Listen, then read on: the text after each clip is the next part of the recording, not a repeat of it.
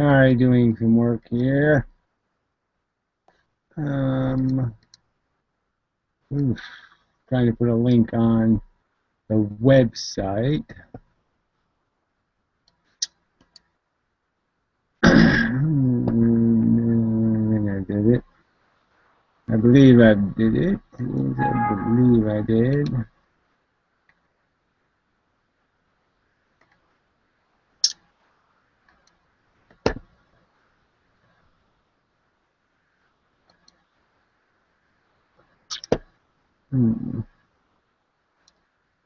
Now, I need to post it in the description for this video.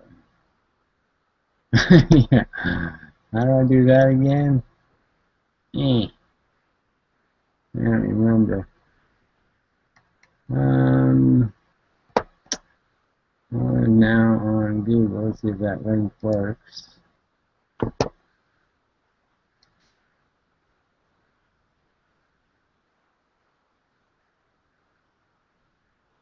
It should work.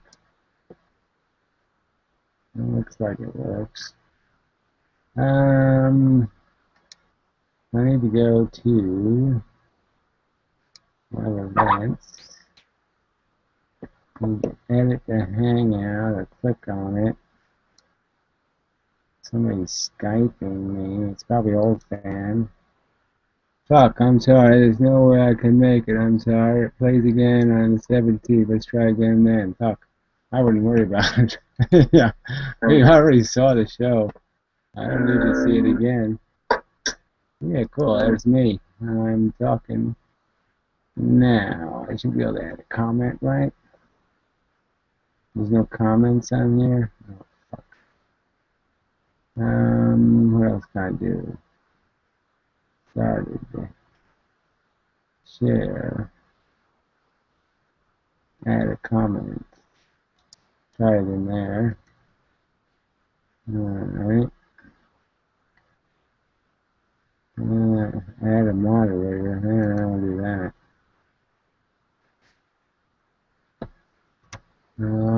Comments can't contain links. Yeah, put the link in the description box. Well, I'm trying to do that, and I can't open the damn description box, you cunts. Let's see. Alright, I put it in the description. I can't get it into the damn... Can't get anywhere else. Go live now. I'm already live. How do I save it? Shit. Well, save the changes, please. I mean, damn this thing. I knew I gotta do. I knew it. I knew this. I knew. I knew it was gonna do something stupid like this. Let's see. Some changes are not yet saved. Well, how the fuck do I save the changes? No save changes button.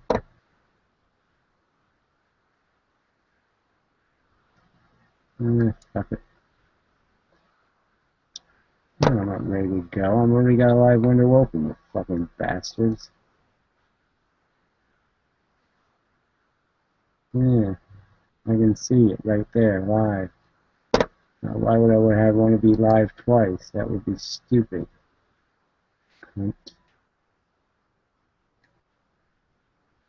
Google Hangouts is stupid. So let's see, no viewers. Yeah, it's not good. Let's see. Put the chat on. It probably isn't going to let me post a link in the chat, so that's no good.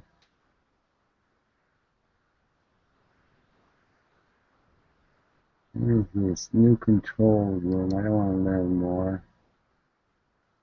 YouTube.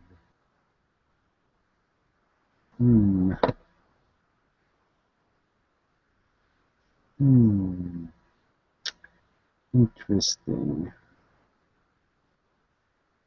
Links.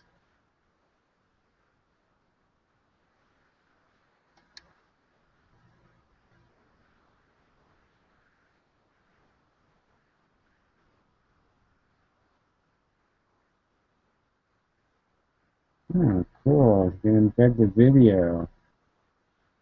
Huh, gotta try that sometime or other. I'll try that. Let's see. Still not doing something right, obviously.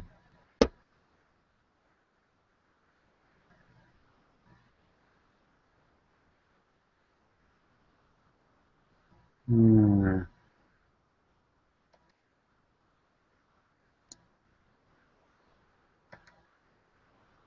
You, yeah, I'm here.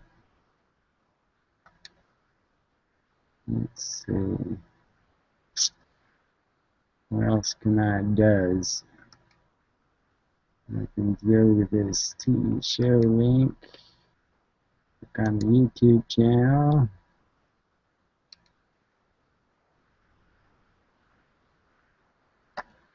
Try again to find a video manager.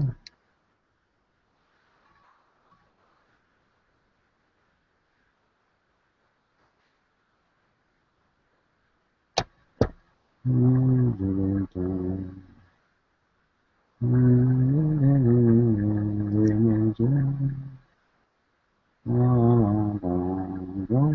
Doesn't have a video listed. You constant bastards. Alright, now if I edit it. Ah, there's one person watching now. Basic info. Oh, okay, it's in there. In the description anyway. That's good. We'll be able to post it in the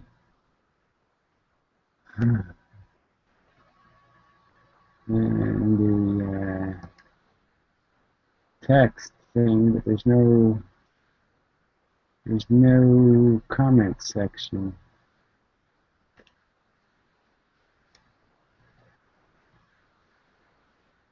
Very strange.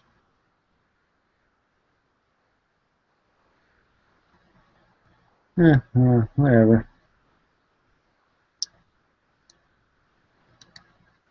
Done my part.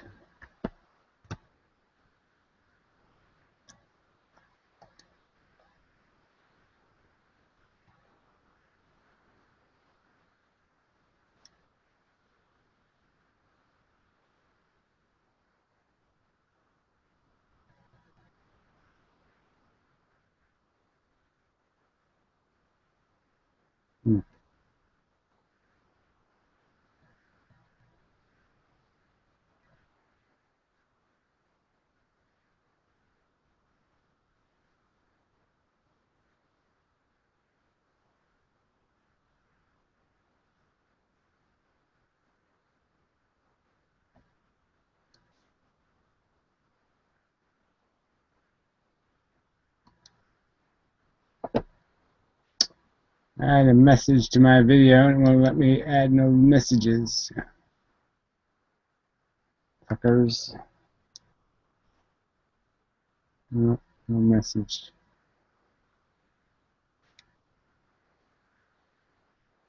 It's really irritating.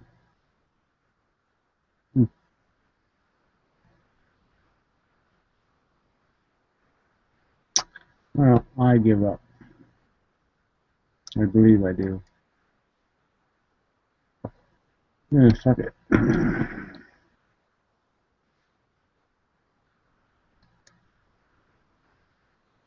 3 viewers. There we go. We got 3. Yeah, I don't know. Saturday night, I think people should be able to find this stupid thing.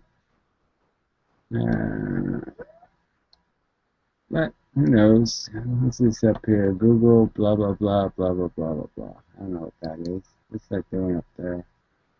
I ain't gonna worry about it. Alright. No chat. Got 4 viewers. And what's the people's problem here? Link is in the description. Somebody should post it in the comments, but I couldn't find the comment section, so I couldn't post it in the comments because there ain't no comment section. There we go. See, Fire's here.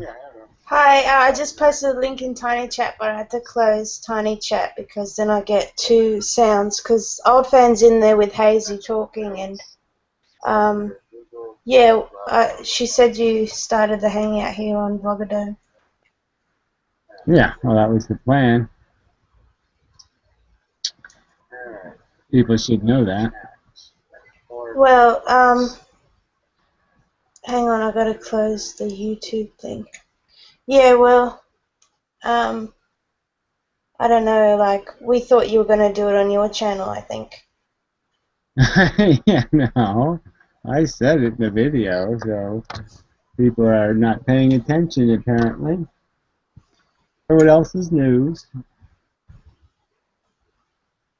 Yeah, it doesn't matter. Ugh. I mean, there's no point in doing the Vloggerdome thing if you're not going to do the Vloggerdome thing on the Vloggerdome channel. Old Fan didn't watch the broadcast, she said. What else did she say?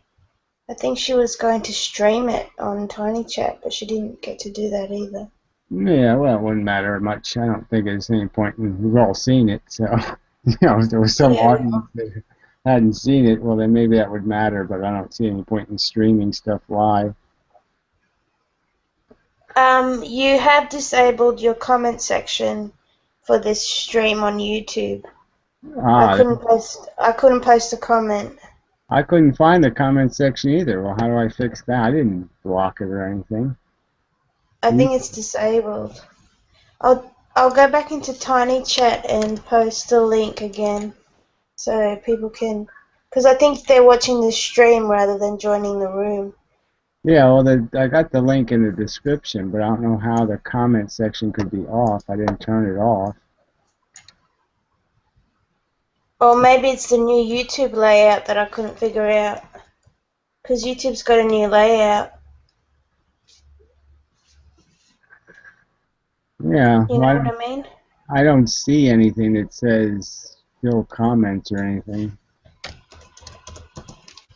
Automatically moderate chat. I wonder what that means. Yeah, that's a good one. Yeah, it says allow comments. It says all.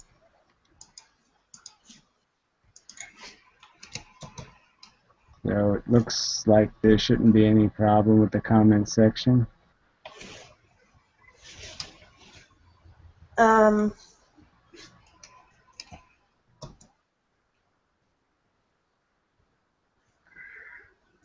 Let me go have a look.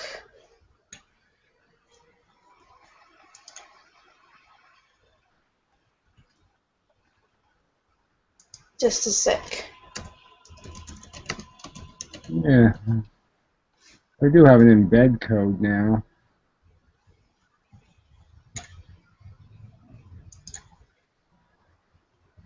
I was thinking maybe I'll try posting the embed code on the website.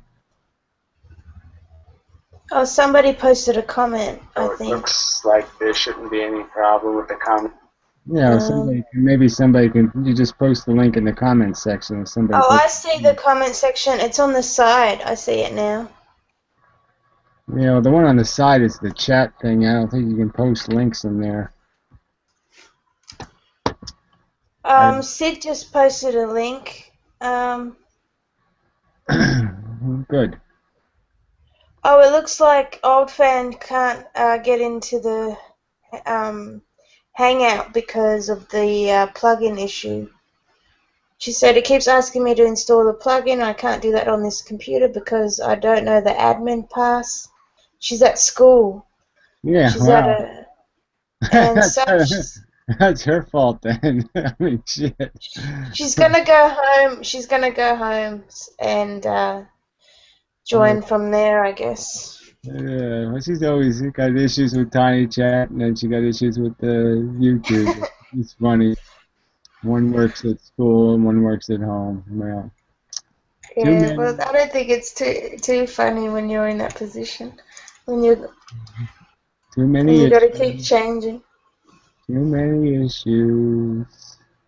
And I want to try to post the embed code on vloggerdome.com. That ought to be interesting. You've got like 21 people in Tiny Chat at the moment. Well, I'm not in Tiny Chat at the moment, so they can all go fuck themselves. I'm not there. I'm not going. And you've got like 15 people watching on YouTube, but I don't know why they're not joining the room. The link works for me. I don't know either. Look, we made this all pretty clear, so I mean, fuck, if people want to hang out in Tiny Chat, it's okay with me. I don't give a rat's ass. Just saying, it seems kind of stupid. I mean, I spelled this out. It's working. You're here. Obviously, it's working. It's working, yeah. So what's their problem? It ain't my problem. It's okay. Don't have much use for most people anyway. Let me see if it worked on the website. This will be interesting to see if the embed worked.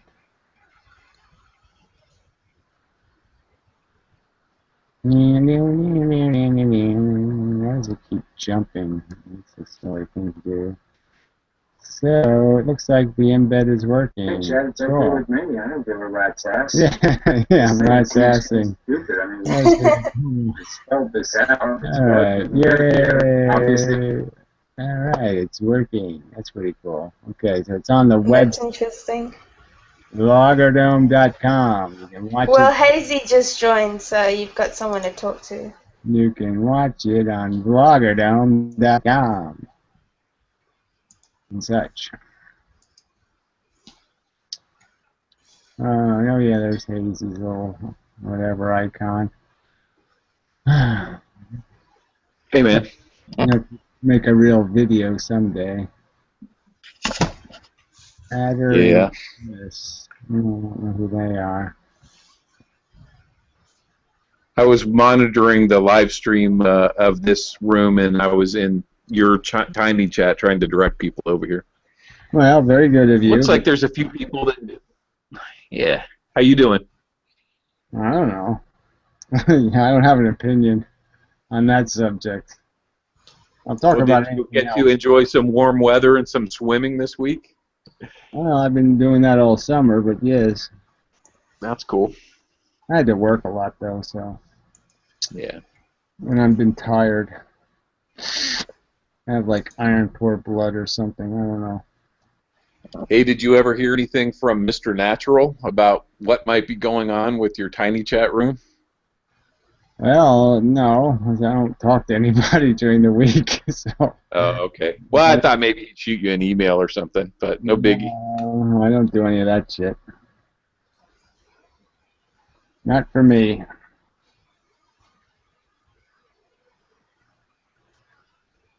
It's all one way, as I see it, or no ways. Yeah, it's just, I don't know what it is. I'm just not big on I don't blame you, man. It's all right. trying to communicate with a whole bunch of people. It never, it's just too hard to. You should see the size of my inbox. Get Oh my God.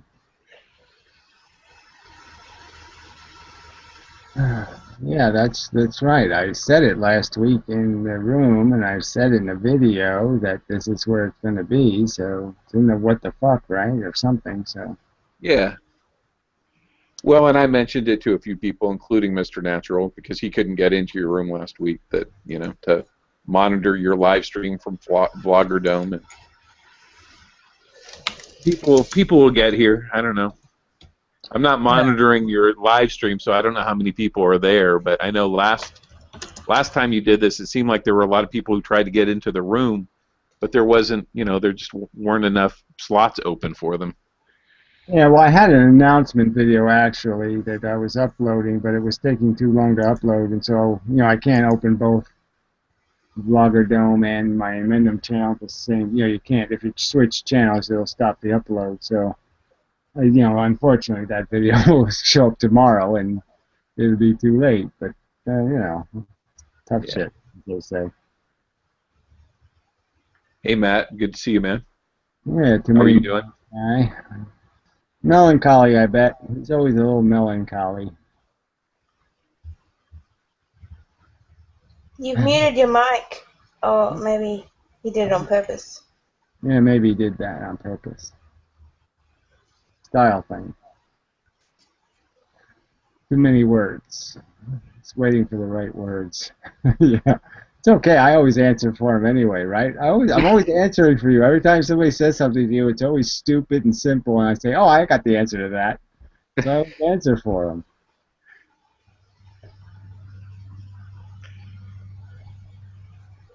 Oh, we lost him. Yeah, maybe we should just get some chat bots in here. Well, I'm just saying your people do ask stupid questions.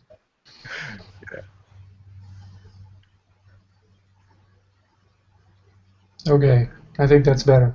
Now it's working. Yay. Very good. It's the voice. How's it going, guys?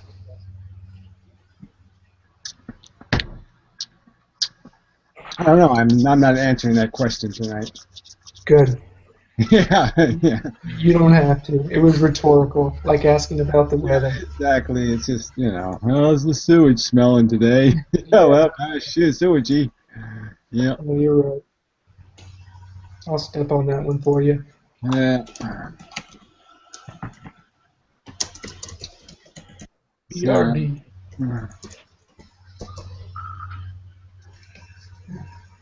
So let's see what else we got in here. Names keep changing. It's kind of funny.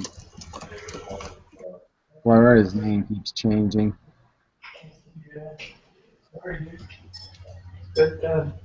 Let's see. Chris Flick has added YouTube. Use app. I don't know what that means. No, I'm not using no apps.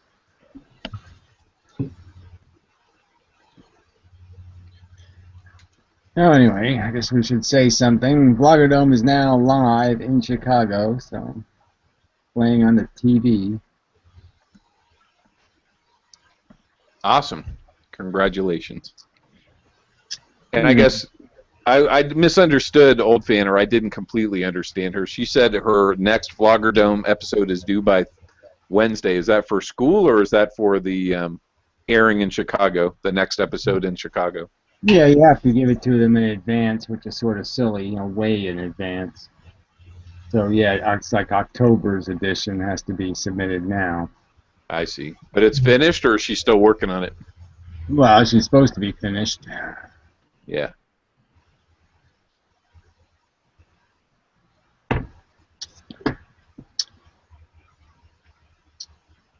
Yep. So we'll see how that goes. And such. Yeah, it's just a lot of shifting going on, so everything gets, a little difficult doing this. I mean, it's only an hour, but it always seems that somehow, and I haven't been doing anything terribly creative, but it does seem to hard to find the time to do anything. So is she going to upload it? Yeah, she's going to upload it very soon, but it takes time. She has to render it on the computer at school, and then she has to do this and do that and do whatever. But yeah, so it should be up tomorrow. Cool. And where do you access this again? Vloggerdome channel, or vloggerdome.com, where everything will be eventually. All the links will be there. I have updated the website. It looks all nice and pretty now. You can even watch this live on vloggerdome.com.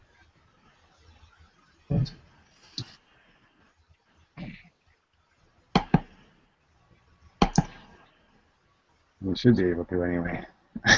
Yeah. Any luck. Yeah, no, I think it was okay. I mean, it's whatever. Determinism is kind of a tricky subject, but I think we did okay.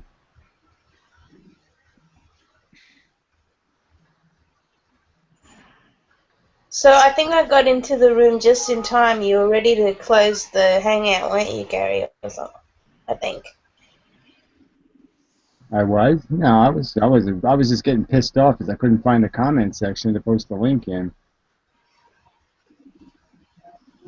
Alright, I thought you said you're going to give up or something, but... Yeah, I was just going to give up. I'm looking for the place to post the link because I couldn't find it. Okay. couldn't find a comment section anywhere to post the link, so I said, fuck it. I won't post it. Yeah, you know, so there's just no practical way to do this on one computer because I can't sign into the Amendum account to post an Amendum video with the link there, so you're kind of fucked. You know, if I make a video, I can't post the link because, you know, somebody else would have. Well, I guess I should tell somebody else to post the link in the video I put on the Amendum channel. I should have done it that way. Well, whatever. I had 8 minutes to think about what the hell to do, and I didn't come up with a great plan. I mean, I had to make coffee, and what else I had to do? That 8 minutes.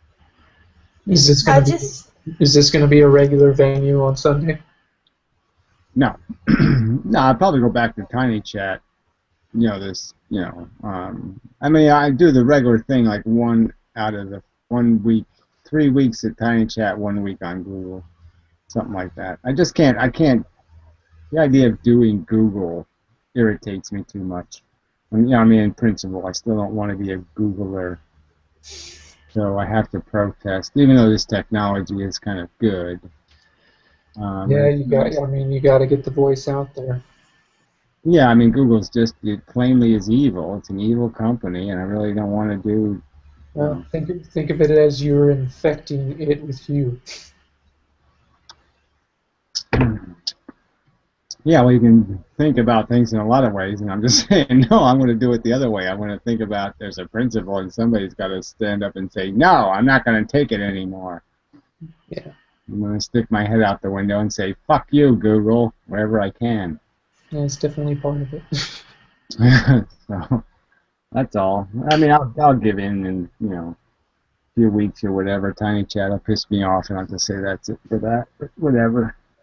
I don't know what I'm going to do, to tell you the truth. I mean, it's such a weird environment. All Google really cares about is content. These physics videos are really bugging me. Well, it really bugged me that the only person I have to argue with is Hawthorne Day, and he's fucking insane. You know, that pisses me off. And then I'm talking about this. Sorry, I can't argue with you, Gary. I agree with quite a bit of what you say. Yeah. Well, not everything, but I mean, I'll try and come up with some arguments for you. Maybe maybe the only argument I could think of that I would have for you is I don't know, be nicer. Yeah, poetry doesn't suck. You probably disagree with my poetry sucks opinion. Well, you know what I always like to admit, and I have no problem admitting it, is that I like to say that poets are it's the most useless thing you can do. I mean, it's the first person tossed out of the boat. It's the first person shot if you have to kill one person. You know, it's the most useless thing you can do. Well, I don't think that's true. In some kind of poetic way, it's my rebellion. It's my rebellion to existence and being utterly useless. But at the same time, the people that are quoted the most from the past end up being poets. So I don't know. Yeah, well, I know, and you got like the ones that just, you know, that Mila Angelou or whatever, she finally died. But what an insufferable bitch. I cannot stand her poetry. I mean, I just wanted to throw a brick at her. Yeah, I could not stand her poetry. I do not like. I like very few people's poetry. I'm kind of a poetry snob, so. That's my only point, I suppose. If done right, it's quite an eloquent method of verbalization. I'm almost annoyed by Nietzsche because Nietzsche was actually good at it. You know, he was quite a word artist, but what he was saying was just batshit stupid. Crazy.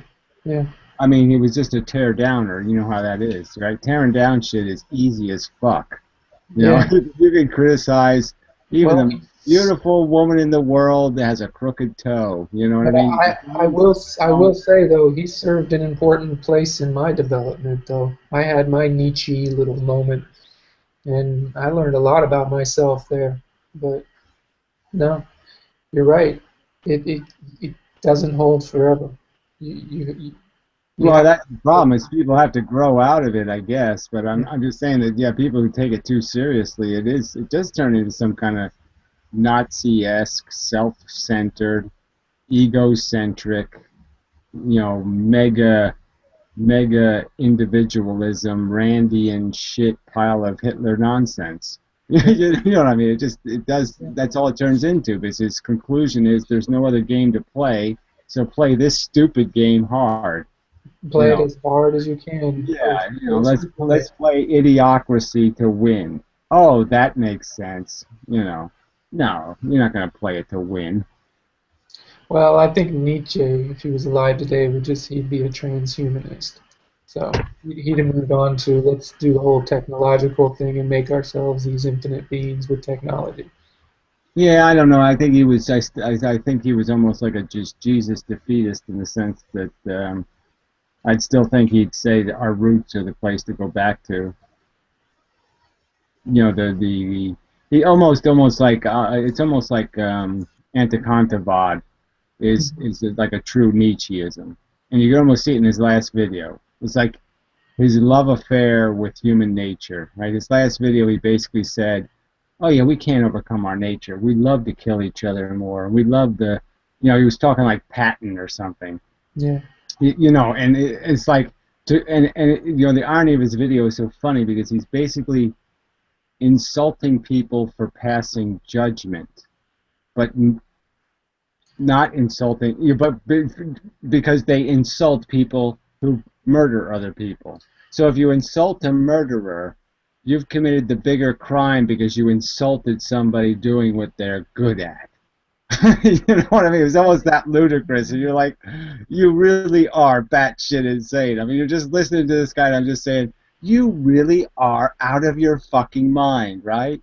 Well, you think people are enjoying war. As much as the rest of us. But, I mean, one of the things that bothers me, I think, about him is not necessarily his content, because he's blatantly, like, he's got the nihilism in there, but there's this ambiguous tone that he takes, almost as if, oh, did I say that? You know what I'm saying? Like, he'll say something and be like, oh, did I say that? Almost as if he, are you feeling what I'm trying to say? I know I'm being very vague. Yeah, he's saying it like he didn't say it on purpose, which is really funny. But I mean, he's hiding from the implications of what he's saying. He's like, isn't this outrageous? Wow, did I just say that outrageous thing? But it's not really outrageous, is it? Because we're all murderers inside, and pedophiles, and monsters, and criminals, and shitheads, aren't we? We can all agree that that's what we all really want to be, right? Yeah. I mean, it's a sneaky way of making it sound like let's just accidentally, fall on the philosophy that we should all be selfish pricks and get exactly what we want. Take whatever we want. I wonder how useful philosophy really is. In the hands of people who won't do it. I mean, like I said, you're not doing philosophy when you're criticizing somebody for thinking. I mean, he's basically doing that. He's criticizing people who think. I don't know. I think there's... Feel. Don't think. No thinking aloud. Just feel. I think there's some level of criticism that's warranted sometimes. Because, I mean, sometimes you have to include criticism into an argument. So I don't think that's necessarily a bad thing in philosophy. Well, I'm just saying judgment is, if you want to talk about doing what's natural, it's got to be the most natural thing in the world for me is to pass judgments. I've been doing that since the first day I hatched. I was passing judgment. I mean, how can you judge judging as a non-natural act? As if you're not doing it. Yeah, and then pretend I was like born to kill people in a war for no good reason. I don't think so. I don't think that's what I was born to do. I don't think that's what I would ever want to do. I don't think I'd ever raise my hand to say, yes, please, I want to go to war. I mean, the way it's just such an insane, how can you make it a commentary that insane that we really want to go to war and we really want to kill each other, which is idiotic. Well, I will say there is a large, too large a portion of the human species that has a religious kind of subconscious religious agenda to bring about some kind of apocalypse so that they can prove that their religion is right. So I just mean it's a visceral want. That's not what they want, okay? What they want is victory, right? And they think they can do it through violence. But I'm just saying what they really want is victory. They want control. So wanting control that is what I'm saying. As soon as you have a little bit of intelligence, you know you're not allowed to take control. You know what I mean? You have to negotiate for control. No, these people are crazy. I think they're crazier than that, Gary. I think control is part of it. I think they actually want the return of like their savior, their prophet, whichever their religion. Well, I'm just saying that. Well, I think it's stupid to say that they want to have their flesh burned off, that they want a nuclear holocaust, that they want, World War II, famine, disaster, children with their legs blown off. I don't think they want any of that shit. I don't think they want to be the warriors, and I don't think they want to be the victims, and I don't think they want to be the collateral damage. So I just think it's stupid to say they want the war. That's stupid. Yeah. But they do want the return of the savior or whatever. Well, like I said, I think they want the ownership. They don't. I don't even buy this argument that they want the return of the savior, because I don't think most people want Jesus to judge them too damn soon, because they know they're not going to come off too well. So I don't think there's too many people that want the final day to show up because they're not ready. Their book of life looks pretty bad still. Yeah. So I don't think most people are ready for Judgment Day. True that.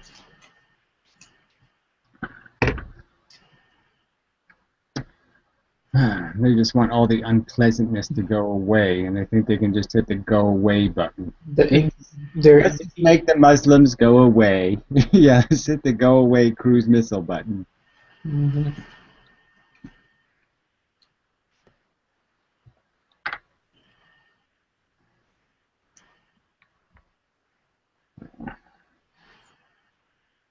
I hate this whole nurture nature argument or whatever, this whole idea that we're supposed to act based on our feelings or something, even if being that our intuition. If nature had some legitimacy, which it doesn't, it still wouldn't make any sense. I mean, why do you have a big brain? So you're not going to use your big brain as the controller. You're going to let it be controlled by impulses. You're going to do what you feel like doing rather what you know is the right thing to do? That's stupid. I mean, why be stupid on purpose?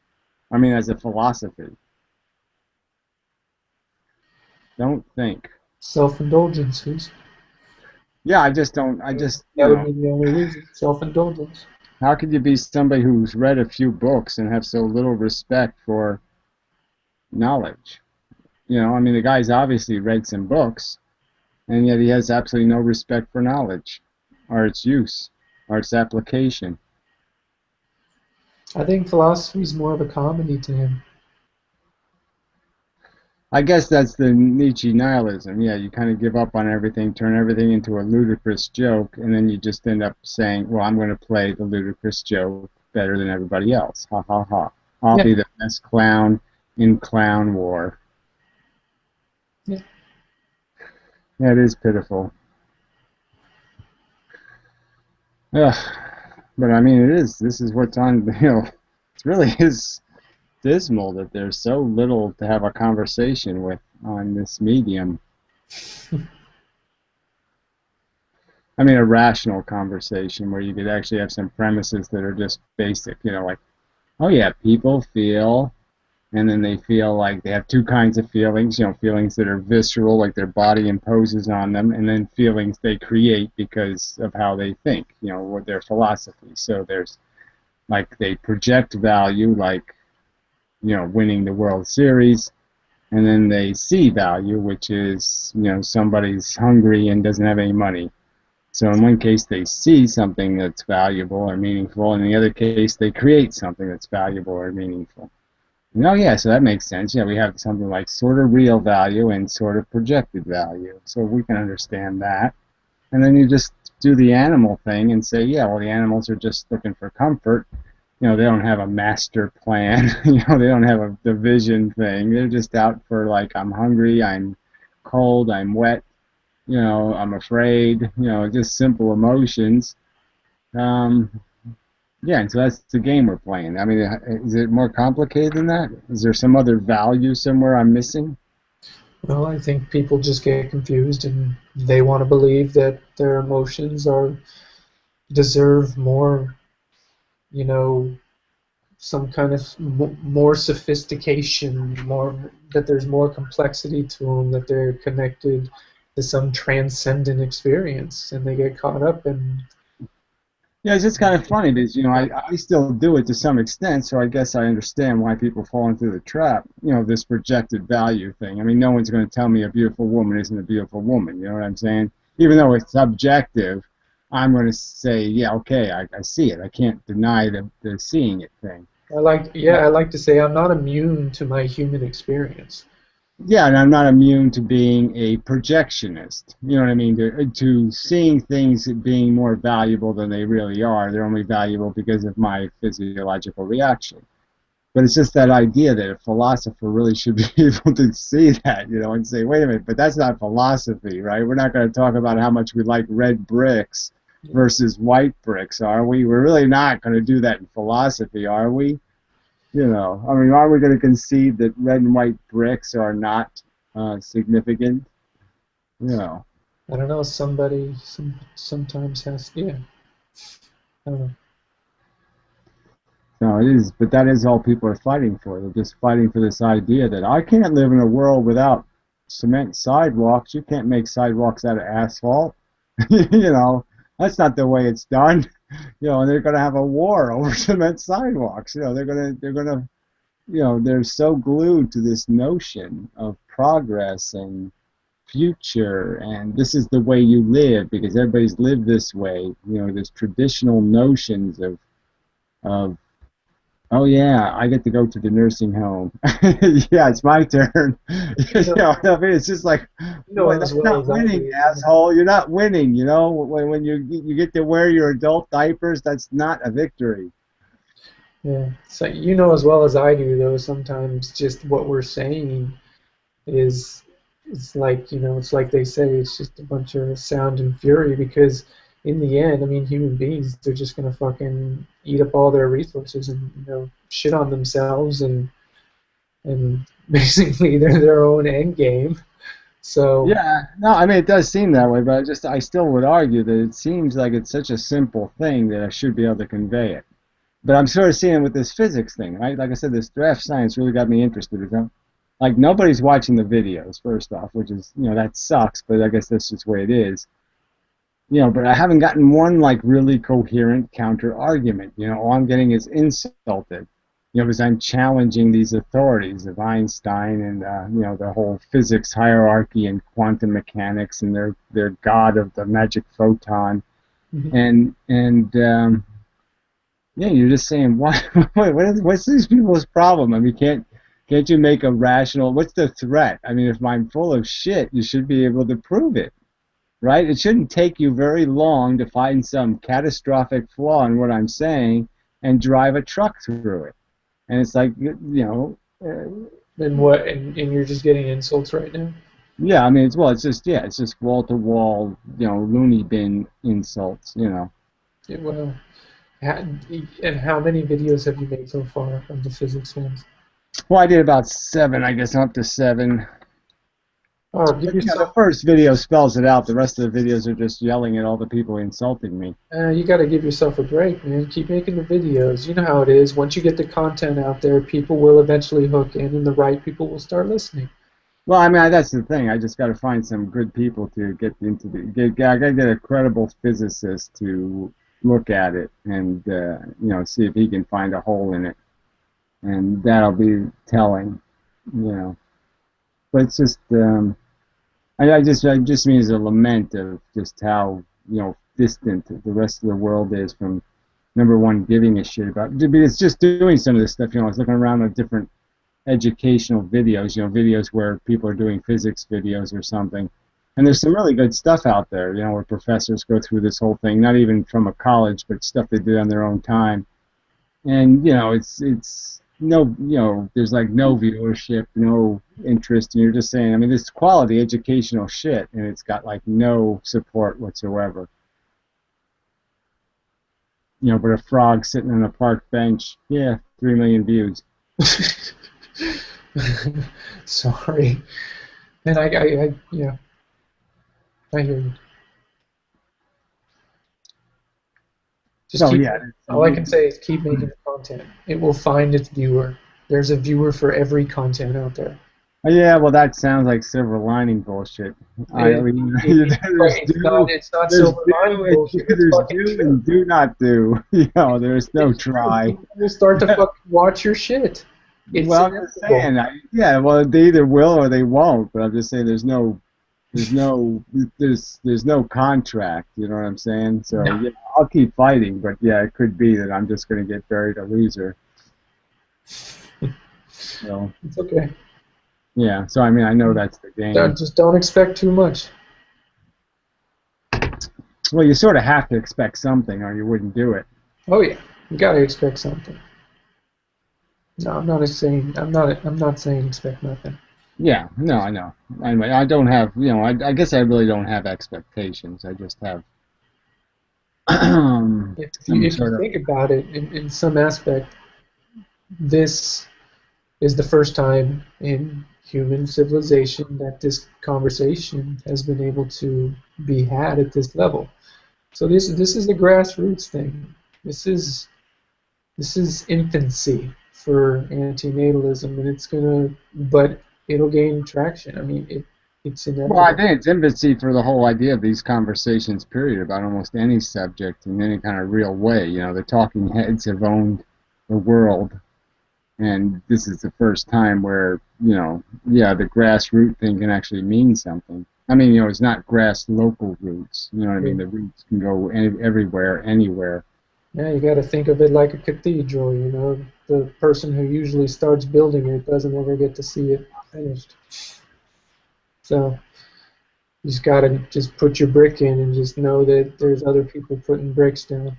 Yeah, well, and it never falls on them either, so that's a good side. The good news Everything falls. Yeah, not on him. Thanks for reminding me.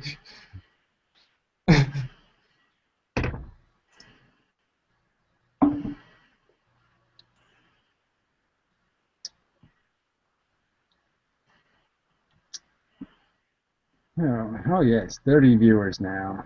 Boom. Oh, I wasn't even looking at that. That's cool. Yeah, I wasn't either. I just didn't.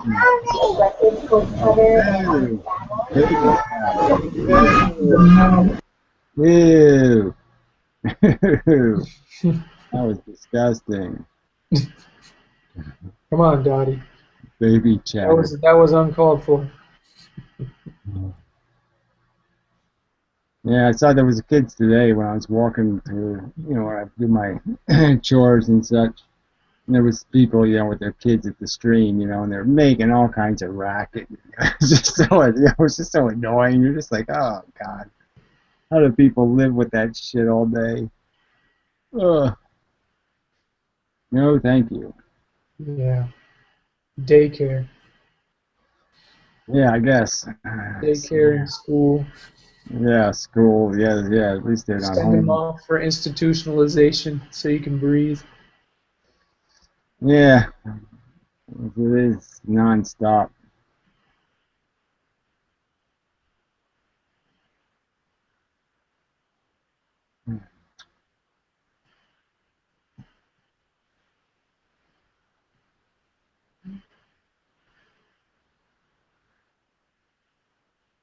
Oh. No interruptions, Hazy? He must be off vacationing somewhere. Yeah, he's got his mic off. Well, I saw him. He's typing over there. Yeah. Oh, yeah. Alright, he's there. I guess he's in Tiny Chat.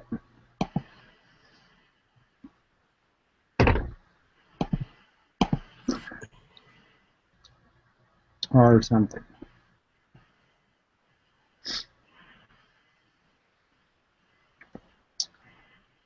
Are you working on any art, Gary?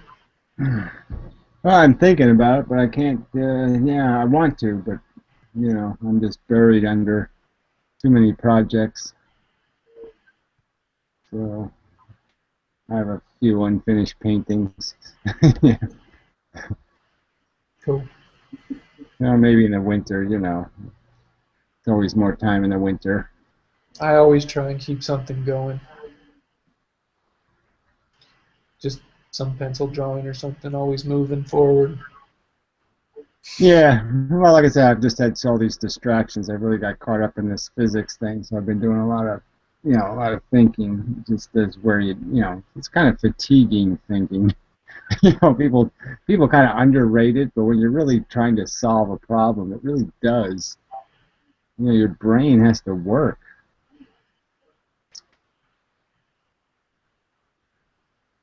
It's like brain constipation.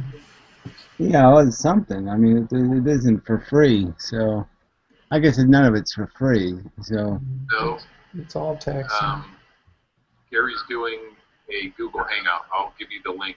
You can either join the Hangout or you can just watch from YouTube. There's a live stream. Oh, okay, that's Matthews. Who's doing that? That's weird. I guess that was weird. That was Hazy. Weird. Yeah, his mic's off. I don't know how he's doing it with his mic off. But Hey Hazy, we can hear you. yeah. Somebody must have their Tiny Chat open. I've been sending people over here, so I apologize. No problem. Yeah, no, that's what I figured. It was a recording of Hazy from Tiny Chat. Yeah, that's what I thought it was. But whatever.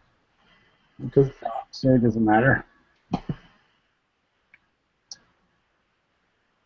But yeah, I really want to paint. I really,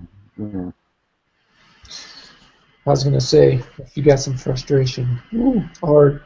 Yeah, it's like even just taking pictures of stuff. I want to play around with, and I just, there's just too many things to do now, right? This whole technology thing, just fucking around with video editing, you can do that all day. You can do the programming shit all day. There's all kinds of things you can do all day, and yeah. And I waste my time watching Holiday videos. Well, half of them anyway. I can't watch a whole one. Sometimes I think you respond too much, but I get it. I wouldn't respond as much as you do. I would just keep making content. Just keep making content. Fuck all those responses. You respond to too many people that don't deserve a response. Well, it does get redundant, so that part I feel bad about, because it's like, oh, I've already done this. I really shouldn't do this again. So I should kind of move on with the argument, or confine it, or reshape the argument more precisely. But yeah, I just shouldn't waste my time doing this. Yeah. I can prove suffering sucks.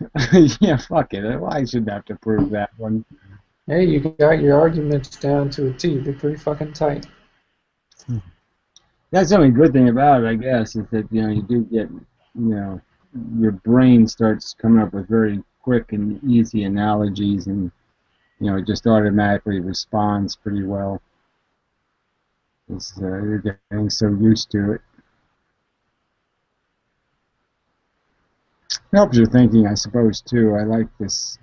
In the last year or so, I've really started to think about this whole idea of what we're basically doing logically is just putting things in categories. And once you put something in a category, that becomes a property of the thing. So once I called you, like, say, asshole, or if I put you in the category asshole, now asshole is one of your properties. So whatever I categorize you as now becomes a property you have. And that's all we really do, is just create categories, and the categories become properties. Yep. And then the properties are what define the categories. So it's a circular, it's all very circular. I always call it categorical distinction. Yeah. That's what we're constantly doing. Yeah. So, I mean, if you have the right categories, if you establish some pretty solid categories, you can do some solid logic. Yeah. Cross-reference, it's just like doing internal algorithms in your head. Yeah, well, they complicate everything. We always got to put too many levels of crap on top of stuff. They get more complicated than it is. I don't know. I always like to say, just try and have as few convictions as possible. Always be re-looking at your stuff, making sure that it's still in the game, making sure that it's up to date with the latest fucking signs and symbols going through culture. Yeah, I've never been too afraid of convictions, but I haven't had to rethink very much. That's the irony of this whole conversation, right? Is that a 7-year-old could do it? Philosophy is really about if you stop the garbage from going in, it's really simple, right? I mean, the truth is really obvious, and it's only the garbage that confuses people. So if you don't let the garbage in, yeah, a 7-year-old can do it. Yeah. I mean, people just get distracted by the culture and the ego shit and the religion shit. And if you take away all that crap, the truth is kind of obvious. Yeah, we're bugs. It's a bug planet. Duh. There's nothing to do here but refine the buggery, to just become master bugs.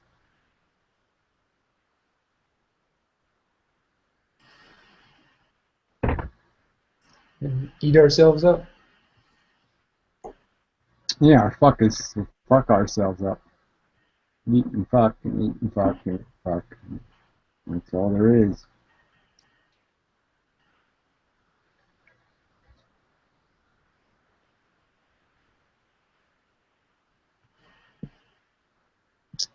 Pathetically.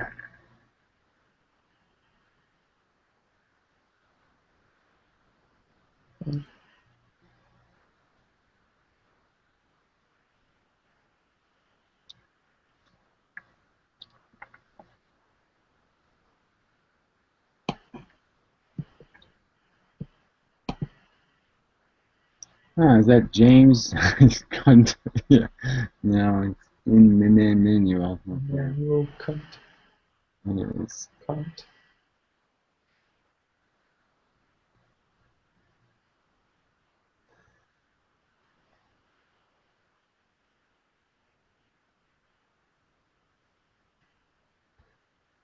The mob rules.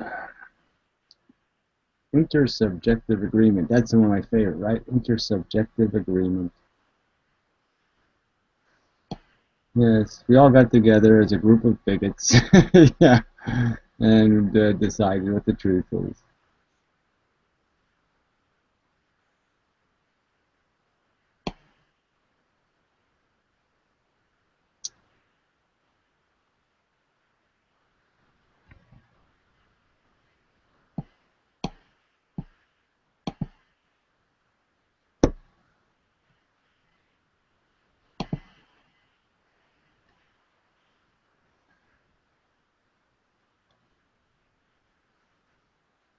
Who else is here? Nobody else. Yeah, Chris is. Adder. Hello? Hello? Hey, how's it going? Adequately. No, I wasn't supposed to answer that question. It's fine. I was wondering if my mic was actually working. Yeah, it's working. Just testing my mic. It's efficient to its purpose. Right.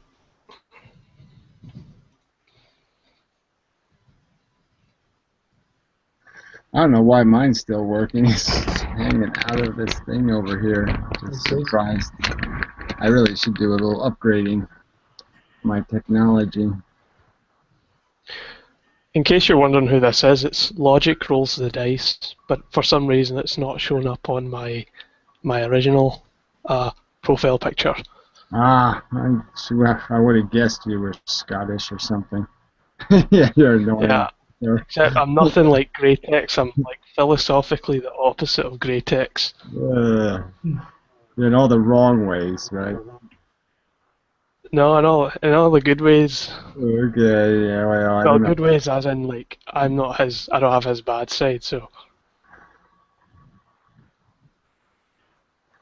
So, yeah, Greytex is insufferable. Also, Please don't go there. Yeah, well, that's another guy who really disappointed me in a way because he was sort of a human being when he was a drunk feeding seagulls, and I don't know what the hell happened to him.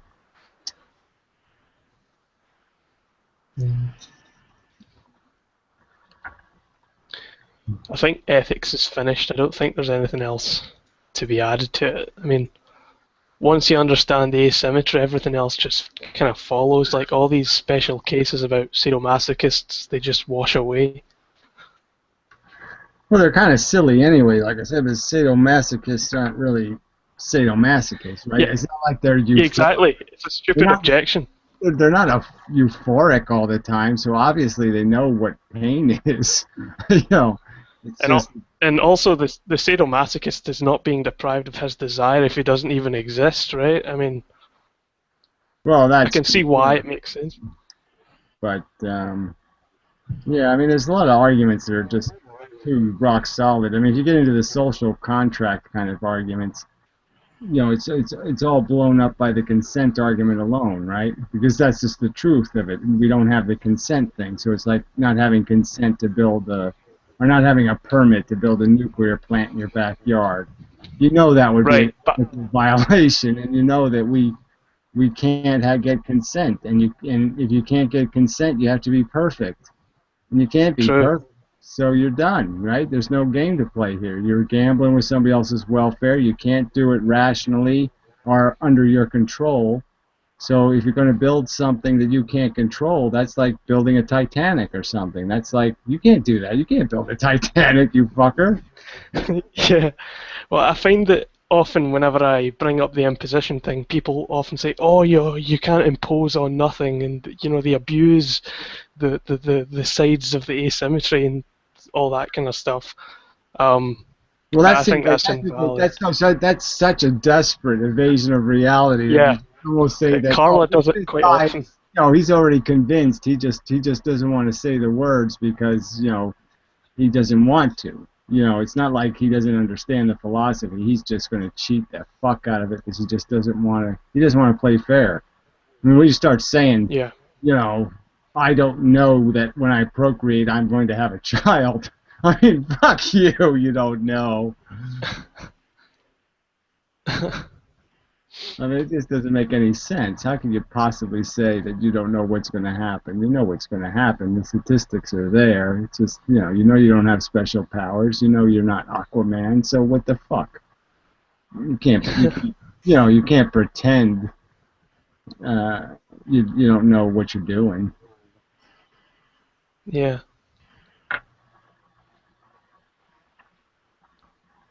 But yeah. It's just like the Pyrrho, because Pyrrho plays that shit too. The sperm did it. Yeah, they're using it.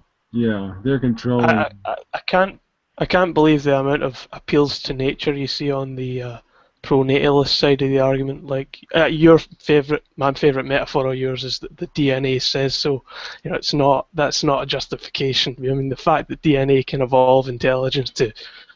You use the words "look down at the game it's playing." I think that's I think that's valid.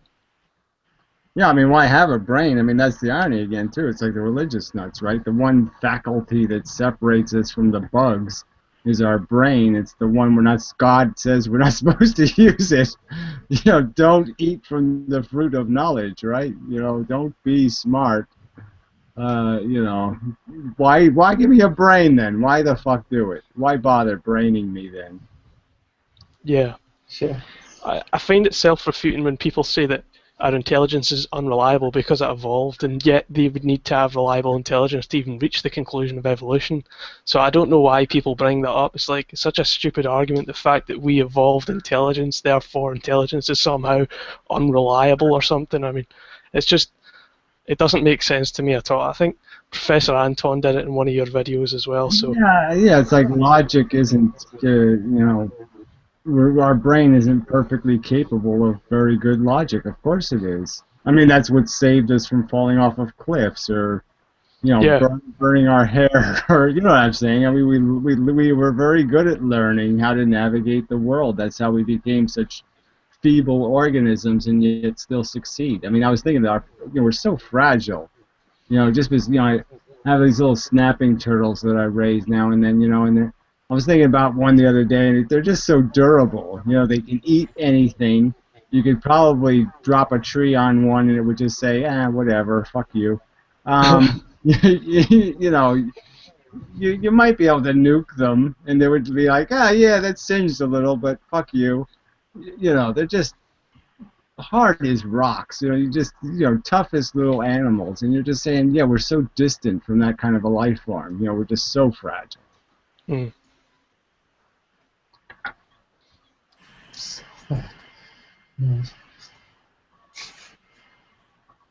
I mean, even to look, little microbes will eat us to death. We'll get killed by microbes. We're so, feeble. That's what's going to do it.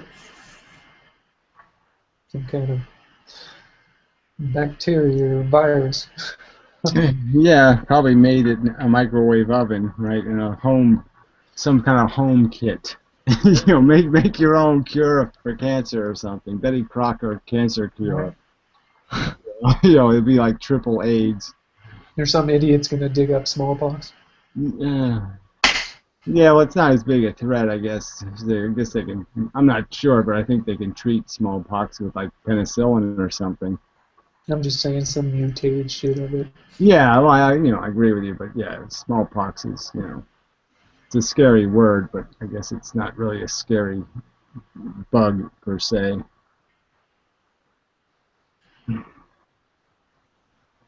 I guess that's why it's in the dungeon. We defeated it. Sent it to the beaker. I guess it only lives in beakers now.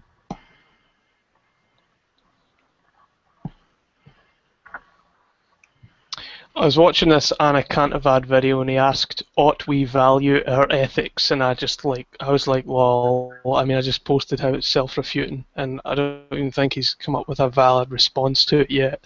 Well, he'll just smile. It's like, he'll come up with some response. I like grilled cheese sandwiches. Smiley face. He'll just say something stupid, and it's just, okay. Can't argue with that. Grilled cheese sandwiches are good.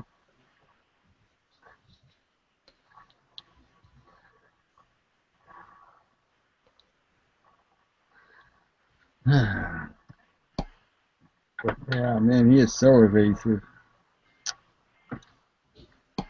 I think he does more psychology. I mean, he looks like a psychologist, He just looks like Sigmund Freud. He doesn't actually look like a philosopher at all, if there is such a thing. But, he just, his whole demeanor and everything, even the way he types his comments, he's as if he's just trying to play psychologist rather than do philosophy.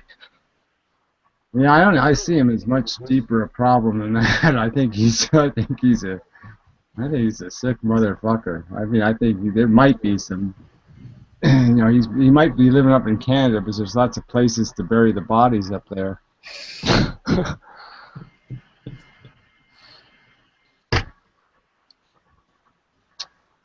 Would you say that nihilism is often used as an excuse to negate guilt? Well, it seems that these people are obsessed with that very notion. I mean, they're scared to death of judgment. Yeah, they just want to sleep at night or something. Scared of any standard. I mean, why are you scared of standards? I mean, shit, standards? Oh, horror, horror. Don't bash thy neighbor with a sledgehammer. Gee, I hate those kind of rules. I mean, what the fuck? I've always they were fighting against something I've always real. felt that nihilism had a ring of defense mechanism or coping mechanism in it, because the responses of individuals that indulge in nihilistic kind of speech a lot of times, it's just so automatic. It's like it's very I don't know. And the ironic thing is they actually place value on their nihilism, right? I mean, they want to be seen as, oh, I'm a nihilist, I'm tough, and blah, blah, blah. It's almost as if they are, in some sense, fulfilling a desire, a need that doesn't need to exist by going out of their way to say, I'm a nihilist. Yeah, I don't know whether that's just a macho thing or what that is, but it's that I guess it's just that they have maybe it's easy to be a nihilist or you need to be if you gotten somewhere through a cheat. You know what I mean? If you like, say, if I inherited a bunch of money, maybe it'd be very convenient for me to be a nihilist because, you know, it would give me a justification for my position. Yeah, but I'm just saying it's ironic because they're trying to use nihilism. They're using it as a get out of jail card, which is just bullshit. Well, yeah, it allows them to take an ambiguous stance wherever they're at, and basically they don't have to. But they know what's wrong, which is anything. Well, like I said, it is convenient if you have an agenda that's counter to any kind of social agenda. But I don't know why the social agenda scares people so much. This is like this whole racism thing or the whole feminism thing. You're almost saying, why are these people so desperately afraid? What are they afraid of? Right? Are women? What are they afraid that? What are they afraid that women are going to lock their penises in jail or something, or send them to like Mongolia? What are they afraid of? And what, you know, I just, so the fear. You're saying, what are you so afraid of? So there's got to be a reason for this fear. I mean, why are people so afraid of a little bit of social justice? Oh, gee, very scary. Hmm.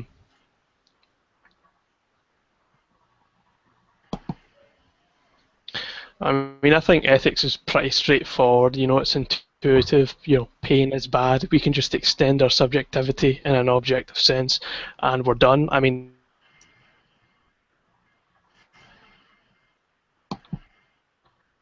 yeah, I don't even know why people would even argue. Like, in general, how do you even rationally argue?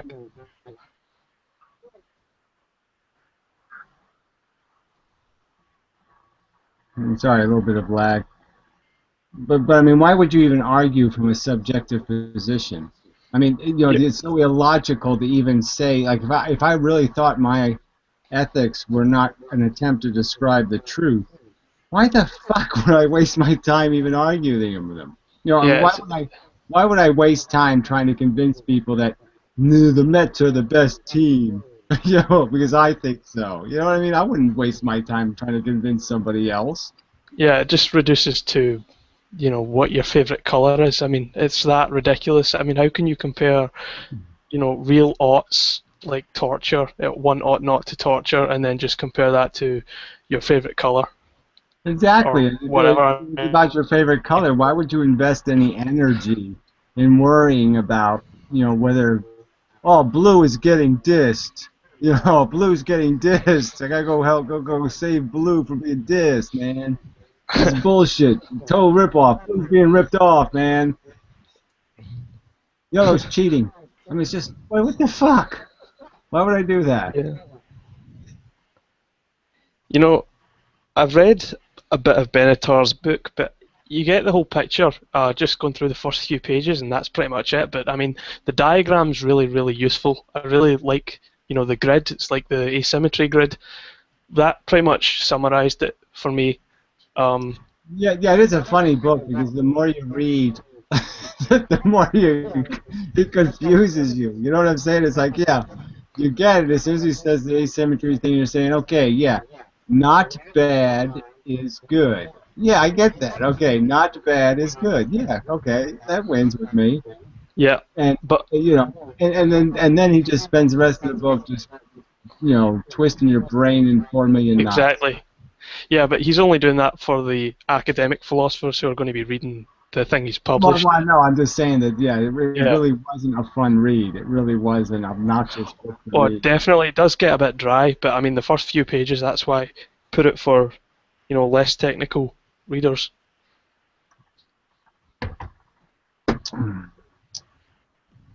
Yeah, it is. There's, you know, it's good to say in a book the same thing in a lot of different ways. But it is a hard thing to say just right, you know, when you're making this argument about the fundamental nature of this good-bad thing, because you don't really realize that good comes in these two ways. You know, the traditional way is something good like, I got Christmas presents, and the good of you prevented somebody from getting cancer, or prevented them from getting harmed in some way.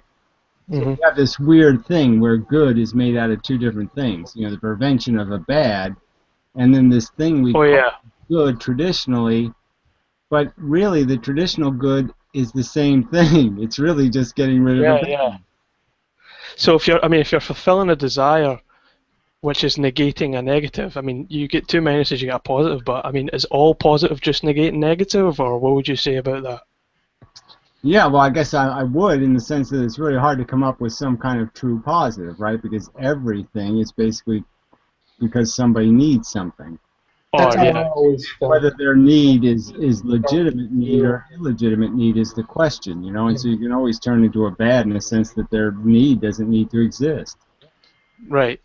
Yeah. I mean, whenever I think of negating negative, I always think of a graph, like a mathematical graph of sorts, and then you've got pleasure, but it never quite is satiated. It's always, it's infinitely, desire is never fully. Well, I hate it even, the argument that, yeah, well, you could make you happy if I just give you some lead paint to drink. I make you into a retard, and then all I have to do is give you a pink balloon, right? So it's like the argument is that we're like men who like women with 4 breasts, right? But there's men who want women with 8 breasts, and that's outrageous, right? I mean, how do you need 8 breasts? I mean, come on, that's silly. But needing 4 is just as silly. So, that's the irony of it, right? I mean, all these needs are bullshit. Well, yeah. Well, my approach is, the middle way. I'll try and reduce as much unnecessary desire as possible, and I'm not saying cut everything down to basic, but I do incorporate, and I don't think they're opposed, some parts of Buddhism. And I know you probably think that a lot of Buddhism, there's a lot of stuff in Buddhism that I don't agree with, but certainly it did hit the nail on the head years before Darwin about what it said with regard to desire, because it is a motivational mechanism. It is the whip and the carrot. So, insofar as that's concerned, I think that Buddhism's correct. Yeah, I know, but it doesn't say that it's clearly enough. I mean, I guess I'm just saying you don't need Buddhism for that purpose, and its end game is silly, so that's where it kind of... Yeah, its end game is silly, but the methods can be quite useful. I mean... Well, I mean, just the acknowledgement that what's tripping you up is the fact that you need, so get rid of your need, and then you don't need it, and then you don't have a problem. So don't make a mess, and you won't have a mess to clean up, would be the way I would say it. I mean, Buddha doesn't say it that way, but that's the simple solution. Don't make a mess, you don't have to clean it up. Unfortunately, Buddhism fails miserably at the point at which it basically says that whatever you get in this life, you deserve. Oh, well, that's bullshit. I don't believe that either. Past life experience or something, the whole karmic bullshit. So that's where Buddhism. But it has all lots of these flaws, like even the end game, like I said, where you can escape. Yeah, exactly. But it's why that's pretty selfish, isn't it? Oh, I get out, I bail on everybody else, and say fuck you to them. What is that? That makes me a good person? Yeah. No, I don't think I've become perfect. Well, it does. When I can ignore the people still being victimized as horseshoe crabs. Yeah, you've got to evacuate the Titanic, like you said. Yeah, I mean, jumping ship. I don't know how you make heroes out of the people who, dressed as women, and got on the boat,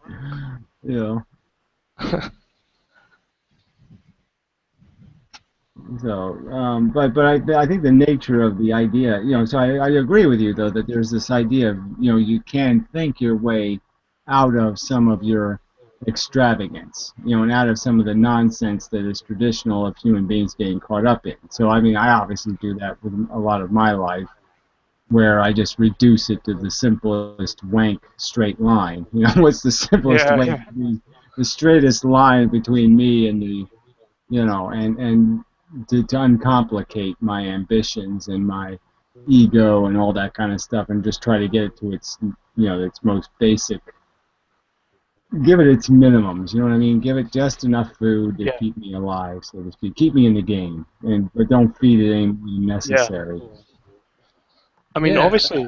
I always like to call it, non-participation. You don't have to participate with culture. You don't have to be a part of everything that's going on, and you minimize your participation with culture, and that's part of what your rebellion is, especially for individuals that you can't this isn't about necessarily everybody getting up on some pulpit and going and screaming at everybody about what's going on out there. Sometimes just our meager, non-participation is the first step that we can take as individuals. So that's always what I encourage. Yeah, the definition of culture is a tricky one. But some of it's non-participation with even your native function. You are rebelling against nature too. You're rebelling against, the game almost on every level. Because it's all game written by crude circumstances. It all has kind of a dirty bastard origin.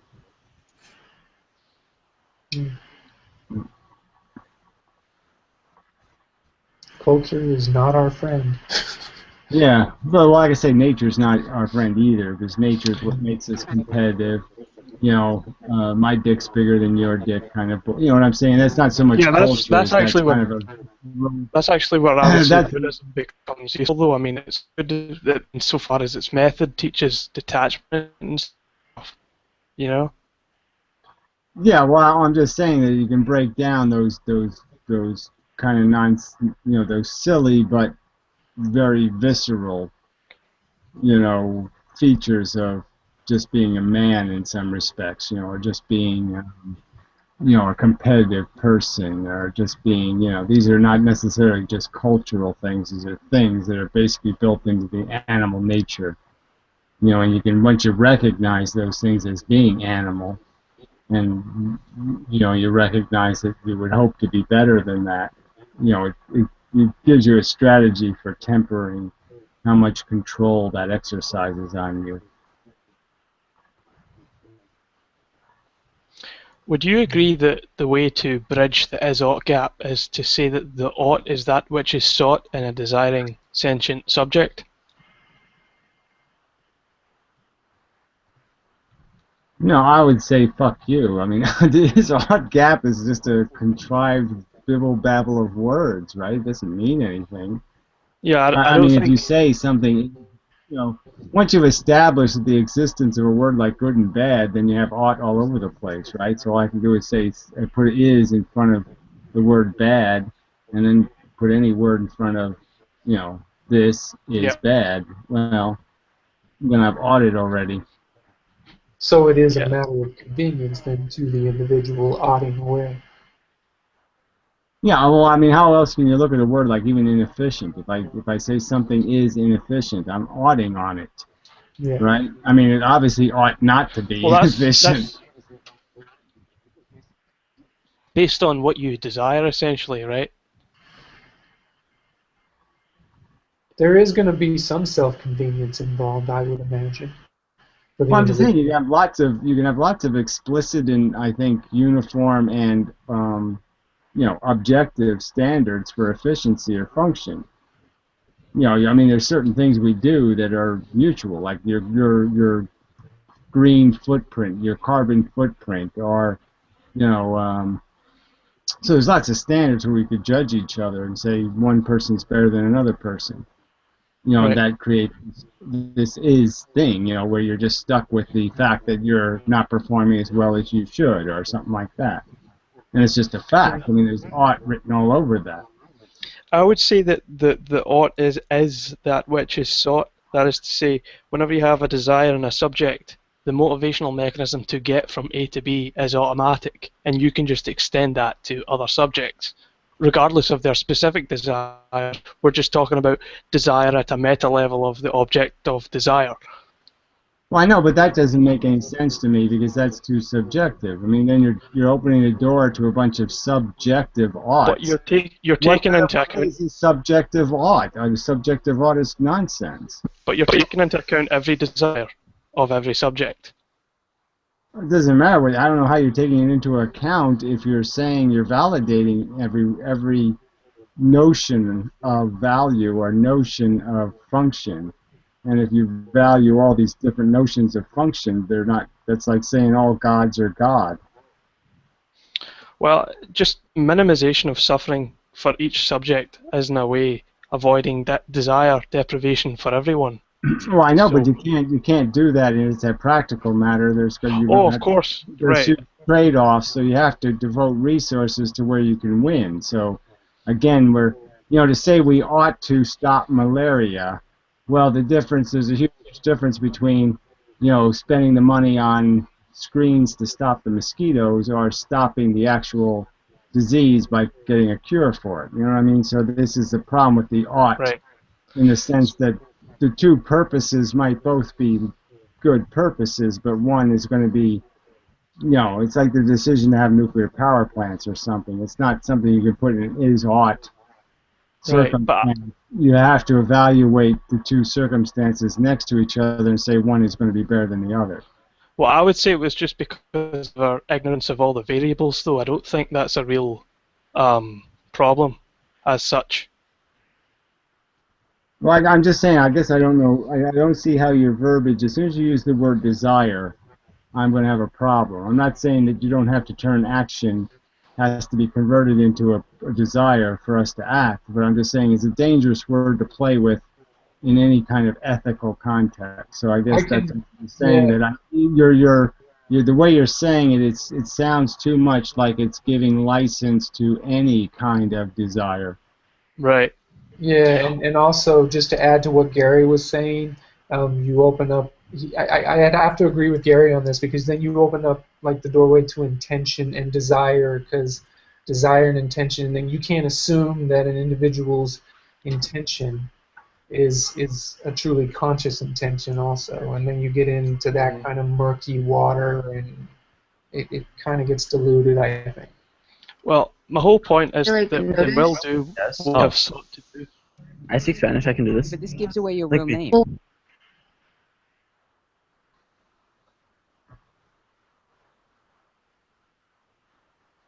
There's a lot of people in here. Yeah. Hang on a second. Just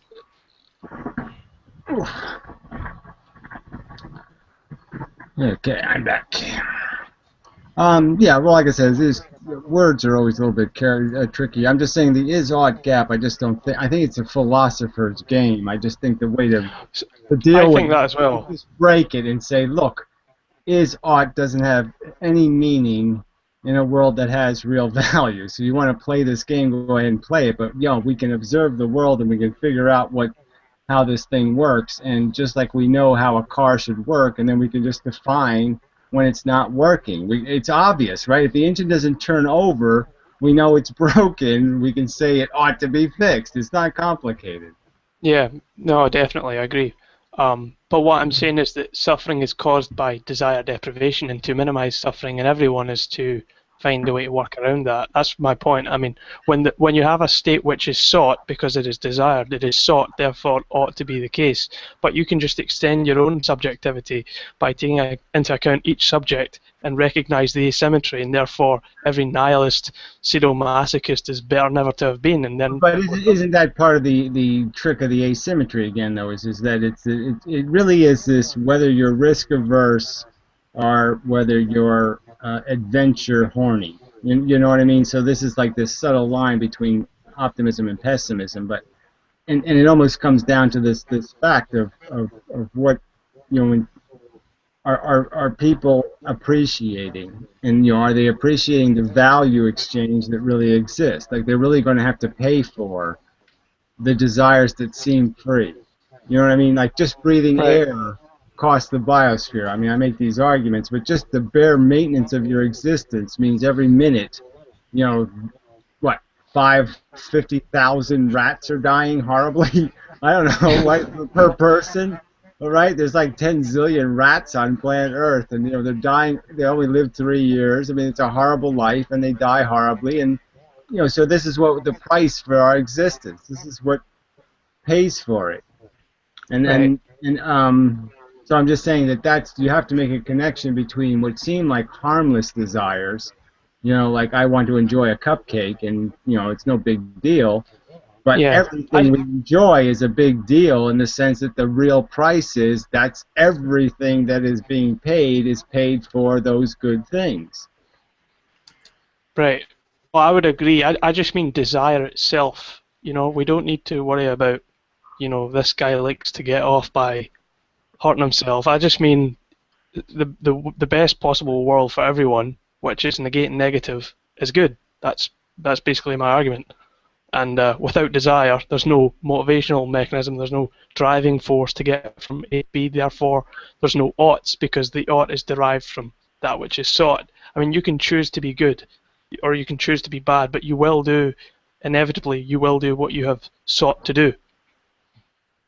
Well, that's all a bit tricky. I mean, there's too many yous and soughts and desire. You know what I'm saying? It's almost that's almost too much of a free will statement. You know, in the end of the day, yeah, your brain's going to decide.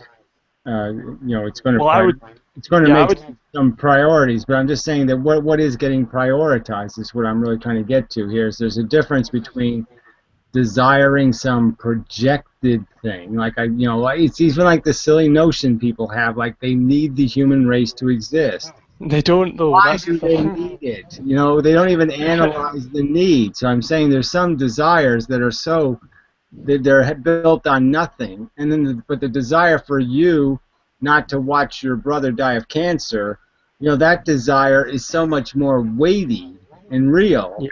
Than this superficial desire. So I'm just saying, as soon as you say the word desire, it just opens up this mushy book of what's the distinction between these desires that are legitimate, quote unquote, and desires that are just, you know, fallacious.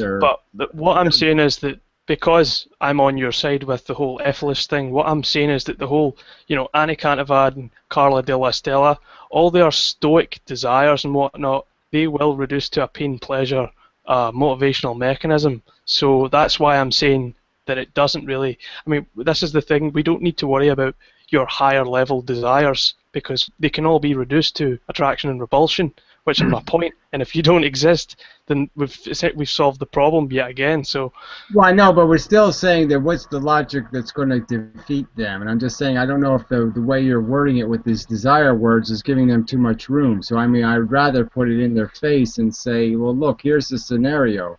Your existence will cause this much suffering. You have to actually inject the 6-year-old with cancer to have what you want.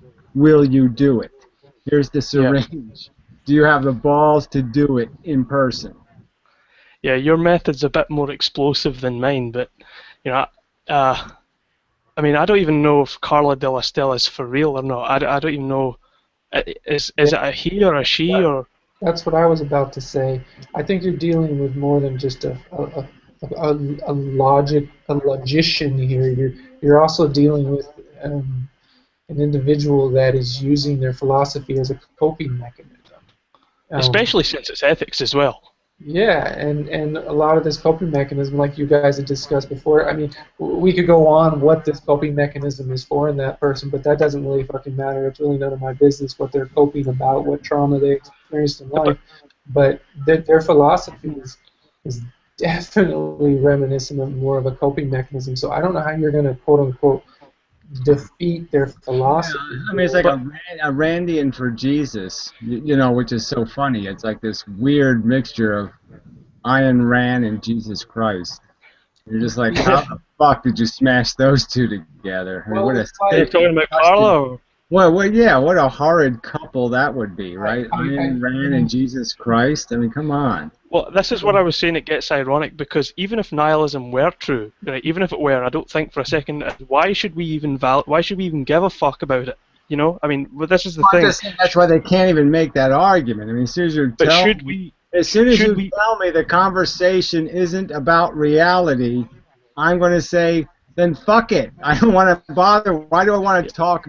Oh, I have a great Goldilocks story I can tell you. I mean, why the fuck would I waste my time listening to fairy tales then? So as soon as you tell me there's no truth, we're done communicating, because I'm not going to talk about something else. Yeah, but if nihilism is true, what good is it doing to go out and tell people that nihilism... I mean, why would you open Pandora's box to everyone else, essentially? Well, that's what I'm just saying, though. That's why they clearly are hypocritical. Because they're valuing truth. They're already valuing... They believe in their nihilism? No, they are. I'm just saying that if it is true, then why should we even care? I mean, I'm still going to defend objective ethics. Well, I'm just saying that I don't know how could I concede it's true and then argue about objective ethics. So I'm just saying you obviously know that nihilism isn't true. Yeah, but even if it is, then I'm still obligated to act otherwise. That's my point, somehow. Well, even if it is, all you're saying is that you're ignorant of your futility. But I mean, Right. from my Either point way, of view, obviously there's no evidence of that ignorance. There's no evidence that you're wrong. There's no logical mistake you made. So I don't think it's possible that you're wrong. So I don't, you know what I'm saying? It's a ludicrous position. It's like in the physics argument where people talk about moving the speed of light, and you're saying you can't move matter the speed of light. Why are you doing a thought experiment about a circumstance that can't exist? And this is what they do in physics. You know, they have these thought experiments about circumstances that can't actually exist. And you're saying, why are you worrying about dilemmas that can't exist in reality? Mhm. And not Well, maybe it's because it kind of fits. maybe it was because they're talking about different laws. I don't know. Maybe they were just Well, conceiving I'm a just saying, hypothetical. nihilism is so ludicrous right on its face. There's nobody that can be an honest nihilist. Nihilist would mean that Yeah, I you agree. personally wouldn't care if I injected you with cancer right now. That's nihilism. You can't be a nihilist. I agree. I always like to say, and I've heard this quote in a TV show one time, I love it to this day, is you hold a man's foot over the fire, and that's when you really get to know the man. You can't be a nihilist. No one can really believe that shit. And if you are, then, well, fuck Yeah, it. I mean, We're just going to might stop be you. able you might be able to get away with thinking you're, like I said, Jeffrey Dahmer. He was allowed to be a sociopath because he basically thought his consciousness was much better than everybody else's. You know, he basically thought he was Yeah, he thought so he much. yeah, He thought his orgasms were better. His experience was so much richer, and so it was almost a gift to let somebody die for him. So he had a king's kind of notion of reality, like I am a god, I am king. And you know, you should be pleased if I allow you to be the highway I drive on. yeah. Wayward Horizons made this really stupid comment on individual autonomy. He was basically saying that you're not allowed to violate individual autonomy if it's, you know, I'm saying no, you can if you're obligated to. Not only do you have the power, you also have the right. In fact, I'd say you have to violate to some extent others' individual autonomy if they're abusing it, and more so, what's more, abusing the autonomy of others. So I don't know why people I are don't so. know how that argument goes anywhere, but you just bring up rapists or something. What, do you think you can't stop a rapist? Yeah, exactly. It's such a crap argument. I don't know why people think that individual autonomy is sacred. I don't understand that at all. Yeah, I mean, they look at me like I'm some kind of monster, right? Even the Hothla conversation, right? Because I bring up the vegetarian thing. And he's like, well, yeah, if I actually believe that these are sentient beings and you're torturing them, explain to me how it would be rational for me not to think you're a criminal. What would be how could I possibly rationally think it's just like if you're a Jew bigot and you're watching World War II or something? What are you talking about? I'm supposed to think it's okay to kill Jews? I mean, you know, it's okay to torture them. It's okay to send them off to, you know, retirement homes. I mean, fuck you. You know, fuck you. Why should I think that's okay? No. I mean, whatever happens at the end of the day, I'm going to do whatever I can to stop the nihilists.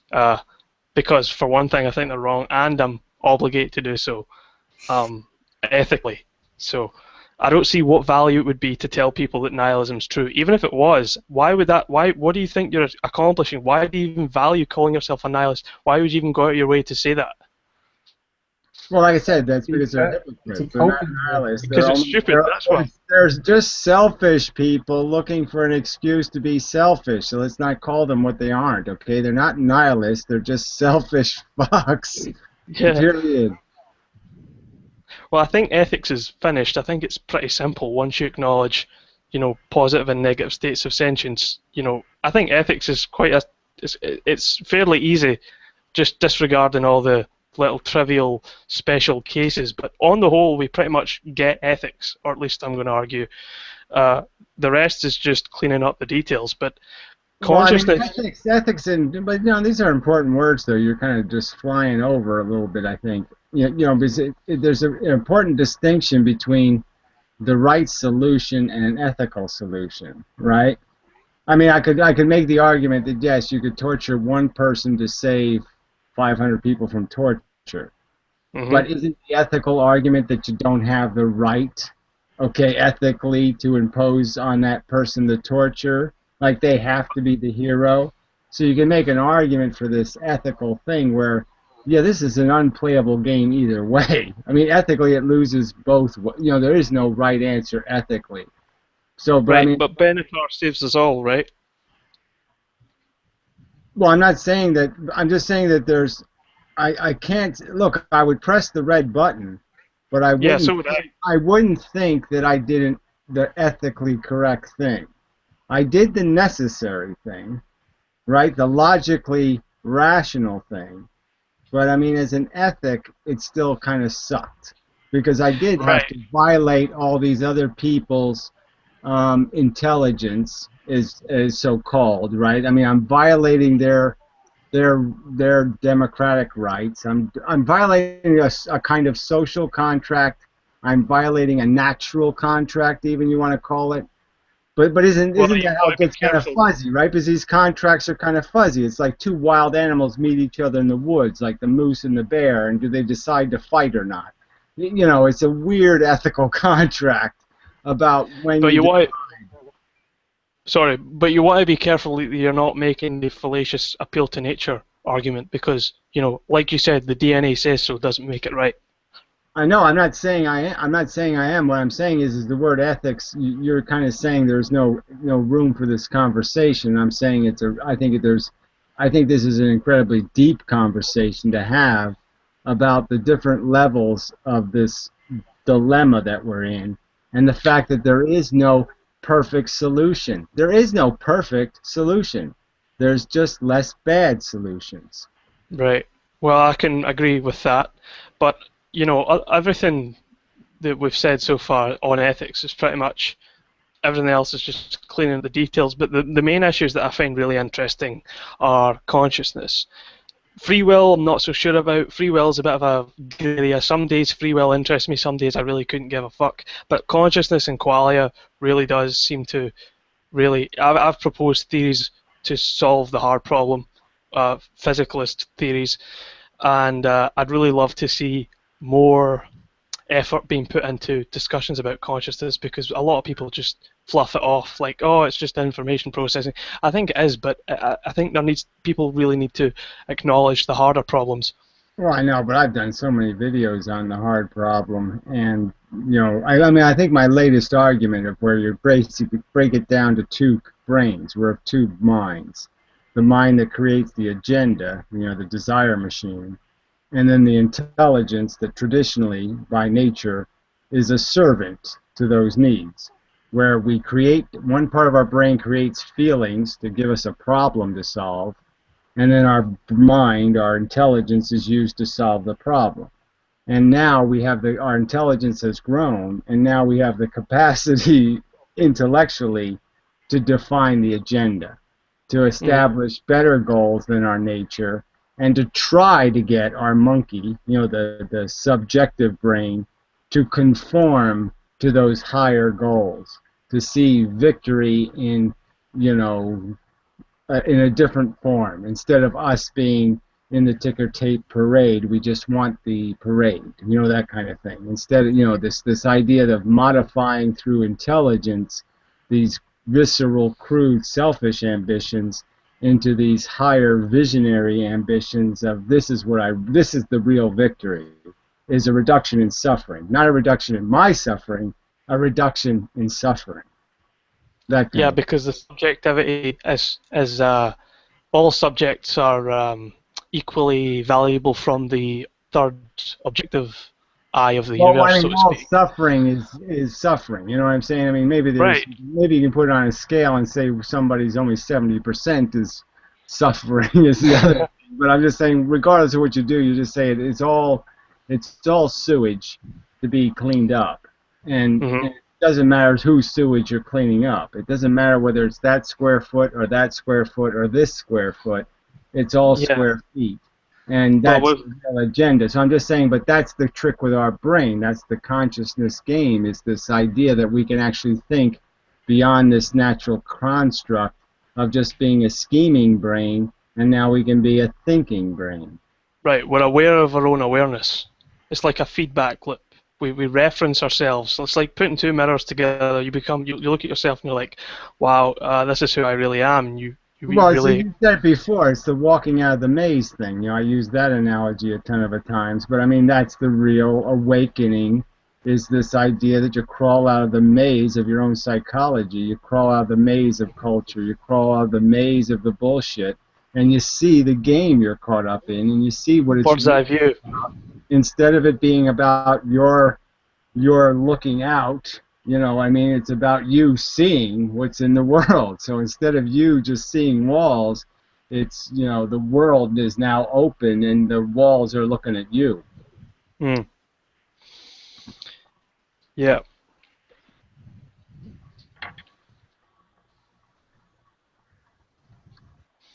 But like you said in your previous videos, I think we pretty much get the basic philosophy. Big mechanism, crude laws. Over time, you get emergence of more complex stuff. It starts from the bottom. You get physics, chemistry, biology, and so on and so forth. And I don't really think there's anything else that we have to know. I think we've pretty much got the general picture right. I don't know. Like I said, this is what I'm saying. Ethics is. Ethics is good. I think we kind of understand enough about ethics. I don't think we need to spend more time on it. I think, your ethics is correct, but I think we should spend more time studying questions about consciousness rather than just focusing on ethics.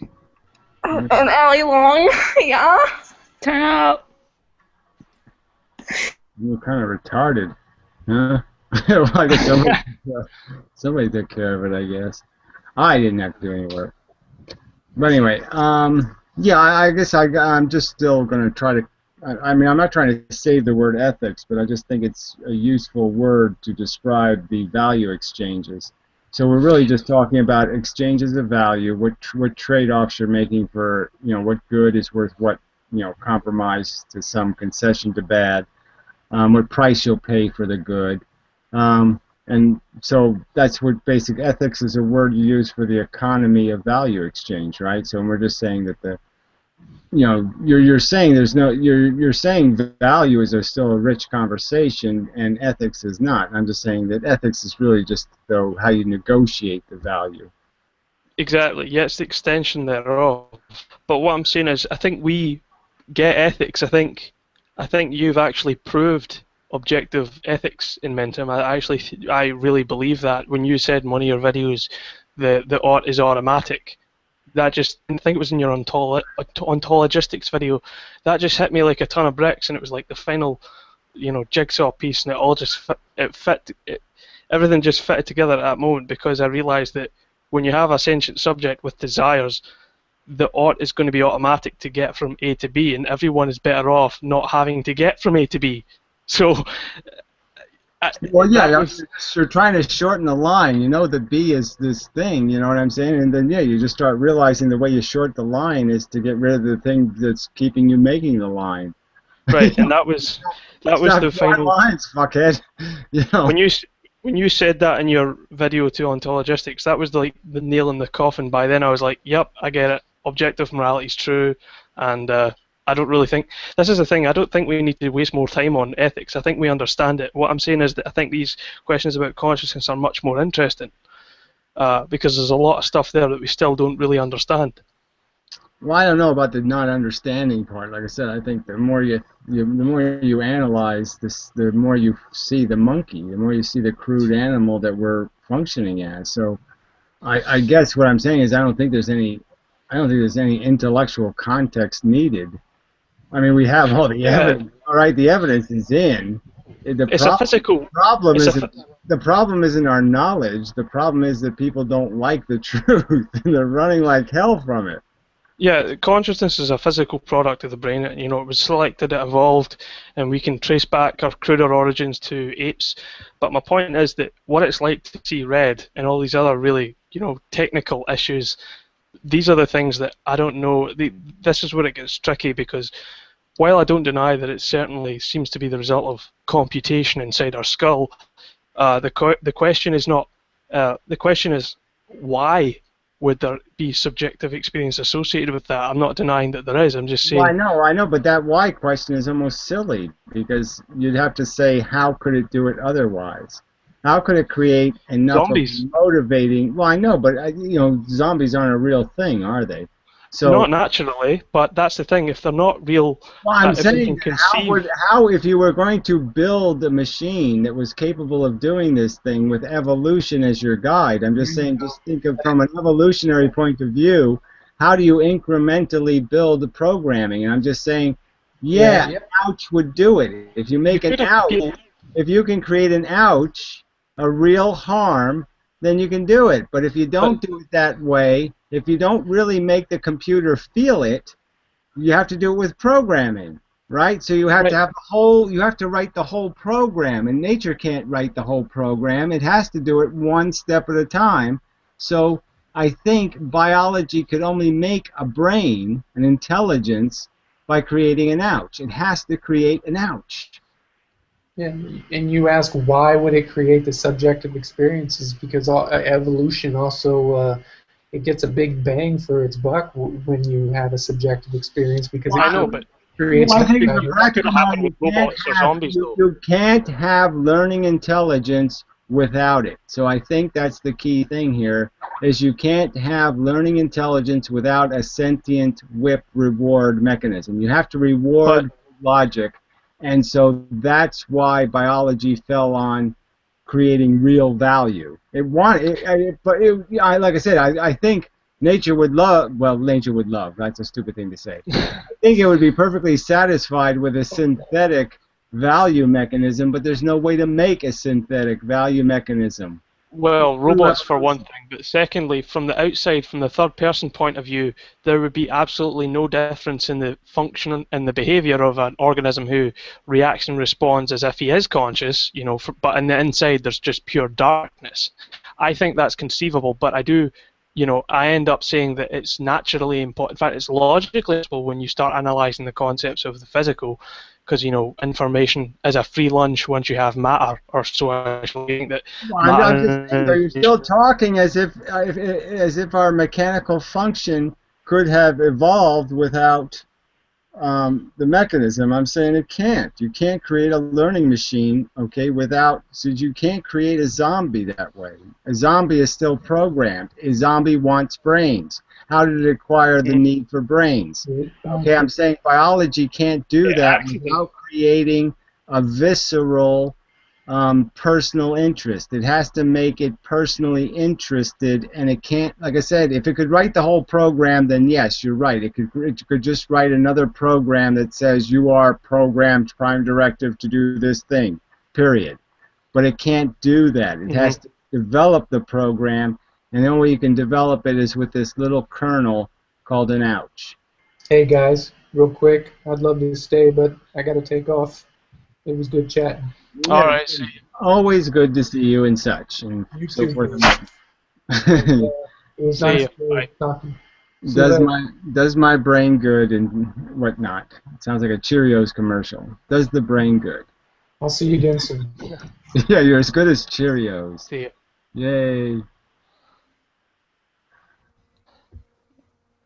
But seriously, though, I think that from the third-person behavioural point of view, there would be nothing about inputting data, processing, outputting, saying ouch and avoiding and I shouldn't say experiencing repulsion, but acting as if, I mean, that's perfectly conceivable. I mean, you could just pull up a spring to react in a certain way, but there's no inner life there. That's the point. I mean, I agree that nature didn't create zombies, obviously, and I don't think there's a chance in which it did. It wasn't possible. It did, but they don't have any complex behavior. So there are plenty of zombies, you could call them, in nature. I mean, insects are not us though. insects are almost zombies. They're almost zombies. Right. Oh, I definitely agree that consciousness isn't this binary on-off thing either. I mean, it's like a curve on a graph, which goes back to this whole desire thing, right? Because once you start desiring, you desire more because you already desire, so you'll never fulfill. It's like it just infinitely goes off, and you're still on that hamster wheel, and you're never getting there. It's like you can always keep adding more carrots and whips. Yeah, well, I do think this is an important thing. I mean, I really hate when people bring up this hard problem thing because I just don't. I don't like the way it's described as if this is a difficult problem to resolve because I think it's not. I mean, it's easy to explain why biology went this way. Yeah.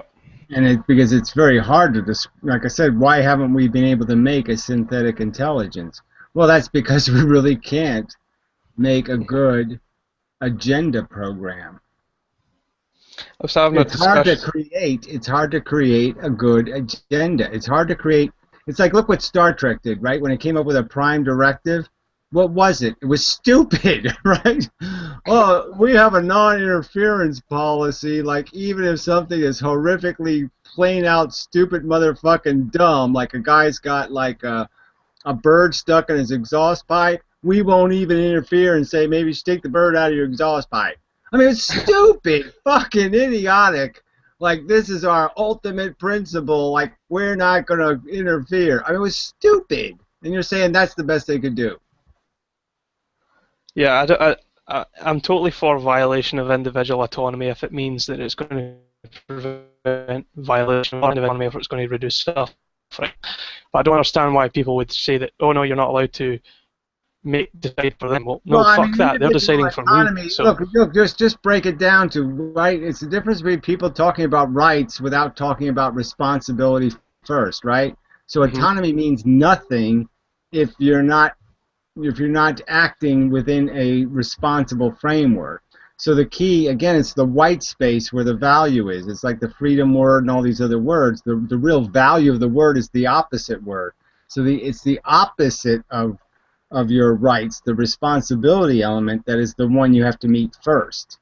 First, you have to fit if you've met your responsibilities, then your autonomy is open. But one of your responsibilities is first do no harm, and certainly do no harm to somebody else. So yeah, you can have your autonomy if you're shoving the telephone poles up your own ass. Then do it till, for forever. But that's the condition of your autonomy, is that the risk has to be your own.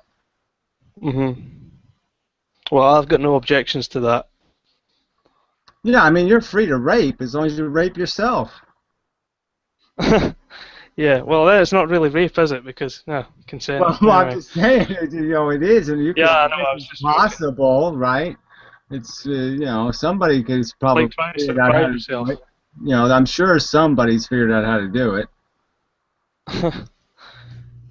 Rape yourself with a Snapple bottle. Is there anything left in philosophy for people to really? I mean, isn't the whole? I haven't pretty much got the basics right. I mean, what else is there to? What's the most interesting? Well, I'm just saying that obviously that's what I'm saying, though, is that at 7 years old, the 7-year-old could do it, right? So the whole volume of philosophy is all bullshit. It's all conversations about nonsense because, the truth is really simple. The truth is evolution, mechanistic psychology, the incidental creation of the value of sentient sensation, and opening the door to torture. And, that's pretty much the ingredients here, right? And there's not much else to it. It's a biological Exactly. It's a DNA molecule out of control, and that's the truth. There is no controlling mechanism. Once it starts, there's no inevitable finish of any kind of graceful exit built into it. It's just a mechanism of swarm. Yeah. So once you understand, 1, the Big Meg, and 2, evolutionary psychology, that's pretty much the nail in the coffin. Everything else is cleaning up the details. We get, laws.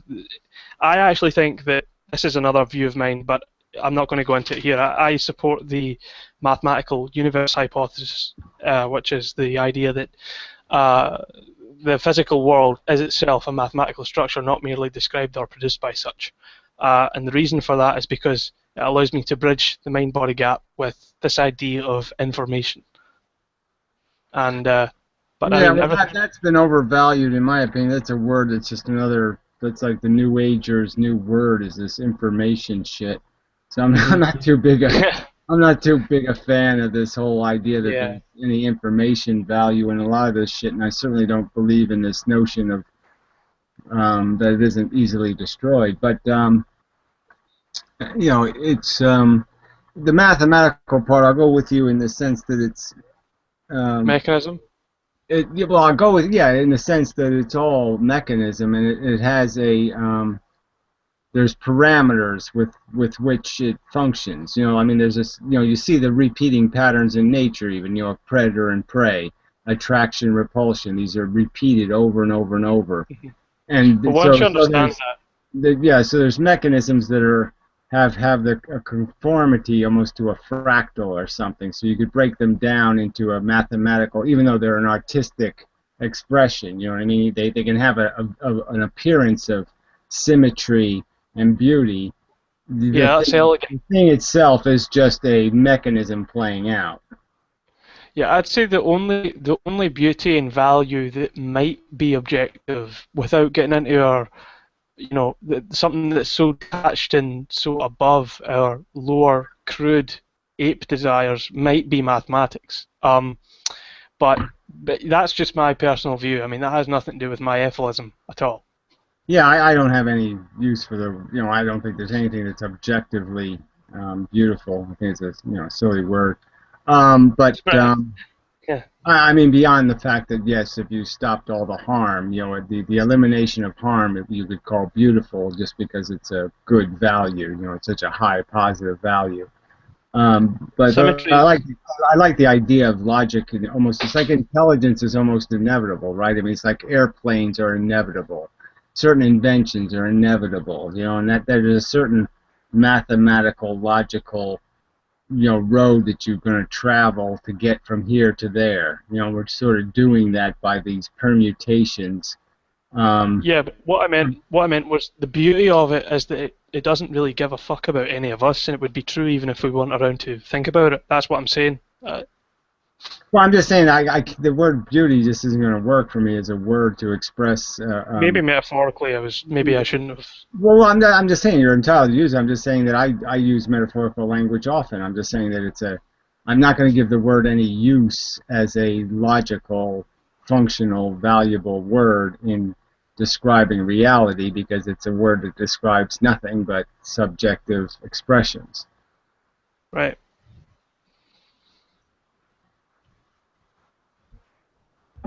Hey Gary, I was wondering if you've heard of how people are trying to use quantum mechanics to prove free will or some bullshit like that. That's crap. Yeah, well, I mean, they're using it to try to prove everything, right? Multiverses, triverses, superverses. Now they got chromocosmotrology. I mean, they got like. Can I just say a few things? TV and, but yeah, I mean, it's obviously it's just a. Even if quantum was true, which it's not, I mean, even if there was something improbable, probabilistic in the sense that it wasn't just our own ignorance, but that there was a real randomness, not just ignorance, it would just create randomness. That's all it would create. It would create noise. It wouldn't create perfection. It wouldn't improve. And there's no reason to think that it has any effect at the level of the brain. That's the second thing I would come in. It's negligible once you get to the classical level, which Newtonian mechanics emerges. We know those effects are so minor because obviously quantum mechanics doesn't lift the arms of statues, right? I mean, if quantum mechanics was to have expression in our world, then all of a sudden Abraham Lincoln would be sitting there, and all of a sudden he'd raise his hand and go, "Yeah, I'm Abe," or something wacky like that. If it did, randomness might cause me to punch myself in the face. So what kind of free will is that? You have all kinds of expressions of this, even that, yeah, exactly. I mean, our logic would become flawed, our vision would be flawed, our hearing, all these things are full of all these bizarre aberrations. and there obviously that noise has been deliberately filtered out of our brain function, not allowed into our brain function. So even if the quantum has some power, our brain would be trying to filter it out anyway, because it would be obnoxious to our brain. It's actually obnoxious to brain function, so our brain would be saying, this is noise, keep it the fuck out. Right. Well, I mean, I think that we pretty much understand the basic philosophy. I think that we get it now. I don't know if there's anything else for us to do. I mean, what do you think are the interesting questions? What do you think are things that are still worth?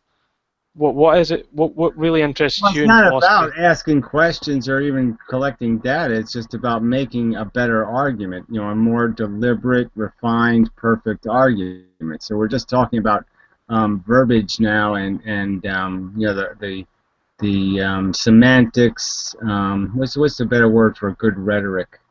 There's an eloquent word for that. Sophistry, right? Sophistry, right? So now it's more just searching for the right sophistry, the skeleton key of beautiful language. So now we've got the basic. We understand the philosophy, and now we're just talking about how we're going to crack people's psychology. But my point is, I mean, it's the garbage out thing. We got to do the garbage out thing before we can do the brain, you know, the truth in thing. So we got to get the garbage out first, and so you have to do this. I think that is a legitimate strategy. I don't think you can just serve them up the truth and they'll eat it. They won't. Right. You have to wean them. You first got to get them to barf out the bullshit, so you can get the good stuff in. You know, there's I would agree with bullshit. that. Yeah, my method for teaching philosophy is practical, but would you at least agree that theoretically we do pretty much understand more or less the game we're playing? I mean, it's big mechanism, laws, emergence. Sooner or later, you're going to get this, you know. Well, these are all inevitable conclusions, right? I mean, I cannot imagine, say, if the human race survives 500 years, like civilization survives, okay, not just the human race, but real civilization. I couldn't imagine that 500 years from now they'd still be incarcerating pigs in cages and eating them. You know what I'm saying? Like, these are inevitable. It'd be inevitable that we would start, you know, releasing all the slaves, so to speak. You know, freeing all of the human potential, freeing all of the you know. I mean, these just seem like very obvious, logical conclusions that they'd be unavoidable. The intelligence would be screaming in their ears, you know, you have to do better than this. This isn't good enough. So I just think that's an inevitable. It's like the invention of the airplane. It will be inevitable to draw these conclusions. Right. Well, what's an interesting philosophical question that you are focused on right now? Well, like I said, the only thing that has some interest to me right now is physics. All right, okay. You know, it's the scientific question. But yeah, I mean, these are, you know, the philosophical question is, like I said, I don't really have any. I mean, I've never sat around saying, gee, I never thought of, you know, I can't say never, but you know what I mean? It's like I haven't spent much time in the last 40 years trying to understand reality. I've been trying to figure out a way to convey it to other people, and you know, I'm getting better at that. But that's, I mean, like I said, I knew this truth fundamentally when I was 7 years old. I already knew I was in a game that didn't make any sense. Okay, that I'm basically being controlled by a human population that seems to be completely out of its mind. They can't answer a single question honestly. I mean, you know, as a kid, I didn't get one honest answer to a single question I asked, right? I mean, every fucking, there's storks, Santa Claus, Jeebus. I mean, they wouldn't answer a single question with an honest answer. Yeah, I actually had to act stupid for a bit, and I forgot that, wow. You know, I used to wonder why the world existed at all, and people would just think that that's not really that big a question. I was like, how can you not see it's a big question? It's like, because God. Well, first of all, even if I did believe in God, I can't see why people didn't think that would solve the question of why that would exist. And why would they just say it's acceptable? That was the part that was so unacceptable to me, is that nobody would even question the acceptability of it. They would just say, okay, everything dies. Okay, yeah, some things die horribly. Okay, yeah, sometimes it's really, really horrible. I mean, I'm like, well, what? It's okay with you guys? This is all okay with you? Nobody, and I was like, fuck you, I don't want to play this game. This is an insane game. I might get my legs blown off. Why do I want to play get your legs blown off? I don't want to play that game. Yeah. I don't want to play, you know, oh, she was a great lay, but she gave me fucking herpes. I don't want to play that game. Fuck it. Yeah.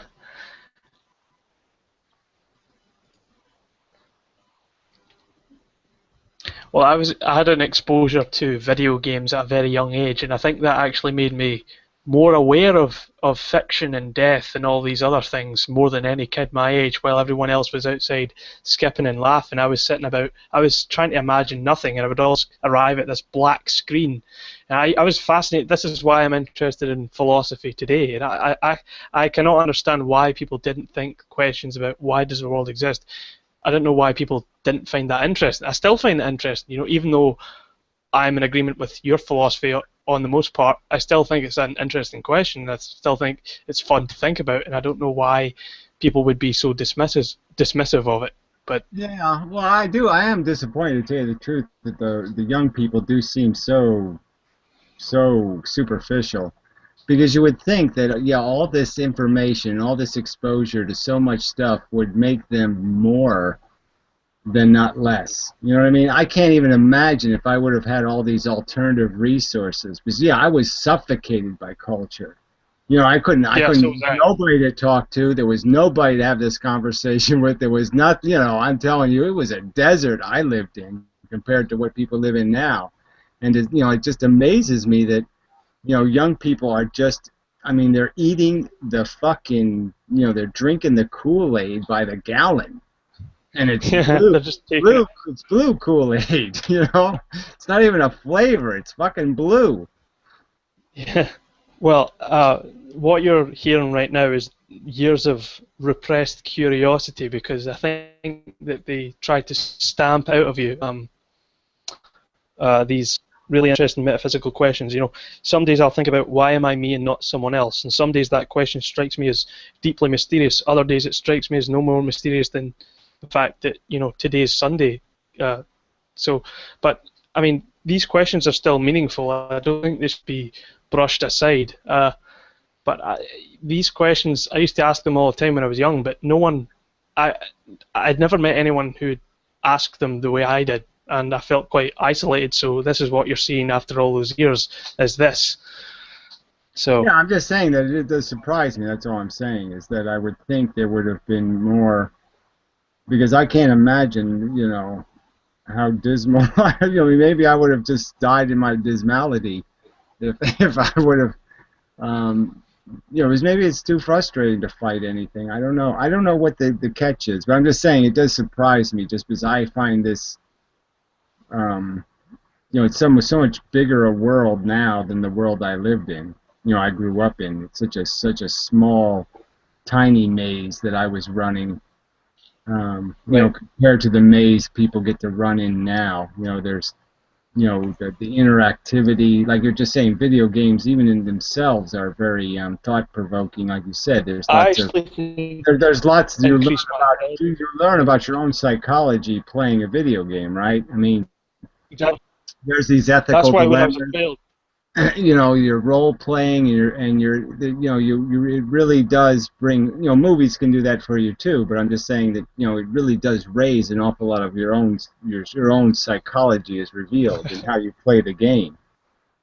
Well, I'd been exposed to the conspiracy against the human race when I was 4 years old. Not the book, but just metaphorically, I used to play survival horror games on PlayStation, and you know, I was only like 4 years old, but I was like, that really made me more aware of my own existence than any other child my own age. I don't know if it was for the better or worse, but certainly did seem to make me really sensitive to things like suffering, and you know, I don't know if video games would. They certainly do help a child develop faster, I think, because you're interacting with all these other situations. And yeah, I don't know whether it does. Unfortunately, I guess it might do some of this provoke the nihilism part, because I guess it does make people, they start to trivialize. Oh yeah. The harm and the violence and the negativity, and they because it's all, you just hit the do-over button. You just hit the it's all virtual. But I think it's bullshit, this argument that it increases violence. Actually, it might provide an outlet to violence. I mean, certainly, I can cool off on just playing video games. I think it's wrong to deny either psychological effect. So I think it does affect some people very badly, and I think it affects other people very well. But I don't think there's any point in trying to deny that it does desensitize some people, because I think you do see that in people who have become desensitized because they've spent their life. But most of the time they're already fucked up, right? Be becoming comfortable with it. Well, I'm just saying that those things, it's like pornography. I mean, these things do have an effect on your psychology, and it'd be stupid for people to deny that effect. Yeah. Well, maybe I shouldn't deny it. Maybe I should just say I think it's silly to try and I'm just saying ban video games just because I'm just saying that we don't have any evidence that's decisively negative. So. Sure. You're certain of bad. Would there be any function in banning it? Right. I'm with you there too. Frozen a little bit. Yeah, I just don't like when people sit there and try to pretend it's all harmless. I don't think it's all harmless. I don't think Theft Auto is all harmless. I'm saying most of the time, most of the harm is because you're already fucked up to start with. Well, I'm just saying that you make the argument, though, how they get fucked up because they're playing video games that are basically celebrating the worst of human character than the best of human character. Right. I mean, they're not playing the video game civilization by, getting all the fish to swim in a circle and such. Yeah. Well, it was survival horror that I played when I was 4 years old. Resident Evil on the PlayStation. I actually went and read all the documents and things that you pick up in the game. You pick up and you combine locks, and you learn quite a lot just from looking at the map, and you learn. And I absorbed all this information when I was 4, and I used to ask my parents if people who had died had turned into zombies yet, because I didn't draw the distinction between reality and fantasy at that age. But when they told me that, when you see death on the television in a film or in fiction, it's not real. And at that age, I was only like 4 years old, but I learned quickly this distinction between reality and fiction, and that really helped me. I think it really developed my sensitivity to all these concepts. Like, I mean, there are still idiots living today who think that, there's fully grown adults who think that death is like going into a dark room forever, and sort of undergoing that. I'm just saying that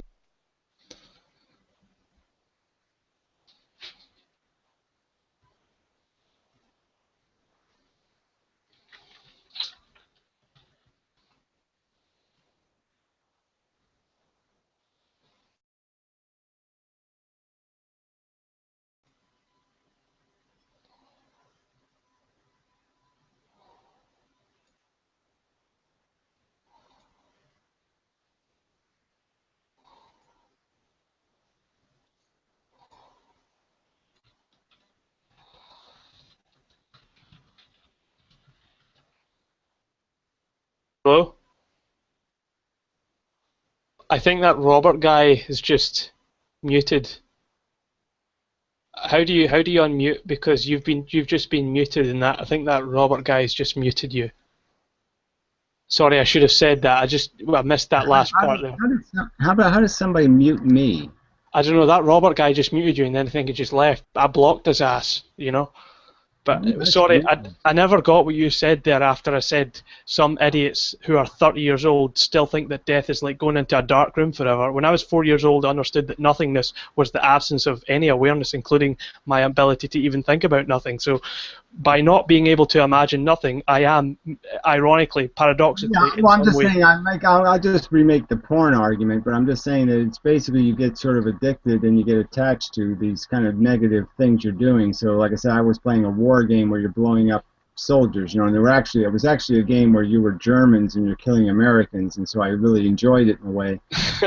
Yeah. But you could see yourself becoming like, yeah, you could put me in the real situation now, and I could just rely on this practice I've done, where I could just do it. I could be quite malicious and because I'm enjoying winning. I'm enjoying winning the game. I'm enjoying figuring out how to blow up as many of them as possible and to kill them before. Oh, you're muted again. Hang on. It's that Robert guy. Hang on. That Robert Johnson guy. I think you should just block him because. What? Who is this guy? This Robert guy. I really don't understand how somebody comes into the room and mutes me. Can hear you now. You should be able to hear me now, right? Who is this guy? Is there any way to actually get rid of this guy? I've blocked him, so I don't think he can mute me. See if you just look down at the bottom. What's his name? Robert Johnson. Is it the guy with the hat? You should just see if you just click on the arrow and you just click ignore. Well, I'll click on eject. How's that?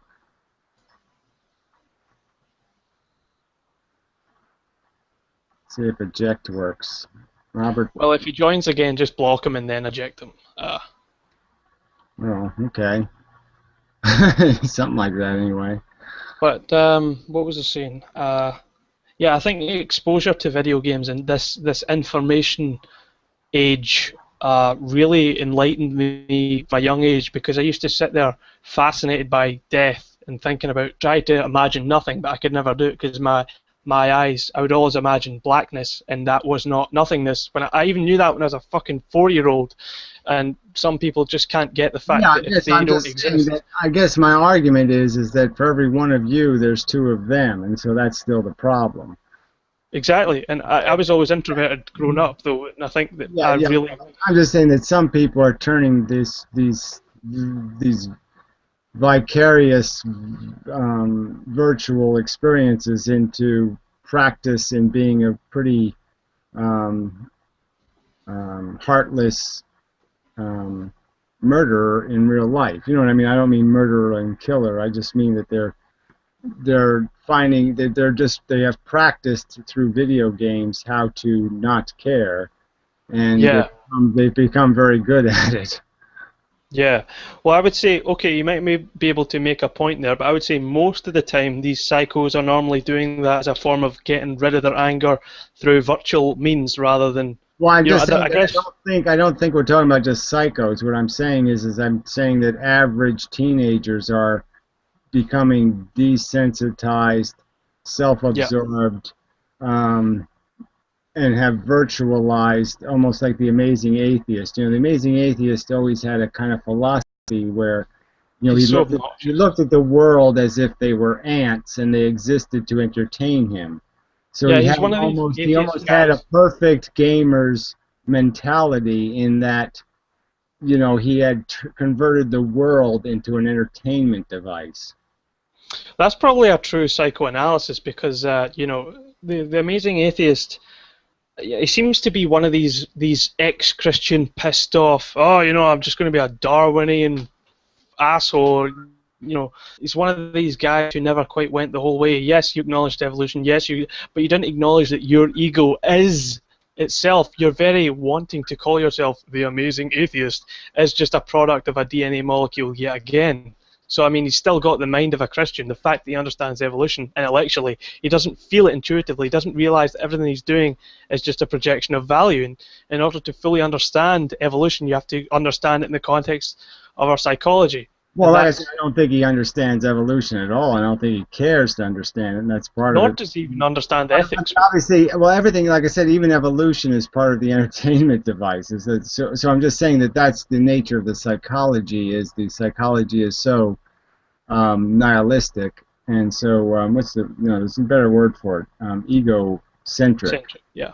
That again, like I said, the world exists to entertain him.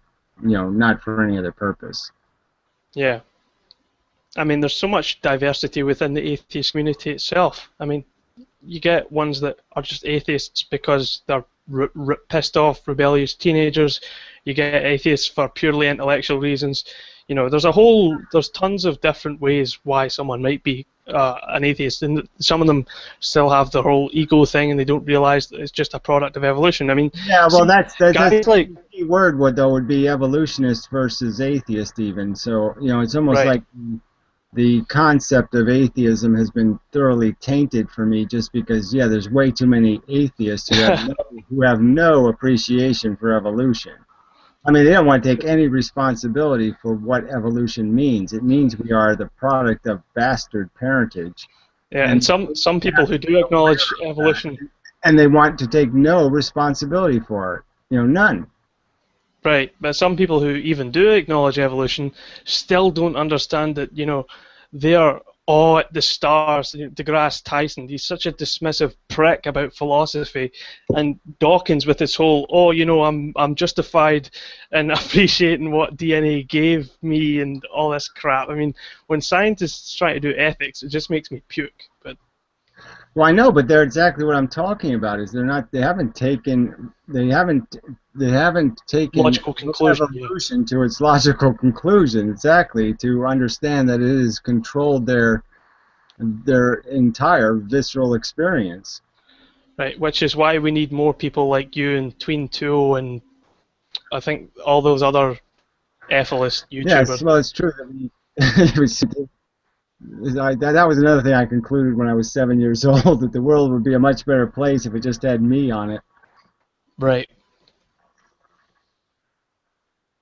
But I agree that people are too afraid, perhaps because of the evolutionary psychology itself, to even acknowledge what the evolutionary psychology is, because it is your very recognition thereof, your acceptance thereof, is itself reducible to evolutionary psychology. So even if you find it distasteful as a truth, that is evidence of the psychology. If that makes sense.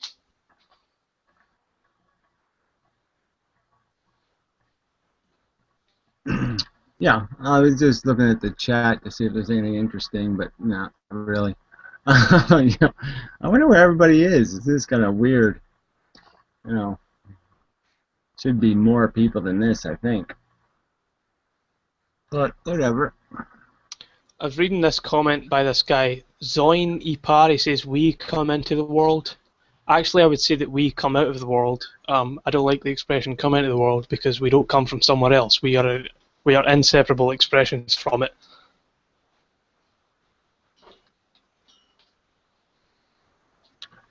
Yeah, well, I just say we arrive, So that's how I feel about it. I just showed up here. And, I said, oh, fuck.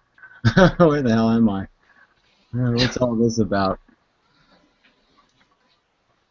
I got the penis thing. That's about the only thing I could take a grab of and say, this makes sense. Okay, this part I can understand. The rest of it, fuck it. Yeah. But this thing I like, I don't really think there's much else to talk about regarding philosophy. I think we've pretty much exhausted. We understand the whole.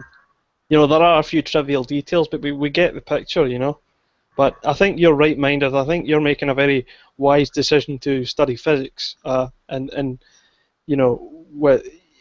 right now because you've already spent time on philosophy, and you're working really a decision. from. Here's James. This is good. It just has to do with a curiosity of mine. It's just a personal. I just happen to think I have found another. Just as I think, I have had something to say about our reality as human beings. I think I have something to say about our reality in the physical universe, because I think they've got it wrong. I mean, I think physics is basically a religion, and they have misidentified the universe quite grotesquely. And, Right. You know, and so I'm more of a trailblazer on that subject, which is kind of ironic. But I mean, I don't like to draw distinctions between science, philosophy, and mathematics. I just like to say the philosophy. I mean, it's just one big effort to understand reality. Doesn't matter if you're a metaphysician or an Well, ethicist. that's the only reason why I think it's worthy of me wasting time. Exactly. On It's all one. There's no real line. Yeah, I mean, physics is biology, and you know, the understanding what is the mechanism of the mechanical universe and just how crude its dynamic is, and how grotesque its volume is, can give somebody perspective enough to recognize that they're part of a mechanism that has no beautiful ambition. Yeah, there's too much overlap between science, philosophy, and maths to say that, you know, obviously they do have their own distinct fields, but I like to just view it under one bracket as the philosophy. I mean, physics used to be called natural philosophy. Mathematics is a subset of logic, essentially. You know, it's all one effort. We're all human beings. We're all trying to understand the reality in which we find ourselves, and it's good if we can collaborate and, you know, hold hands and do this round the world thing. So obviously there's going to be interdisciplinary.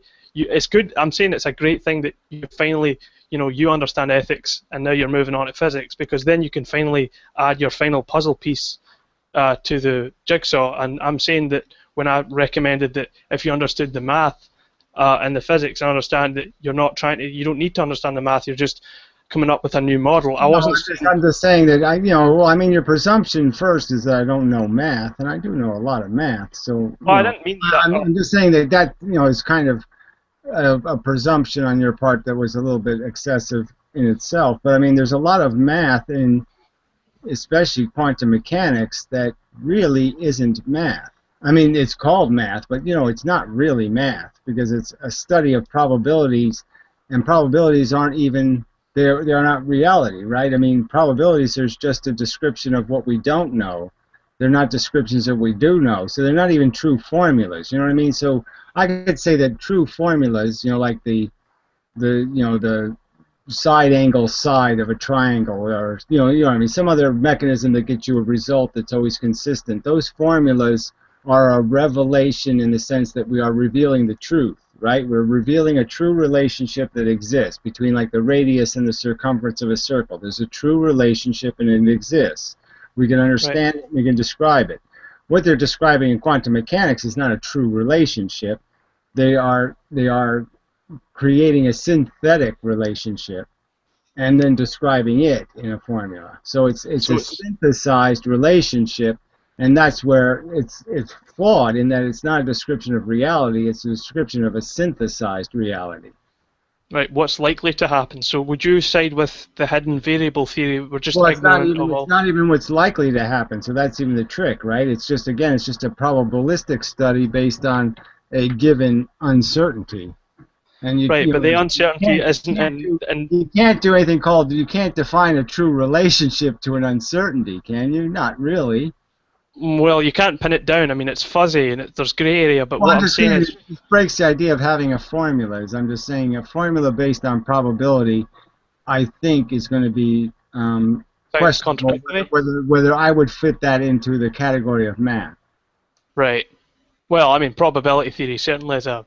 But never mind, I'm not going to get into this arguing over definitions, but I think I get what you're saying, and that it's not rock solid. But my point is that, would you say that the uncertainty is built into the very fabric of nature itself? Well, that's what I'm saying. That's the part of the canard, right? That's the presumption they have, and it's a wrong presumption. Right, and I think it's completely unfounded. Well, I'm just saying there's no evidence for this uncertainty beyond the fact that they claim it. So I'm just saying it's a... Do they just want unicorns from many worlds, or do they really... What I mean, why... Well, that's what I'm saying, that this is all manufactured relationships to a synthesized reality. It's like Einstein doing formulas based on matter moving the speed of light. Matter will never move the speed of light. It can't move the speed of light, so why are you creating formulas based on it moving the speed of light? Right. It can't do it. So it's not Maybe a it's just description of reality, it's a description of a non-reality where two light beams are occupying the same space. They can't do that. These are things that can't happen in reality. So why have formulas? Why create math for a circumstance that can't exist? Because you might want to prove it by a contradiction. You might want to propose a reductio ad absurdum. You want to derive a contradiction by showing that if you take such and such. I'm just saying, though, that proving an answer wrong is not describing reality, right? Well, it is in a sense because you're eliminating. Well, I know, but it's not describing reality. Okay, right. Well, I can agree with that to some extent, but you're narrowing down. I mean, I can understand why hypotheticals, even if they're not, if they're completely irrelevant to the laws in this universe. Maybe if we understood some hypotheticals, it might join a few puzzle pieces to areas that are, in fact, describable in reality. I know, but I'm just saying that what you can use as a useful tool to get to the truth is one thing. What we're talking about, though, are what are the true weapons, and the true weapons are evidence, right, and logic. And that's what I'm saying, that any math that isn't based on evidence and logic, so to speak, it works in the other way. Just as math creates this connection to logic, logic has this connection to math, but they both have to have a connection to the evidence. And I'm just saying when the evidence is contrived in either one of those circumstances, that's not going anyplace good. Right. Well, my favorite analogy with quantum mechanics and the uncertainty principle is trying to we try to know what electrons are doing when we're not looking at them. It's like trying to see if the light's always on in the fridge when we close the fridge. It's kind of the same kind of thing. By your very decision to measure, you're already upsetting the, you get what I'm saying.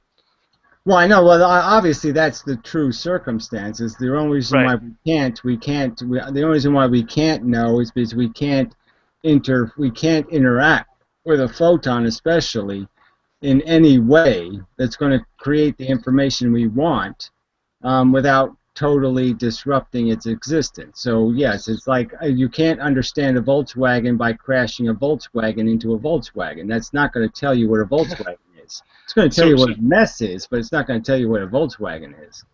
So you would defend a deterministic interpretation of quantum mechanics? Well, I would defend determinism without quantum mechanics. I don't think quantum mechanics is a necessary piece of evolution. Like the evolution of airplanes I was talking about before. I don't think quantum mechanics is a vital part of the evolution of understanding physical dynamics. I think it's a tool for chemists. I think it's a wrong approach. I think it's based on a stupid model. It just doesn't have any use. It's conceding probability, which you should be trying to resolve the variables instead of conceding the variables. So, I mean, it's doing everything backward, right? What other science sits there and says, we're not going to try to figure out the answer, we'll just do the math without the answer? You know what I'm saying? They always want to find the variable. They want to know the answer. So I'm just saying this is where I think it's destructive to the progress of physics to even have invented quantum mechanics. In purely intellectual interests of physics, yes, it's destructive, but it's of great practical value to be able to calculate probabilities if you're a chemist. Quantum mechanics is essentially just, it's. I don't think somebody would have to show me that, to tell you the truth. Somebody would have to show me something that was actually invented using the quantum mechanics as math. I don't think anyone's ever even taken a quantum mechanical formula, because every one of them has to be uniquely devised for every single circumstance, and ever done the math. I don't think they've ever done it. Yeah. I mean, it's completely theoretical, and it's completely just some sort of thing like, oh yeah, well we know the answer if we actually do the math, but we're not going to do the math because it's so much easier just to do the experiment. Which You is know what? which. Why should I do the math when the math is going to contain me having to make 4 million vector drawings? Why should I do math that's going to require 4 million vector drawings? But what I was saying is that if you want to talk on these guys' wavelength, I was simply recommending that if you want to go and kick ass with your theory, then it's good to be able to Well, I'm speak just their saying, language. there's no point in me giving the audience I'm talking to right now. Oh, of course. Yeah, you don't have to. The math. I'm just saying that all the math is going to be dissectable, and all the math again isn't good math. So I mean, I really don't want to get into a conversation with non-experts about why you can't use some constant that Einstein invented or some variable that was invented by some other guy doing some sort of transaction trigonoid theories out of whatever calculus squared or something. And you're saying, well, I don't care about that fucking piece of shit. You just made it up. Why should that be relevant to any discussion of reality? Yeah. I mean, Well, you have to admit that the math in physics has gotten so strangled and convoluted that they don't even have the same symbols that represent the same quantities in different subjects. So, 1 minute B equals velocity, 1 minute B equals, mass, 1 minute B equals... I mean, you're just like, fuck you! It's because of the different subfields within the field of physics. But, I mean, just setting that one aside, yeah, the maths has gotten very ivory tower, right? I mean, they've certainly... The concept of higher dimensions was originally mathematicians pride themselves on being impractical. They finally thought, yes, here's something that physicists can't take from us. We finally got to pride ourselves on being intellectuals that conceive these higher dimensions. And then physicists come along and say, oh, by the way, we're going to take your idea of higher dimensions and apply it to physical reality. And, well, I mean, that is really made up stuff. But yeah, this whole idea of multiplying a matrix, times a vector cube or something, and you're saying, how do you multiply those two things exactly? Explain exactly how you multiply those two things.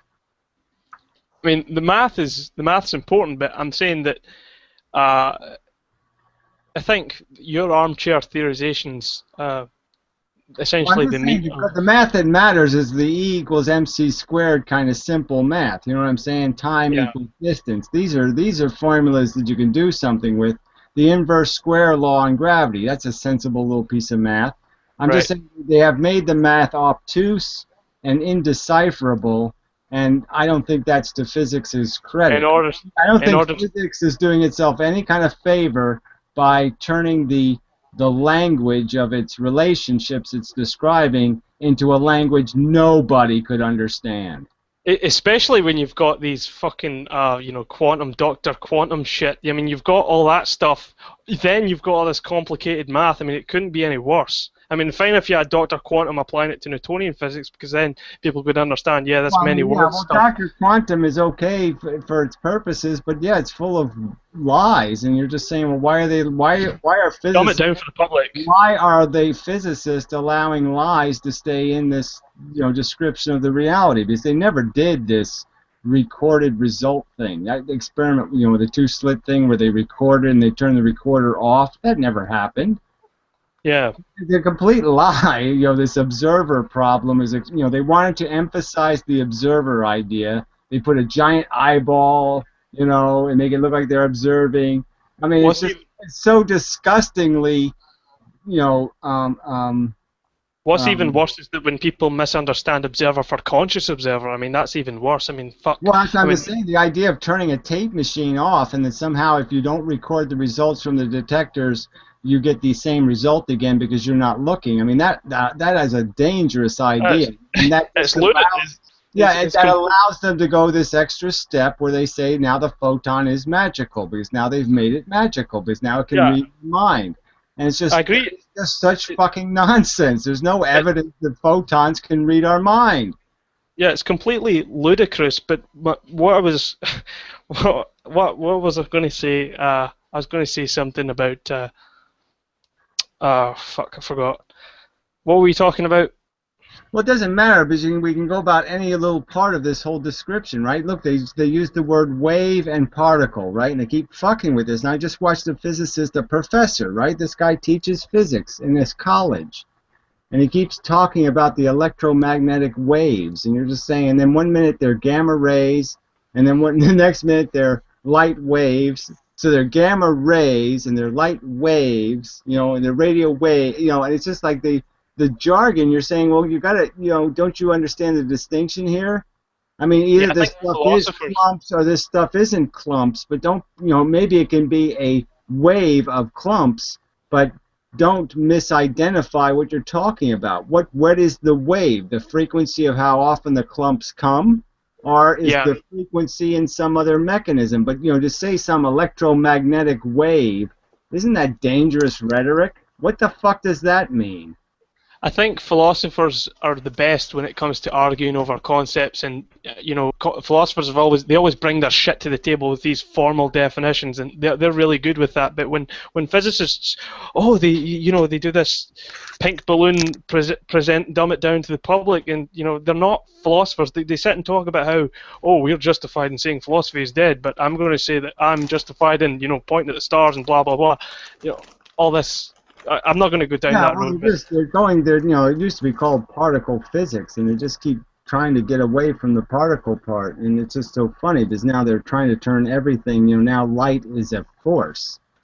Well, how would you resolve? How would you resolve light into a force? To turn photons into a force is to completely it's just a complete misidentification of the distinction between forces and the thing that makes the force. I mean, obviously forces are conveyed through particles. Forces are made by particles, but particles are what's making the force. So don't be confused. The energy is the particle, and the particle creates forces. Yeah, I mean, I'm more in favor of particles than waves. You know, I prefer reality to be discrete and, you know, divided into chunks. I'm not really a wavy kind of guy. How would you resolve the wave? You can't resolve a wave. You can't resolve a wave into. It doesn't make any sense I'm not denying the existence of waves. I'm saying, how would you resolve the wave? Well, I'm just saying, but you can't have a wave in particle physics. It's just not a practical expression of function. Right. Yeah, it's a category mistake. But how would you resolve the wave-particle duality? How would you explain that? Well, there's no duality because the entire wave function seen is a creation of electrons, and electrons are not static. Okay, electrons are constantly moving and constantly bulging and fluctuating in terms of their orbit and their energy level. So, of course, every interaction with an electron is never going to be static. It's never going to be the same reaction. Right. You know what I'm saying? I mean, a photon that shows up now and a photon that shows up, you know, one Planck constant from now is going to meet a different electron. The electron will not be the same for any 2 moments of time. And so that's where all the change in the photon's behavior is coming from, is the fact that electrons are constantly changing. So all the flux is in the electron's energy level. But the electron is just made out of photons, in my opinion. So those are my draft science videos I've been doing. My theory is that all matter is still made out of photons moving the speed of light. So the only thing happening in the real universe is photons moving the speed of light. There is nothing else. The entire universe is made out of photons moving the speed of light. There is nothing else except arrangements of photons. So when photons are trapped in circles, they're called electrons. When photons are trapped in some other mechanism, it's called a proton. When photons are trapped in some other mechanism, it's called a neutron. And that's quite an interesting unification. I never actually thought of it that way. You might actually... Yeah, well, I have a YouTube channel called Draft Science, and so if you watch the last 7 videos I've done, you'll get the idea of what I'm saying, and I have it written out as a simple little bullet. You might actually be onto something, because I actually like the idea of one stuff of reality. Well, it explains everything. It explains gravity, explains acceleration, explains momentum, explains why matter can't move the speed of light. It's because it's already moving the speed of light. The pieces inside of it are moving the speed of light. So I analogize it to a school of fish, which I think is a great analogy, actually. It's really working for me. And so you'd say, you look at a school of fish, right? And the fish are all swarming around each other and swiggling and doing all that shit. So they have a ton of energy, except the energy is not doing anything, right? It's doing absolutely nothing. It's just swarming, right? But if if there's some percentage of those fish start moving in a direction, then the whole swarm starts to move in that direction. And now it has energy, right? Because now if it runs into you, you're going to feel it. So it's a perfect analogy for basically what happens when you attempt to move matter, which is the swarm. What you're forcing is more of the photons to move in a direction. So that's because it's bumping into everything else. That's why matter can't move the speed of light, is because if it was moving at the speed of light, then all of the fish would be moving in the same direction, and it would no longer be a swarm. They'd all just be light moving in one direction, which is just energy. So all matter is just light trapped in configuration. All matter is just light, photons, trapped in relationships. Right. Well, I think that's interesting because if you can start with photons as is that what you're saying the fundamental stuff is? Well, it doesn't really matter. I'm just saying that the photon represents the fundament in the sense that maybe one photon is made out of 1,000,000 quanta, but it doesn't matter because the quanta are built out, are moving. They have the same constant limitation. They don't move faster than the speed of light. So it was interesting.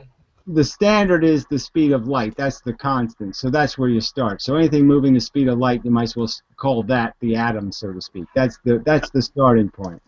And I think the reason that the speed of light and indeed Planck's constant and all the other constants of nature, I think the reason why they seem quite arbitrary relative to our measurement is because we're already using measuring tools that are within the universe with its constants in the first place. So the fact that the speed of light should be such an arbitrary value, maybe it's not so arbitrary. Maybe we just think it's arbitrary because we're already defining it. It's not arbitrary, but it doesn't really matter because the point is that all you're talking about is slowing something down. You're not talking about anything speeding up, right? So you're just talking about making a line crooked, and you can make a line crooked in a zillion infinite number of ways. So obviously from any one of those knots, time would be slower and slower and slower depending on how big the knot is, right? So that's all you're really talking about is the acquisition of distance. So when I go back to the school of fish, right, they're not losing any energy, but they're traveling a lot more distance. It's just that all the distance is in one place. You know what I'm saying? Right. So technically there is no difference in its speed. It's just that there's, in the time, there's just a difference in distance because the distance is by the reference frame of the photon, not the reference frame of the matter. Cool. So that's why it all equals out in the end. So I'm basically going to blow up Einstein's relativity theories. Unfortunately, I mean I like Einstein, but yeah, he just got it wrong. and that's just too bad. But he just has it basically backwards. Because he has this idea that the reason why matter can't go the speed of light is because it gets so massive that you can't push it anymore. And the reason why you can't make something go fast as the speed of light is because it gets you need so much energy to try to hit the remaining matter that's in the matter, right? So as all the fish start going in the same direction, it gets harder and harder to hit a fish who isn't going in the right direction. So you need a ton of energy because the energy just goes right through what you're trying to hit because you can't hit it because there's so little of it. Right. And so he's got it like completely backwards. But he got it backwards because he envisioned it the wrong way. When he envisioned riding a light beam, he should have, instead of thinking about what was happening to the world, he should have been thinking about what was happening to him. As he started going faster and faster, what was happening to his matter. And then he might have gotten an idea that, oh yeah, maybe my matter isn't going to be able to go this fast, but it's going to start falling apart. Right. They said the same thing about breaking the sound barrier. They thought you'd go deaf and your ears would pop out. Well, I don't think anybody rational thought that. But whatever. I mean, that's a... I mean, I don't want to get into the sound argument, but I'm actually, I mean, I guess I really have to do all the sciences, I guess. But I mean, the truth is that all sound is created by sonic booms. Just little. Yeah, that's tiny- straightforward. I don't think there's much of a puzzle with sound. Well, But there's still a what lot do you of think people of? who aren't gonna recognize that fact that they think sound is something other than the subtle movement of Well, we don't need to waste so much time on that, because people who just don't understand, sound mechanics, then that's, what's more interesting is the stuff that the big questions about, quantum mechanics. How do we interpret it? We don't need to. We pretty much get how sound works. We don't need to waste time on sound. But well, it says you, but I'm not going to argue with you. But I'm just saying I think it is important to get all of these things right. To have wrong perception. yeah, but I think we've already done sound. I think sound's already been covered. I mean, more or less. You think you that say? most scientists think sound is created by sonic booms? Well, I can't think of any other way it would. I mean, I can. Well, that's a fallacy. That matter has to move faster than the speed of sound to create sound. People say that. Well, I'm just saying. Most of the scientists, all of the scientists I ever hear, never concede that point. And the implication of it to this argument has all to do with this whole wave argument about whether things are really waves or whether they're created by acceleration. The wave is just the byproduct of the acceleration. All right, that's interesting. So the waves are kind of a side effect, like it's an epiphenomenon. It's not relevant at all. It's just. Well, waves are what you measure when Right. a force hits you that is digital. So it's an analog effect caused by a digital happening. So, like if I have a tight rope and I go to push a wave into it, what I'm doing is I'm accelerating faster than the wave to create the wave. All right. So and the same thing happens with sound. To create a sound wave, you have to have movement that's actually faster than the wave you're going to create. So the wavelength, you're going to have to create momentum quicker than the wavelength because the distance of the amplitude is shorter than the distance of the length of the wavelength. You get me? So your acceleration has to be faster than the actual wave will be transmitted. Yeah. And I'm just saying that most scientists don't understand that. This brings me on to my next important question. Would you say that the reality itself, nature, can be divided infinitely in the sense that space-time is continuous, or would you say that, and I mean continuous in a kind of infinitely divisible? There is no space-time, so yeah, space-time is bullshit. It's all geometry, so it's all a big cubic universe, and the photon moves one square, either forward, backward, up, down, left, right, per Planck constant of time. So do you believe that past, present, and future coexist? No. No? Not even close. Yeah, no, there's time. Time is movement. Time is distance. These things really happen, and once they happen, they've happened. They're done. They're events. So there's only the present. There's no present. There's only the future, technically. But yes, there is I'm just saying it's like a clock speed.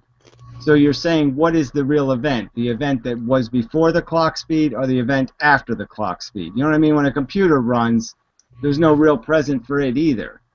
There's just a transition from a past state to the future state.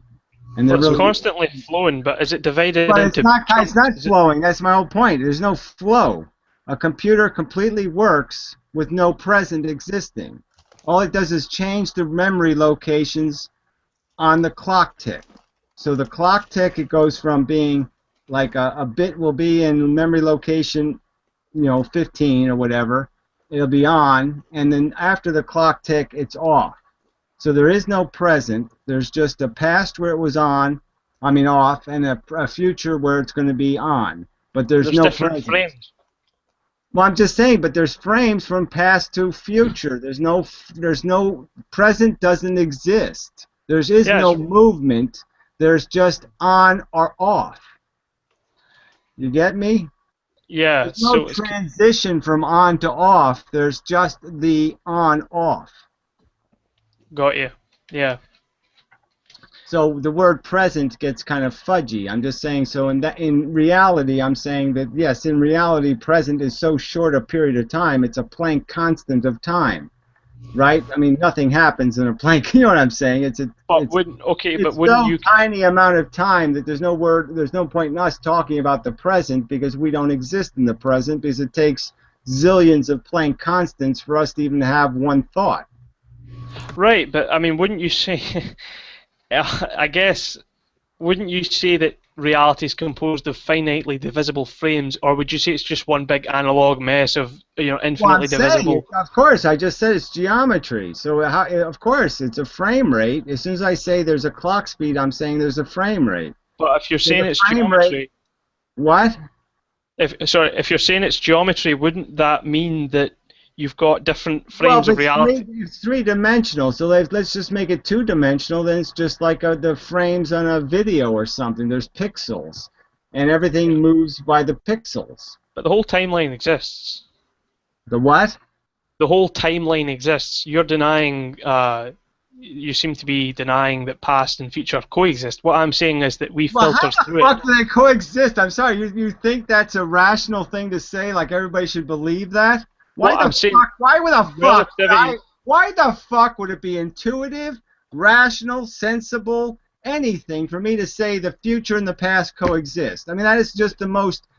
That's as nonsensical a goddamn thing I could possibly imagine. It's more nonsensical than a fucking god. I can't imagine how the fuck the past and the future coexist. It seems quite obvious that if I break a glass, the glass is now broken. It doesn't still exist, not broken somewhere. It's Not in your frame of reference, broken. but It's done. It's not going to reform. It's not going to nothing. It's broken. from your frame of reference. But I'm saying that There's no frame of fucking reference. It's a continuum.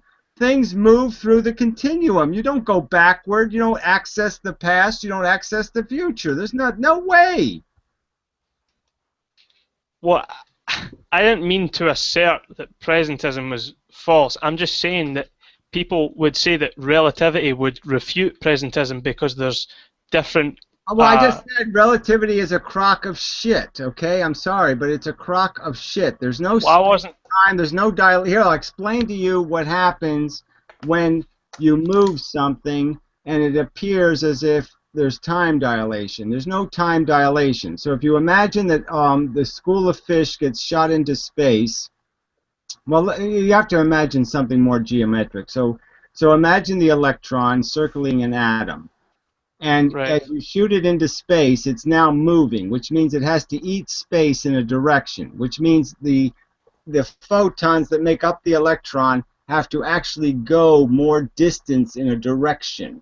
Okay? That means they have to, it's like putting extra squares on a Monopoly board. That's the analogy I'm going to use. All right. So if I add squares to a Monopoly board, it's going to take you a longer time to get around, right? You're going to eat up more time to be able to go the greater distance. So you're going to go around fewer times, and you're going to get $200 fewer times because it's going to take you longer. So the metabolism, this is a tricky way to use words, but the metabolism of the atom is changed when you move it. So the faster you accelerate an atom, the slower its metabolism. So yes, if I'm an atomic clock, I'm going to give off a photon of radiation at a slower rate because my orbital electrons are now moving more distance but circling at a slower rate. So I'm aging slower, so I'm going to decay slower. So the faster you move a radioactive element, the less it decays.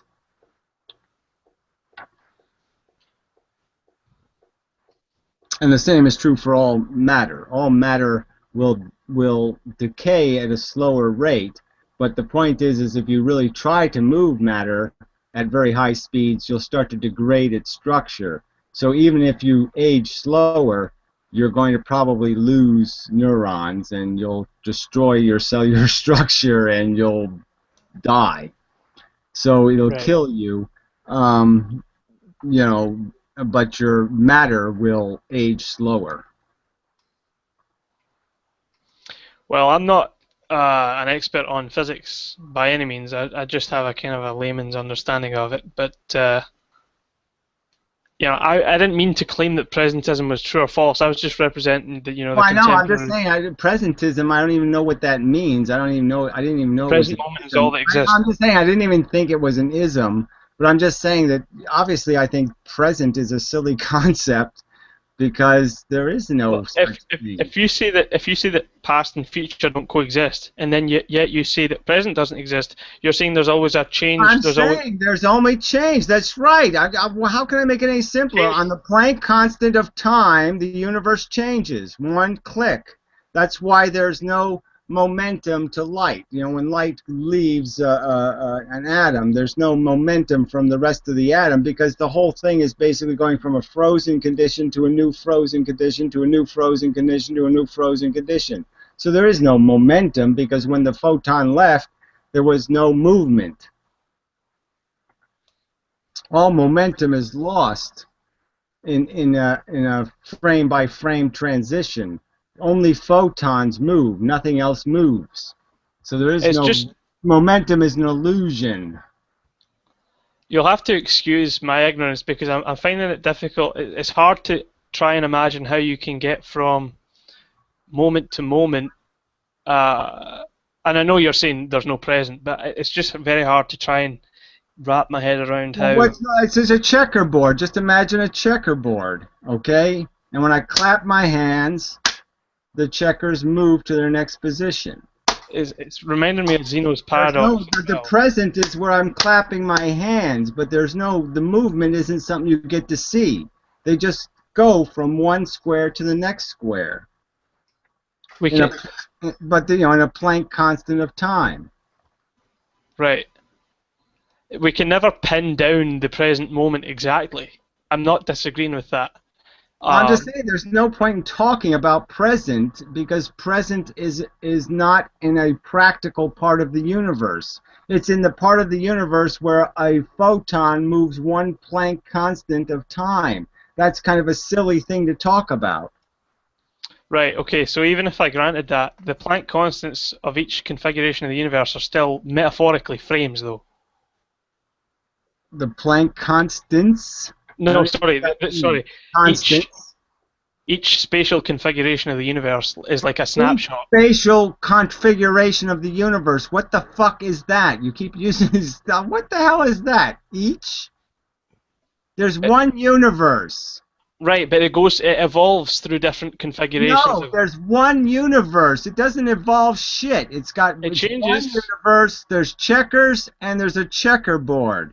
That's all. Right, I agree, but it changes, doesn't it? The position of the checkers change by the rule that they only go one space on a Planck constant of time. Right, and each new change on the checkerboard is a new frame, wouldn't you say? But that's okay. That's all I wanted to hear. That's fine. I just don't know the way you're saying things. You just keep saying them as if the universe is some sort of inconsistent mass of changing diagrams. And no, what I'm saying is that Einstein's wrong. Space isn't bent. Matter gets bent. You know, everything that happens is happening to a photon. I mean, this is a little hard to visualize. I have to admit that it takes you a little bit of time to when you start to think about what the implications are, but you realize that it makes perfectly sense. It fits into all of these subjects. The next one I'm going to do is magnetism. But I mean, it ties it all together. It makes it all quite understandable. So you really should just watch my graph science videos, and I won't have to explain all this stuff because people hate physics talk. But I mean, I'll just go with this one little point. It's just that the school of fish is it's a really good analogy for what's taking place, and if you just understand that the only place that there is any physics happening is really on the scale of these photons. They're the only thing moving. Everything else that looks like it's moving isn't really moving. Its photons are moving. The photons that make it up are moving, but it itself isn't moving in any real sense without its photons moving. Okay.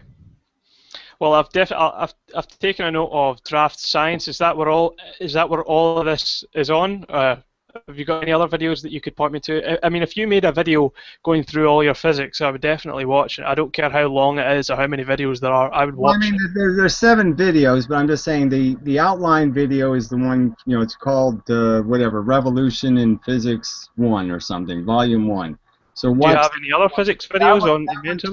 Yeah, well, they're all on that channel. There's different ones that I've done. I mean, I can't say which ones are good or bad, but you know, I mean, I was talking about this like years ago, you know, 2 years ago, and you know, I don't know how long ago, and I had vague ideas about it, but I didn't have it all put together, and I think I got it all put together now. Well, not all. I mean, wrong word to use, but I'm just saying I think I have enough of the bullet points to say now I can argue relativity, now I can argue gravity, now I can argue, you know, and there's a really good explanation of gravity, I think. You know, like I said, it does this school of fish thing, but more importantly, it does this, you know, well, anyway, there's a good, yeah, they had, and the irony is I show a Feynman clip in the second video, I think. Or third. Yeah, I watched part of it. Yeah, well, you watched, well, then you saw it. Yeah, I watched some of it. But I have a question. How would you explain gravity? Would you say gravity is fundamental, or it's a side effect of something fundamental? Well, I don't know why you'd even say that. I mean, if you saw with the video I'm talking about, it's not a relevant question. Well, of course I'm saying it's fundamental in the sense that it's a force that's a pressure, and you're either, all we're talking about is shadows. So if you're in the shadow of something, then obviously the light on the other side of you is going to push you towards the shadow. So if we've just magnified the strength of light in our real world, you could just argue that if every time you saw light, it pushed on you, okay, and it pushed on you from behind. So if it was darker behind me, the light would push me. I mean, it's just so obvious that wherever there was shadow, you'd be pushed in the direction of the shadow, because there would be an right. So it's a bit like diffusion. It's like pressure. Yeah. So, and the idea that the universe is right. This is exactly what I was getting at. Once you have matter in space, gravity is essentially a free lunch, right? Well, it's not free, but I mean, obviously the idea is that energy can't be destroyed, right? So we're basically talking about a photonic pressure that doesn't stop. Right? It just stays because it can't go anywhere because it can't be destroyed. So that photonic pressure still exists in the universe, and that photonic pressure is affecting everything's gravity.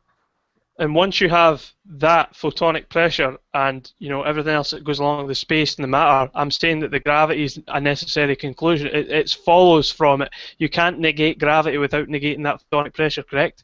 Well, I know, but the other implication of this is you have to understand stuff on the outside of the universe would have the opposite problem, right? Because theoretically, their backside is looking at the shadow, right? All they have is shadow behind them.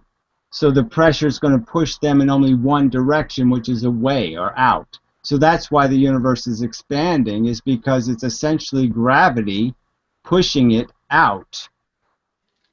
As ironic as that sounds, even though there's no mass, there's no mass blocking the pressure because there is no pressure. So there's no pressure to be blocked because there is no pressure. So the stuff on the outside of the universe is moving very fast away because it's really being pushed by the very same pressure that's pushing the moon into the Earth. Right.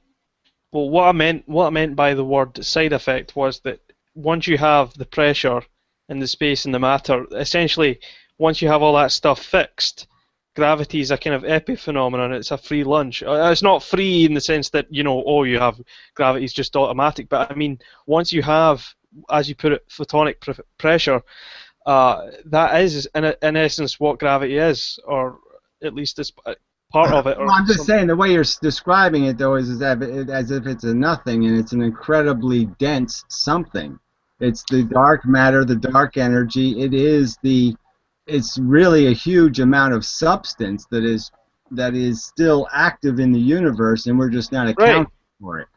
Well, it's active in the sense that once you have four sides and they're arranged in the shape of a square, the square isn't something in addition to, once you've arranged the lines appropriately. That's my point. Maybe gravity's a free lunch once you already have this so-called pressure that you keep talking about, and Well, the I mean, space. it's not a so-called pressure, and it's a pressure that's made out of something. So again, you keep nothingizing the pressure. What I'm saying is the pressure isn't like an invisible gas. It's a real gas. It's a thing that's applying a physical interaction with the stuff it goes through. So when the pressure, when the photons hit the sun, right, we're shielded from the ones hitting the sun from the opposite side of the sun, right? So the ones coming at us get blocked by the sun. The sun absorbs that pressure, and so that pressure doesn't hit the Earth. But the Earth is being hit by the pressure from behind it, still just as strong. So that's why it moves towards the sun. It's because photons are moving actually through the matter and interacting with the matter. So it's a real thing. It's not a nothing, it's a something. It's interesting how you managed to see a relationship between photons and gravity, because that seems to throw up a red flag right away. You could be onto something, because it certainly seems as if relativity would suggest Well, that. I'm just saying that was the whole point of the Feynman clip, so I don't know what video you saw, but the whole point of the Feynman clip is here he had a perfectly valid explanation for gravity. It does the R-squared bullshit and all that kind of crap. It has all the right mathematical relationships, and they discounted it because they said, oh, well, when something's moving, it's going to have momentum, and more rain will hit it in the front of the face than behind it, so when it's moving, it won't work. And that was because they were thinking of matter moving instead of thinking of photons moving. If they understood that the matter was already moving at the speed of light, then they would have understood that momentum would be meaningless to this photonic pressure, because photons don't interact with photons. They only interact with electrons.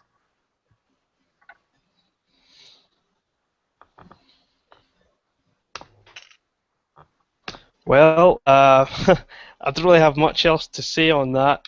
I think we've pretty much exhausted everything that there is to talk about with regards to your physics. But I'll definitely check out Draft Science, and I'll go ahead and watch those videos. I wasn't actually trying to attack your theory. I was just asking questions about whether or not you thought. I mean, do you think that we can divide space indefinitely, or do you think that space itself is? I'm saying space is the Planck constant.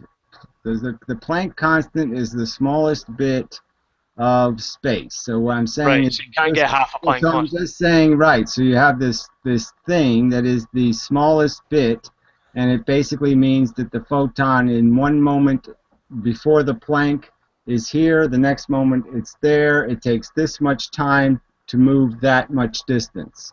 And that's the speed of light, and that's the relationship between distance and the speed of light is fixed, and everything is fixed on that relationship.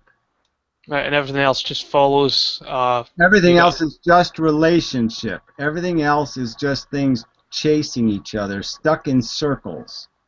So everything else is just in some way or another caught up in a scenario where it's chasing its own tail instead of going in a straight line. I mean, really, realistically, right? The only way not to go in a straight line is to go in some kind of circle, right? If you think about the physics. Right. So everything really just has to be caught up in some kind of circle. Well, it'd be interesting to see how your theory works out. I don't even know what your theory is. I mean, I've just I've seen like a few. Well, the most important, the critical point of it, like I said, you don't even have to go much further, and you can kind of get the idea that this changes everything, is that matter is made of photons still moving the speed of light. So all mass is photons moving the speed of light. Well, I can see some value in that just from a purely philosophical standpoint, because essentially, if you can see that all matter reduces to photons, that's parsimonious for one thing, so it fits in nicely with Occam's razor. and also seems to suggest a unification, which is brilliant, and certainly does fit nicely with gravity, since there's such a strong relationship between photons and gravity. So I can really see the merit in some of your ideas, even though I've not even analysed the theory itself. Well, I'm just saying, but it does explain all these relationships without creating multiverses, you know. All that bullshit, yeah. Photons flying around in nowhere's land, you know, it breaks and then it breaks space-time. So, yeah, people have to give up on the idea of visiting the future or visiting the past because, yeah, all that stuff is not going to happen.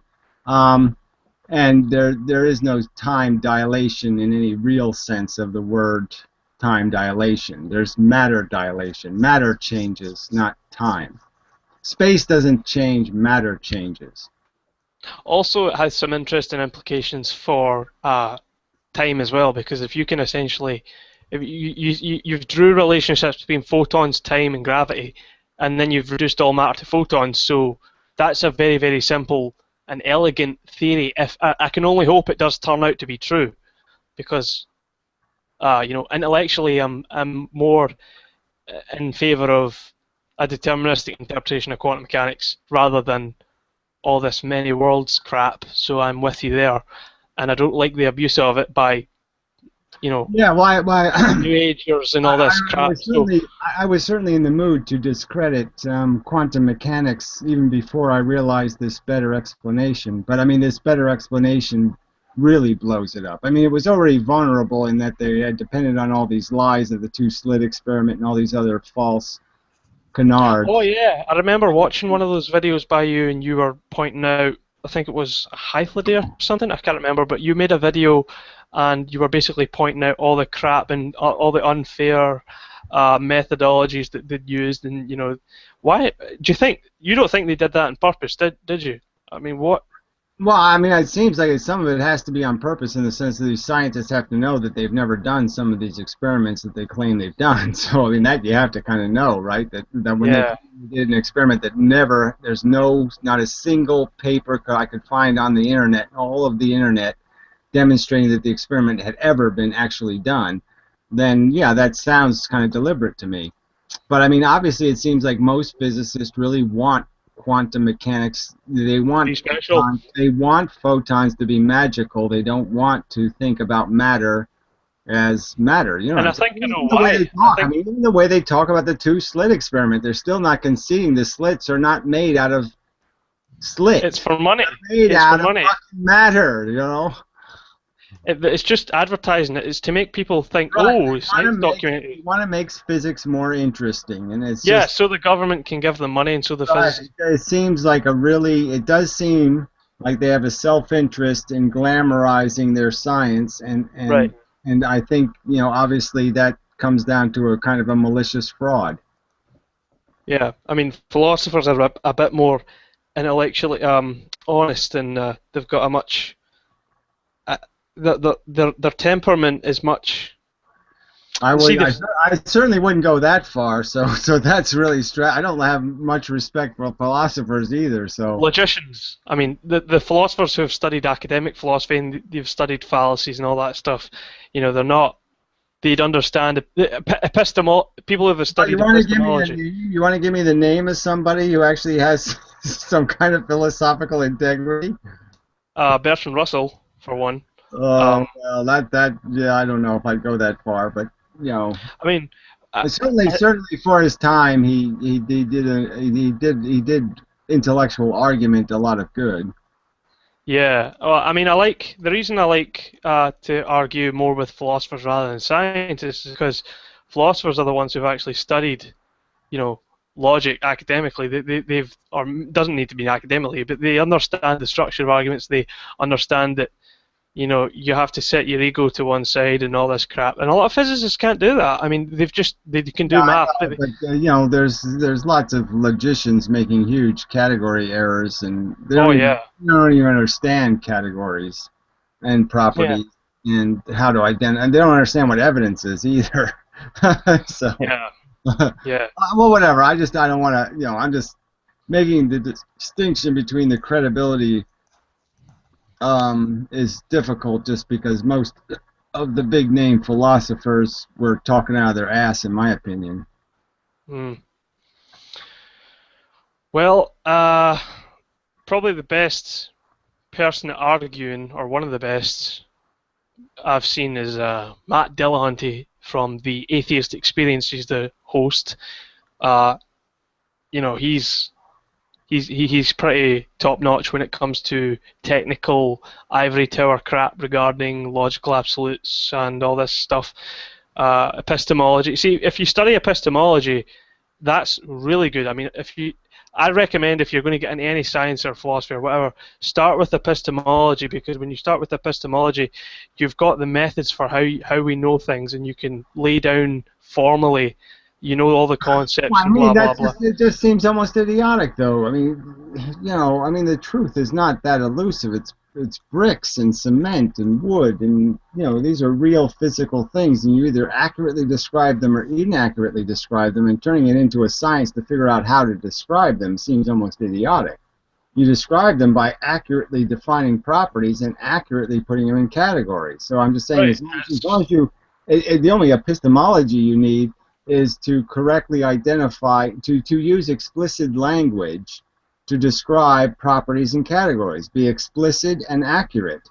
And right, so and some people it's only when we create sloppy categories like love, yes, beauty, or other, some people can't do that, though. All these bullshit words. And so as soon as you add a bunch of bullshit words into the category and the logic of categories and properties, then your categories mean nothing and your properties mean nothing, because you have a bunch of bullshit defining them. The epistemologist is the de-bullshitter. He has the logical toolkit that he's learned from studying it. You say so. I don't see that, and so I'm just saying that I don't know this Matt Dillahunty guy well enough to sit there and critique his philosophy, but I'm sure there's something I can disagree with that he's claiming to be. Oh yeah, he's an ethical subjectivist, but... Well, yeah, so right there, you're telling me he's a logician, and you're telling me he's an ethical subjectivist. So you're telling me it's somehow logical to be subjective. I mean, no, I didn't say that. It's not reasonable. It's nonsensical. I didn't say... I said he's good. I said he's good at arguing. He's very quick-witted, and he knows a lot of... He knows a lot of his terms. I mean, what's the point of having a philosopher that's good at bullshitting? I mean, that's not the standard, is it? Bullshitting? That shouldn't be the standard for a good philosopher. He's good at bullshitting.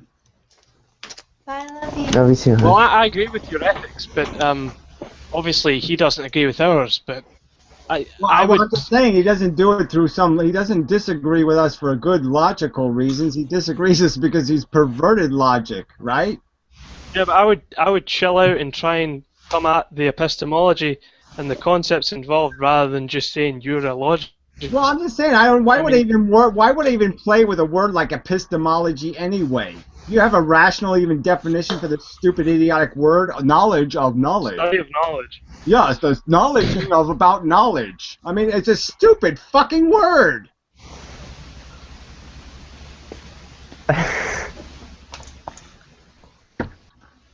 I mean, there's facts. You either declare them facts or you don't.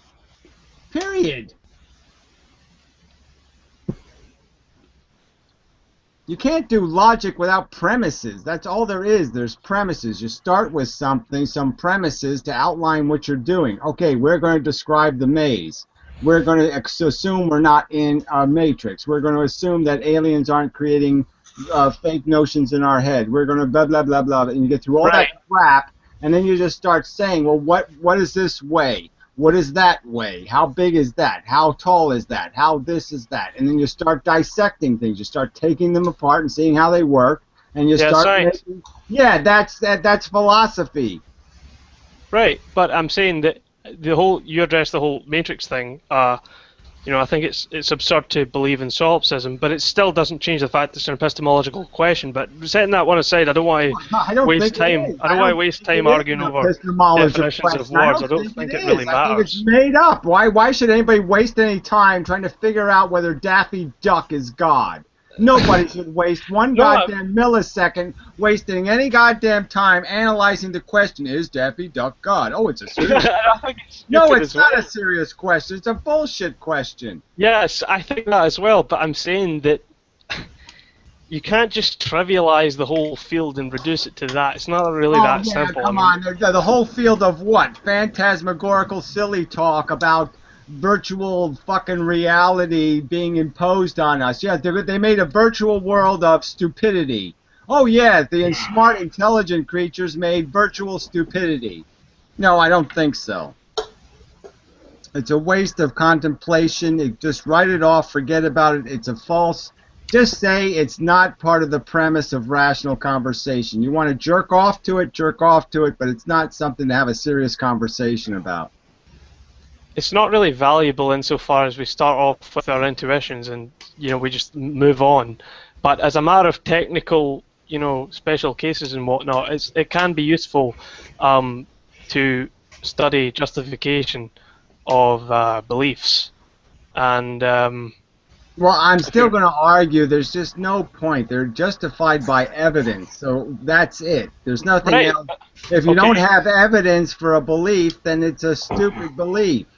Right, and that's intuitively obvious, and everyone would agree with that, and you don't need to really go further in epistemology. Everybody would agree with it. Apparently nobody agrees with it, but to become a subjectivist, you obviously have to make a fucking completely bizarre category somewhere. Excuse me, rational person, sorry.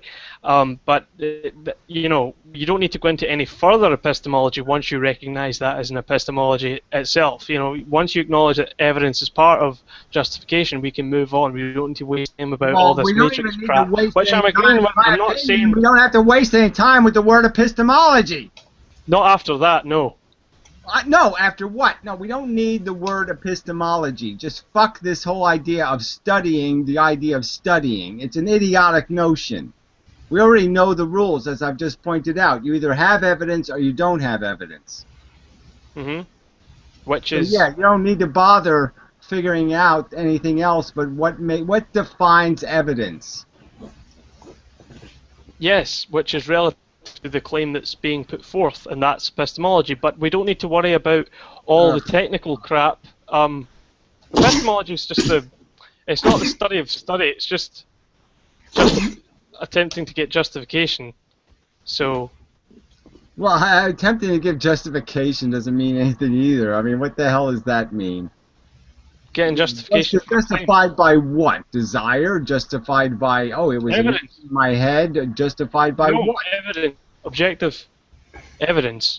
Well, again, so why are we bothering with epistemology? Why don't we just say that that is epistemology. Why don't we just establish as a premise there's an objective truth, we either accurately describe it or inaccurately describe it. I agree, and that's epistemology, but we'll just set aside this definition problem, but that is essentially, though you might not realise it, that is epistemology. It's trying to get justification for beliefs, even objective reality, which I agree exists, but I still know that comes from understanding what knowledge is. But that's not what epistemology means by their definition, so I'm just saying right there the word epistemology should be flushed down the toilet because there's no common definition of this stupid fucking cunt word in the first place. So people keep throwing this word out like it means something, and it doesn't mean shit. And in the broadest terms, it's concerned with the nature and scope of knowledge, and knowledge is justified. Again, what does that mean? I mean, how do you say shit like that? Seriously, I mean, seriously, how do you say a sentence like that? I mean, it's just such a crap sentence. I mean, that is a complete definition of a bullshit sentence. It's just a bunch of bullshit words tied together that say absolutely nothing. I don't know why you would be so dismissive of the concept of, or why it would be meaningless to study how we gain knowledge. I don't know why that's. What is it about studying how we gain knowledge that's irrelevant? I mean, obviously that's relevant. You don't study how you gain knowledge, you gain knowledge. You either do or do not do, as Yoda would say. So you do not study doing, you do or you do not do. Right. Logic doesn't need epistemology. You either do logic or you don't do logic. But would you say that we can know the limitations of knowledge? limitations of knowledge. Again, what does that mean? You mean the limitations of our dissection tools? Yes, or our attempts at justifying our beliefs. Well, justifying our beliefs. Again, what does that mean? Justifying them based on what? Again, we don't have enough evidence for evolution? Evidence. Of course we have evidence for evolution.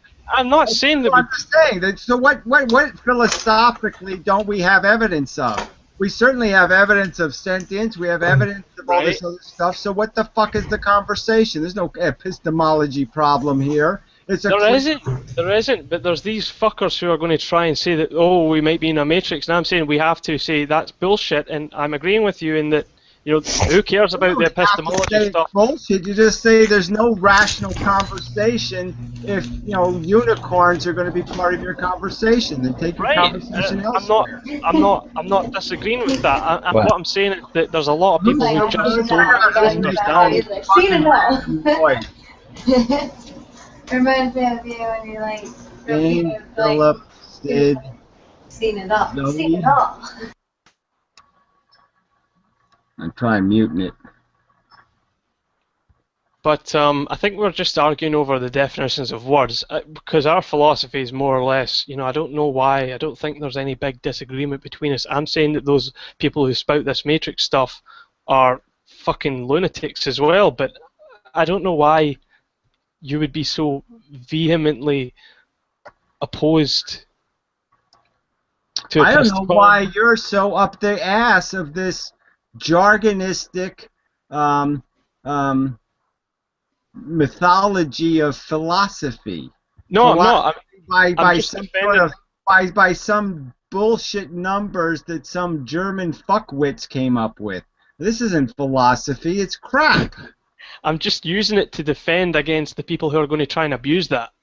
Well, I'm saying they're going to abuse your epistemology crap anyway, so I don't see... The only way you overcome their abuse is by just pointing out there's no evidence. There, we're done. We're not going to consider truth that has no evidence. Agreed. And they don't understand that, so I have to show them, look, you're wrong, because if you want to know how we justify belief, then there's these methods, there's a scientific method, blah, blah, blah, there's Occam's razor, blah, all this logic stuff. That's all a subset of epistemology. I'm just saying, all that shit is crap. Occam's razors is crap, all this stupid, you know, the simple fucking, the only thing you have to do is have accurate categories and accurate properties. You have an accurate vocabulary, so you just limit the vocabulary, right? Right. So just take all the bullshit words out of your vocabulary, and logic will be solid. Right. And I don't know why that would be in conflict with anything I've just said so far. Well, I would be in conflict because most of these people doing what's called epistemology are saying there's lots of room for stupid words like beautiful. What? No, that's aesthetics. Well, same difference. They think aesthetics is part of a conversation by rational people, that rational people should have a conversation about aesthetics. Well, I don't think that. Well, I'm just saying that most of these philosophers think that. I know. I know, but you can't just... I don't want to just generalize because, you know, when we're talking about... well, you're defending philosophers as if they're some sort of better class than these scientists, and I'm just saying they're both. No, I'm saying that they shouldn't. I'm saying that the biologists shouldn't think, oh, this is ethical because DNA says so, and I don't know why the hell you would even. I mean, that's essentially that's how crude it is sometimes. Well, a biologist isn't studying ethics, so why would? Right, but some of them think they have the authority. Some of them think they have the authority to do that. The only reason why the only thing you have a distinction why you call philosophy is there is some science you can only do because it's invisible. It's not something material universe. So you're describing relationships that exist that are not material. They have no material form, right? So they're abstract. Yes, exactly. So concepts like that doesn't make They exist as a reality. They just don't have material form. So, but that's not the same as biology or physics or chemistry. Those sciences are existing with material form. Yes, but that doesn't make the whole field useless. Who said it's useless? But I'm just Right, saying the okay, field is that's of no value. What you're saying is, to me, the same thing as these quantum physics talking about their goddamn quantum crap. Using the word like epistemology, to me, sounds just like somebody saying multiverse.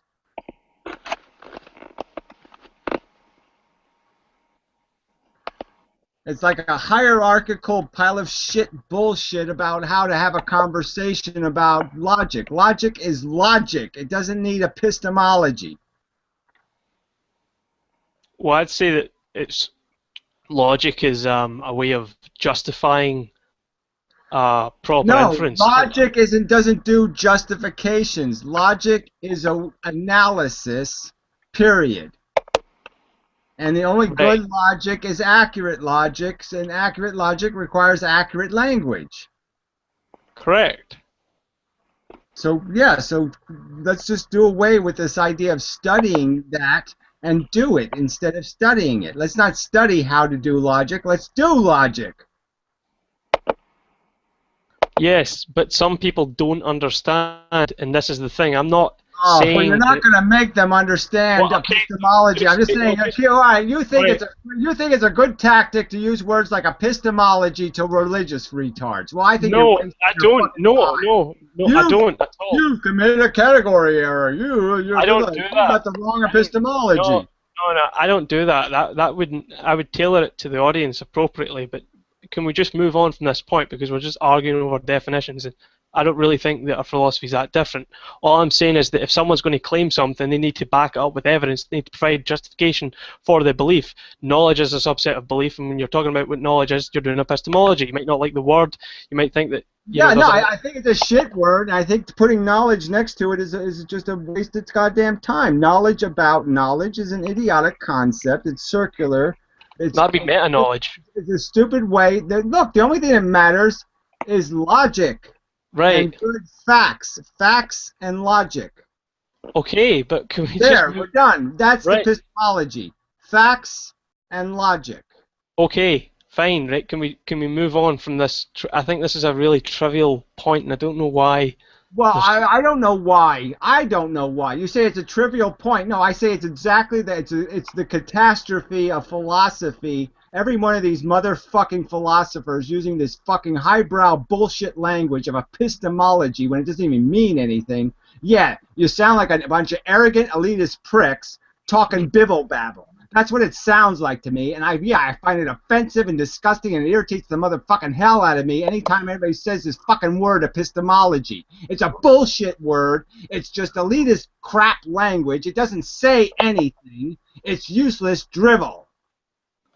It's probably because you've had to put up with people like Professor Anton. I feel as if you're attacking every fucking body. I told you to give me a list of names. Okay, you gave me a dead guy, and you gave me some atheist who's probably a motherfucking selfish cunt nihilist pig shit. And you're telling me these are examples of good philosophers. I'm saying give me an example of a motherfucking philosopher who's actually talking something rational like the truth. I didn't say he was a good philosopher. I just said that he's quick-witted and he's fast at arguing. But well, I pointed out how that really shouldn't mean shit to me, should it?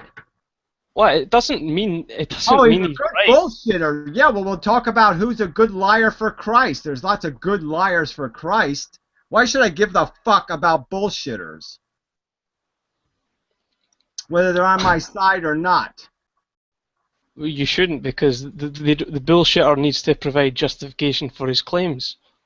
Oh, well, whatever.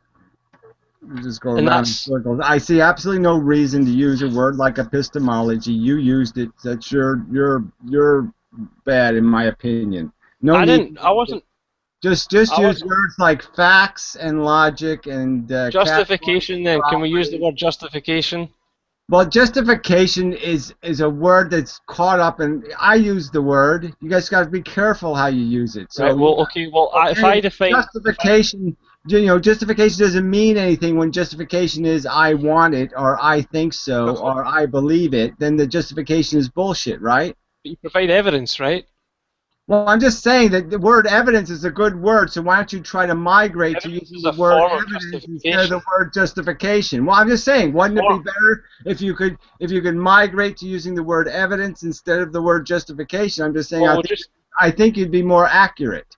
Okay, but this is trivial. We're just arguing over words. I mean, what? Well, I don't think it's trivial, as I just pointed out, that this argument over words is why the human race is full of shit, because it's living on words like beauty and love. It's not living on words that have any fucking definition.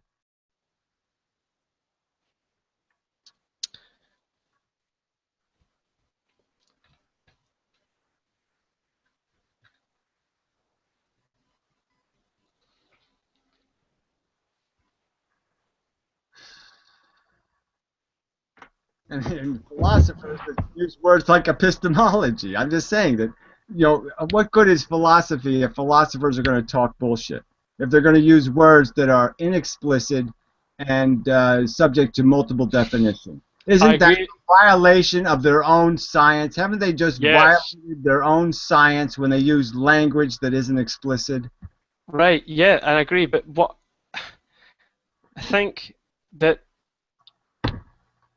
there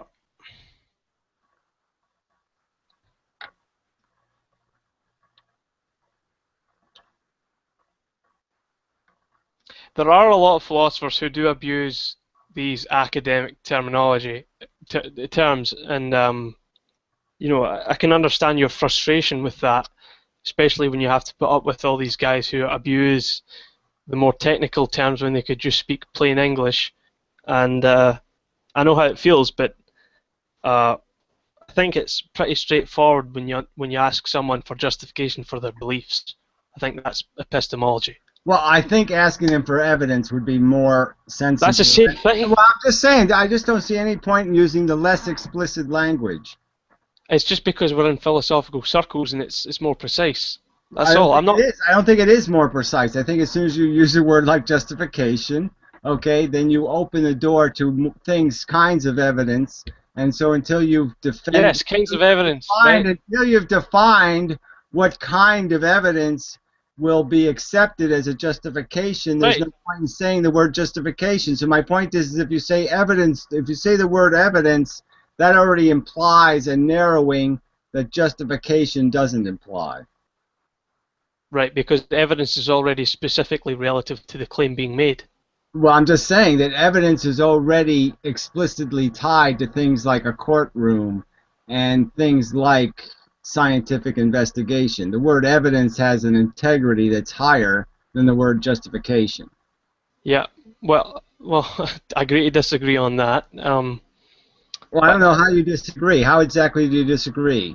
Show me where the word evidence is used in a sloppy cultural circumstance. Because we use evidence to provide justification. They're not.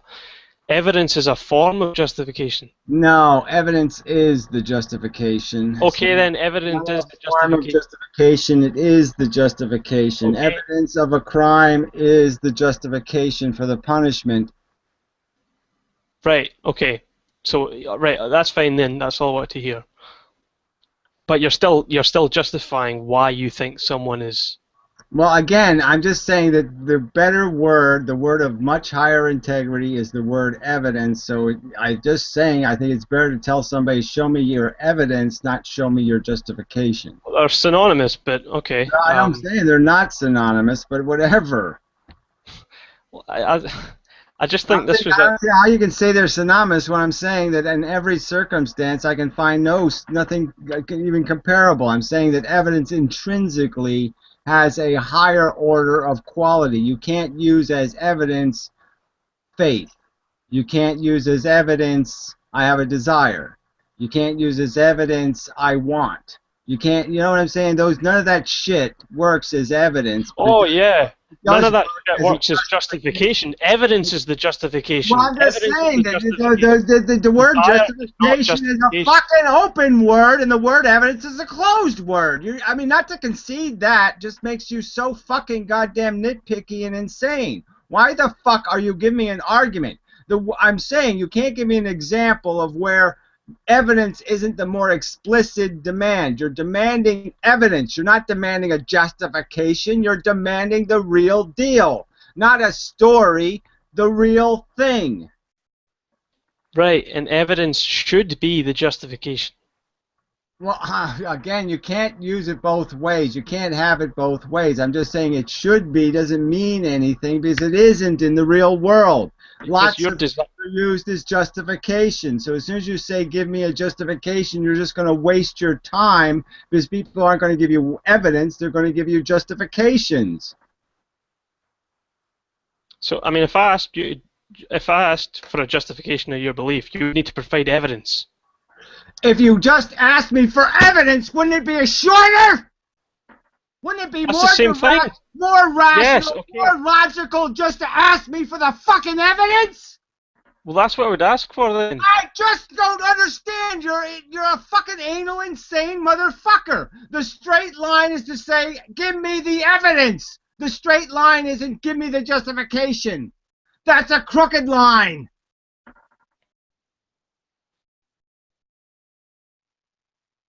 I don't know why. It's just a trivial point to get caught up on. It's not a trivial point. It's the whole fucking reason why you're wrong about philosophy. You're wrong about epistemology. You're wrong about all this shit. It's this kind of crap. The inability to see that the explicit language is the right language. The word you want is evidence. The word you don't want is justification. You're not seeking a justification. You're seeking evidence.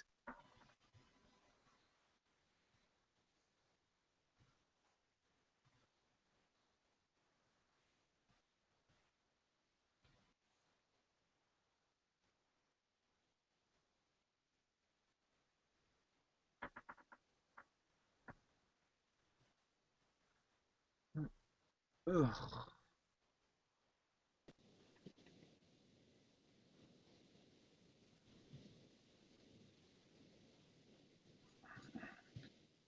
Facts and logic. You sit there and get the point that we're supposed to be for facts and logic, and then you say, well, let's open the door to some other kinds of crap.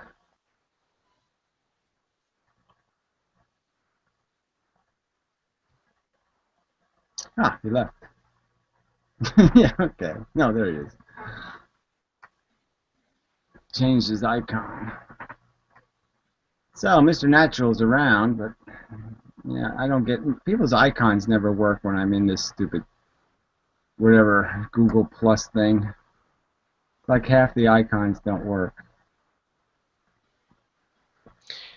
I will say just on one last thing, I would never actually use the word epistemology in an argument with someone unless it was technically strictly in a philosophical circle, because it can be very, I understand the frustration involved with people abusing these concepts, and they are vaguely and ill-defined. I would normally ask someone for evidence, but unless we're actually talking specifically in a philosophical class I'm or just whatever. saying that when we all strive to we could concede that our philosophical conversation has been polluted by a ton of psychological crap. Yes. And so if we're having a hard time, if you're having a hard time getting to some, it's like me and Holiday, right? We're having this protracted argument, and it's just about this semantics issue, right? I mean, he says there's only value words, there's no such thing as a value. I'm saying there's the category value, he's saying there's just the category valuer. Well, I would disagree with Hythloday there, but I'm not about the disagreement, it's just about the fact that I just think it's a bit unfair. What you have to have before you can even do logic is you have to be able to have common definition. So I'm just saying that the first step is, if you want to say, instead of saying epistemology, you just say, the standards by which you're going to do logic, or the study of logic, right? I wouldn't even mind the study of logic as a phrase, okay? But don't use any kind of catchword to describe that phrase. Just say it explicitly, right? It's not too many words. There's some things we can say in more words. We don't have to just use one word. Some things you can't say without one word. Some things you can say in more words. And I'm just saying sometimes it's better to use more words than some jargon. Yeah, but I feel as if you're talking to me as if I'm being a Professor Anton. I'm not at all trying to be condescending. I'm just. I'm not saying you're trying to be condescending. It just seems that you're I don't want you glued, to think. though. It seems that you're glued to a, it's almost like a theology. It's almost like this is a method of having conversation. I just think that method is developed by philosophers who are doing philosophy wrong, not philosophers who are doing philosophy right. I mean, like Nietzsche, for example. I mean, it's all poetic. It's horrible logic. It's great rhetoric, but it's horrible logic. Well, I agree with you on Nietzsche, but I'm not one of these elitist academic philosophers. I understand the academic terms, but I would never actually bring it into discussion like this, because I think, one, that's unfair, and secondly, it complicates the issue. So yes, I would say evidence instead of justification, but I don't know why you had to go there. Well, I had to go there because this whole conversation is always broken, and all these philosophy people because people deliberately try to fuck they things use up. terms like natural philosophy, and then they use some term like what's the ones they use all the time where they're try and fog everything. Well, I'm just saying they're all blowing smoke, and I'm just saying. Well, I didn't mean to exactly frustrate you. The opposite of what a person who has any respect for logic would want is for this smoky language to be injected into logic. Well, I'll try not to use smoky language again, but that was not the intention. I'm not. It's nothing personal. I'm just arguing with what I'm seeing as an unwillingness for you to see the straighter line here. There's a straighter line, and it just seems to me that you're attached to a more crooked line. Yeah, I think the line of least resistance is easier to take because you're going to catch more Says you. eyes. Yeah, okay, that's where the argument is. I don't think you are going to. I mean, I think the sooner you can get to the direct point, which is what are you basing something on? And that's what I'm saying. Are we going to have a conversation about your faith, or are we going to have a conversation about evidence? That's what I'm saying. Well, that's about unfair to go there, but I wouldn't really. I'm not accusing you of that. I'm just saying that's what. I mean, look, a ton of philosophy is based on a bunch of false premises, right? Like, right. life is intrinsically good. No, I don't agree. The will to survive, right? The will to survive, right? The will. No, I have a will not to be hurt. I don't have any fucking will to survive. Right. I mean, all this fake language dominates the conversation among philosophers. I'm just saying those premises are as crap as they can possibly be, and they're part of the structure. They're part of the structure of their conversation. They can't have a conversation outside of that box. Well, I can, and I can understand why it would piss you off to deal with all these elitist, jargony philosophers, and I hope I haven't, I don't want you to think that that's the kind of philosopher I am. I mean, I can have a conversation about philosophy without having to go into all the... I'm not arguing that. I'm just arguing your defense of elements of that philosophical school. I mean, you did defend it, and I'm just saying I don't like the defense. I mean, I love philosophy, don't get me wrong. Again, I'm a philosopher by my own definition, so I love philosophy. I'm just saying, and I hate that scientists have butchered their own, this whole idea that all we're trying to do, whether you're a scientist or you're a philosopher, is discover the fucking truth. Which is why I said it's all one the truth. We're after the truth, and you can't have a conversation about the truth if you're, if one of your premises is it's subjective. Yeah, which is bullshit. I would say that subjectivity is completely irrelevant. Which well, I mean, there's no point of talking about things that are subjective, right? There's no point in wasting any of my time having a conversation about a subjective anything. Who cares?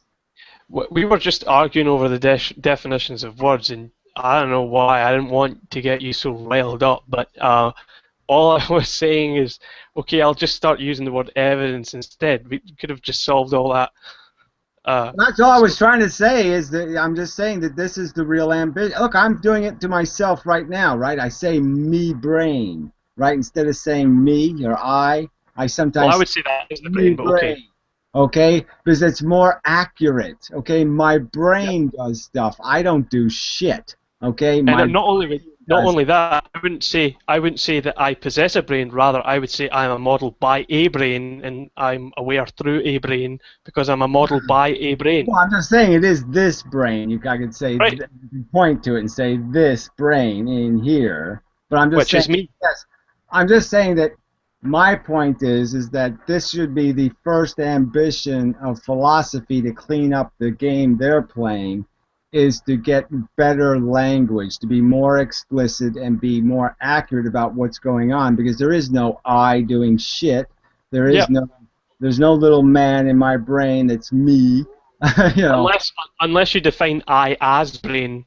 Well, I'm just saying that this is what I'm saying though, is we know that that's not how we use the word I. We use I to describe the dominant the dominant program, the one that won, right? But that is a brain. The one our brain conformed, you know, but that's all it is. It's a formation our brain created. It's not an I that exists independent of the brain.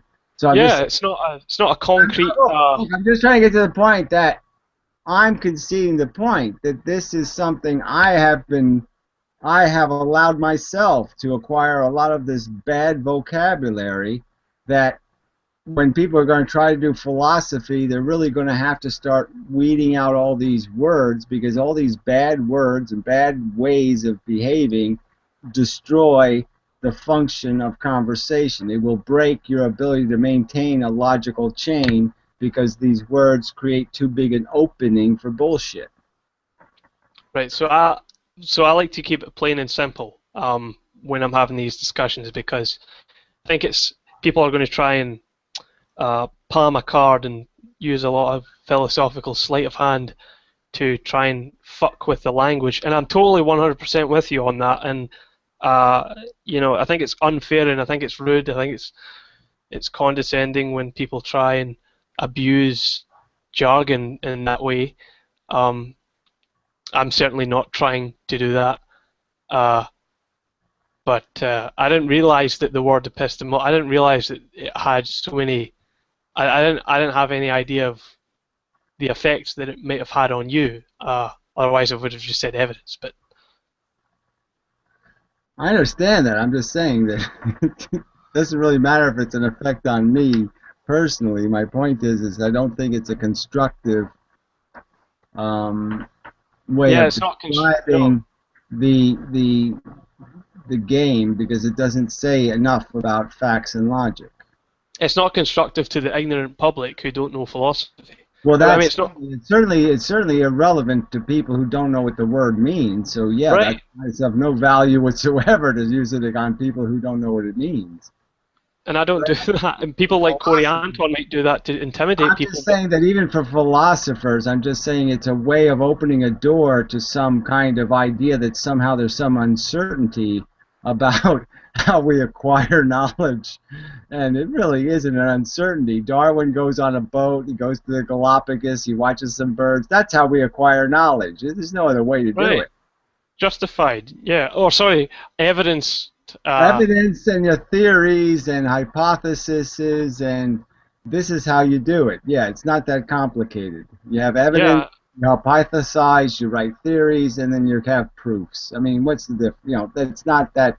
Support, then? Can I use the word challenging? Support? It's not a challenging discipline in terms of the procedure. The procedure is pretty obvious. Right, the procedure's... yeah, the logic's pretty much intuitive, but some people can have crap logic and faulty logic, flawed logic. Normally, because you just broke the rules again. Okay, the logic is kind of intuitive. It's always troublesome, right? Yeah, because of our psychology, but that doesn't change the fact that our psychology. No, I'm just trying to say that intuition has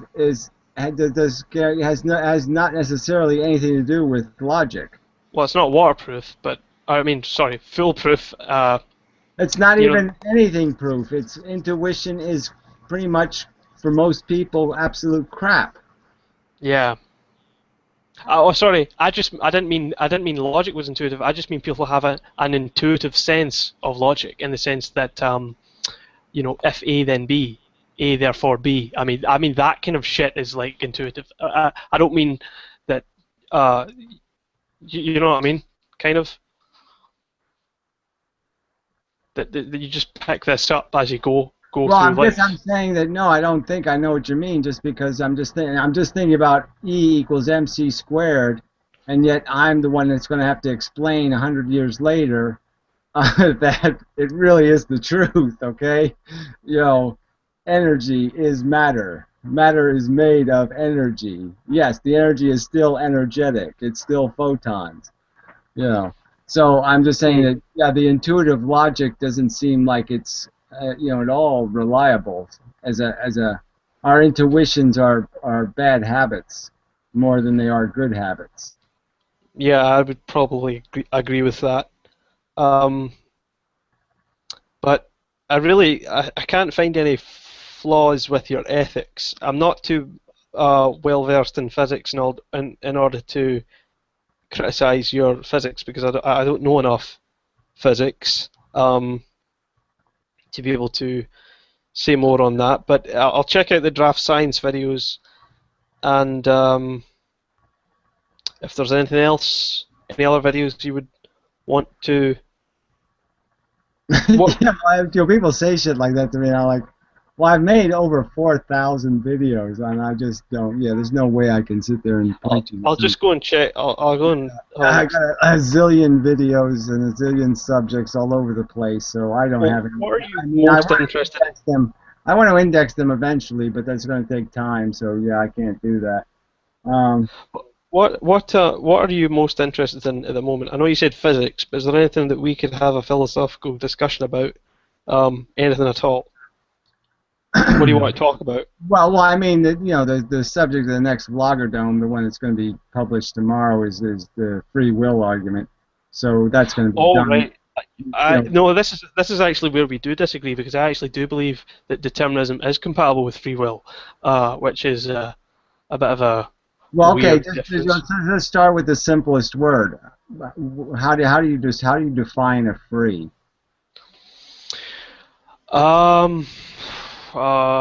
This is what when I just find that when we talk about free will, I use it in the same context that the law would use. Well, then let's talk about goodwill. Okay, so we'll kill the word free because that's a silly word, right? Okay. Okay, so let's call it goodwill. Would you agree that that's a meaningful word? Yes, and I agree that we can have our models of reality affect each other, and we can change the programs running. We can. I watched your video. There's nothing about determinism that says you can't do any of that. The fact that determinism doesn't outlaw Shakespeare. That's what you said in one of your videos, and I love that metaphor because it's so true. Because you can't just sit on the couch because someone's determinism's true. I mean that's a complete. I think that's a stupid thing when people say that if determinism's true. Well, I'm just saying the two aren't compatible, not because you can. Say that there's goodness in inevitability. My point would be our probability, because we're basically just talking, determinism basically just says the confinement is, in a sense, logic. The confinement is the evolution of culture. The confinement is the evolution of means. This is what conforms us. These pressures conform us into a direction. But there's no explicit formula beyond the crude dynamic, right? So, but it is still determined. I mean, you're not gonna say something that's not you. You know what I mean? You're not gonna say something that Joe over there was thinking. You're gonna only think things that your brain can think. So you're always going to be you, and that's the determinism part. Now, whether or not that has inevitable expression in some sort of good way or something, I just don't know how you say the two ideas are compatible. There's nothing. Your will is just a byproduct of your construction. It's nothing more than byproduct. And you didn't choose your construction, right? Well, you didn't do your construction. I'm all byproduct. I mean, there's nothing about me. The good and the bad is all byproduct. There's nothing about me that I did. There's everything about me is the world did by denting me. True, but once you've been dented, you have a responsibility to go out and dent those other people. And if you say I'm not going to understanding those responsibilities is what we're really talking about, right? And so I'm just saying that deterministically, there's no obligation to understand responsibilities. You can be an idiot. Idiot is possible. But I'm saying that freedom matters insofar as we recognise, yes, it was already going to happen anyway. So what? I still have to. I mean, even though it's determined, I still have to go out and. I know, but that's not really the discussion, right? I mean, how we contextualize the failures of people to be reasonable, right? That's all you're really talking about, right? What's the consequence for unreasonable behavior, right? And certainly there's a consequence. We shoot rabid dogs. We shoot horses with a broken leg, right?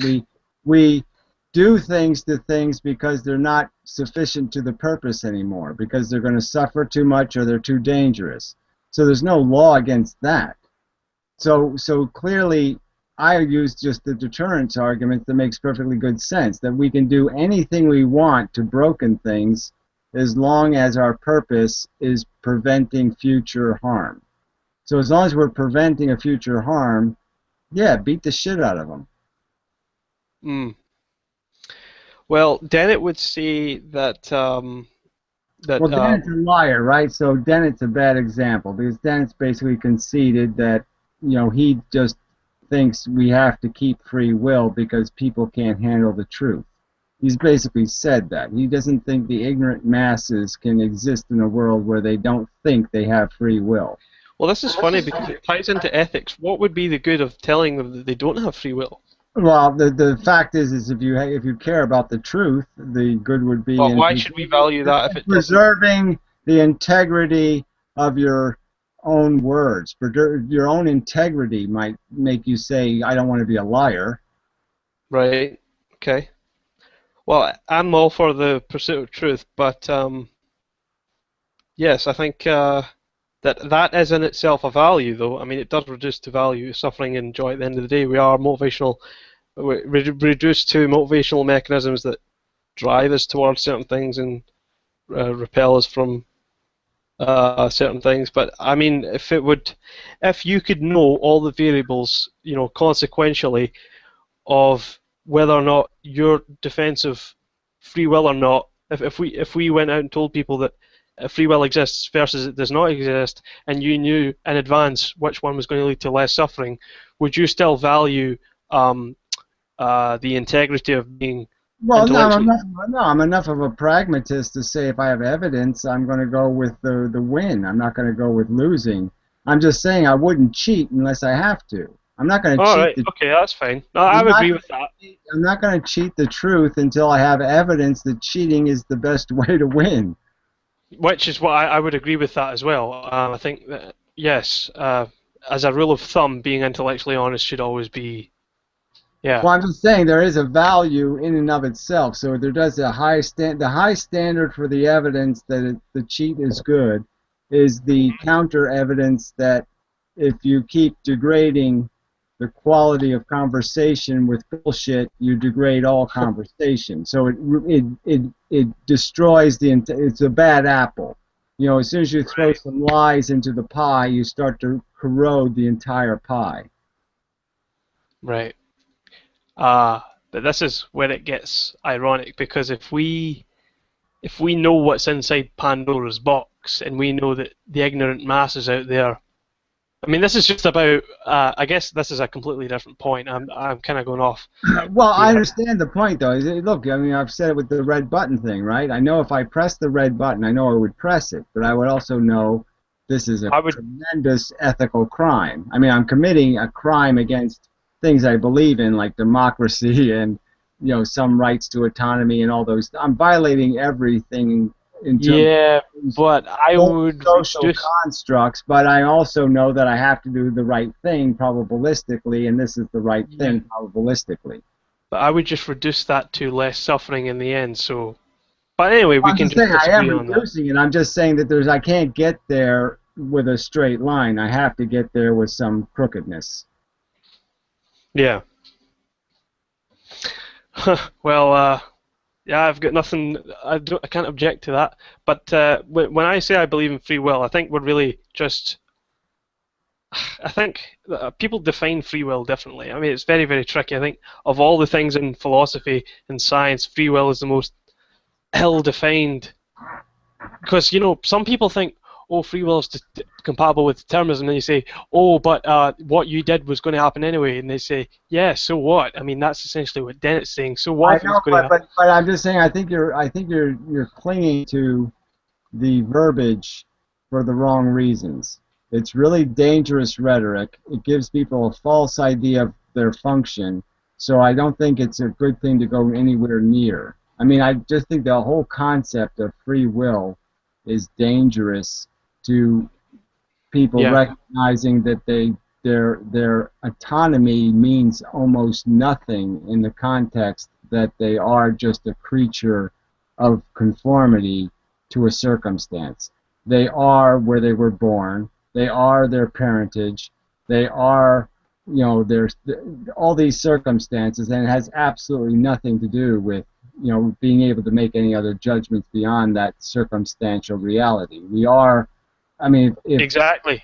You know, if you were born 500 years ago, you couldn't know the theory of evolution. You wouldn't know this. You wouldn't know. You know what I'm saying? You're just stuck in that bog, and we have privilege based on the fact that we're standing on greatness and all that kind of shit. You know what I mean? You have to account for yourself by understanding what it took to make you, and you're made by all these circumstances, and you're not going to correct for the errors of your creation, the errors of your personality, unless you make changes to the circumstances that made you.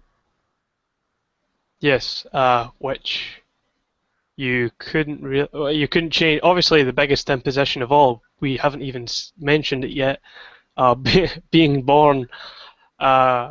You didn't even have a choice over that, so never mind the stuff that's in your life. Well, I'm just saying, but that's exactly the reason why there was no choice is because the persons who were making the decision weren't even making an informed decision. Okay, so now I'm actually starting to believe that there is no... So your obligation would be to create a future where informed decisions are made rather than uninformed decisions.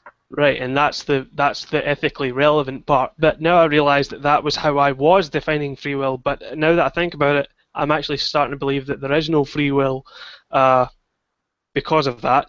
Because, I mean, it does reduce to imposition ultimately, though. But well, I just think that you should try to just weed that out of your vocabulary. Yeah. Yes, this idea of defending the idea of free will just doesn't serve any real fruitful purpose. Maybe free will doesn't exist, but would you say that choice?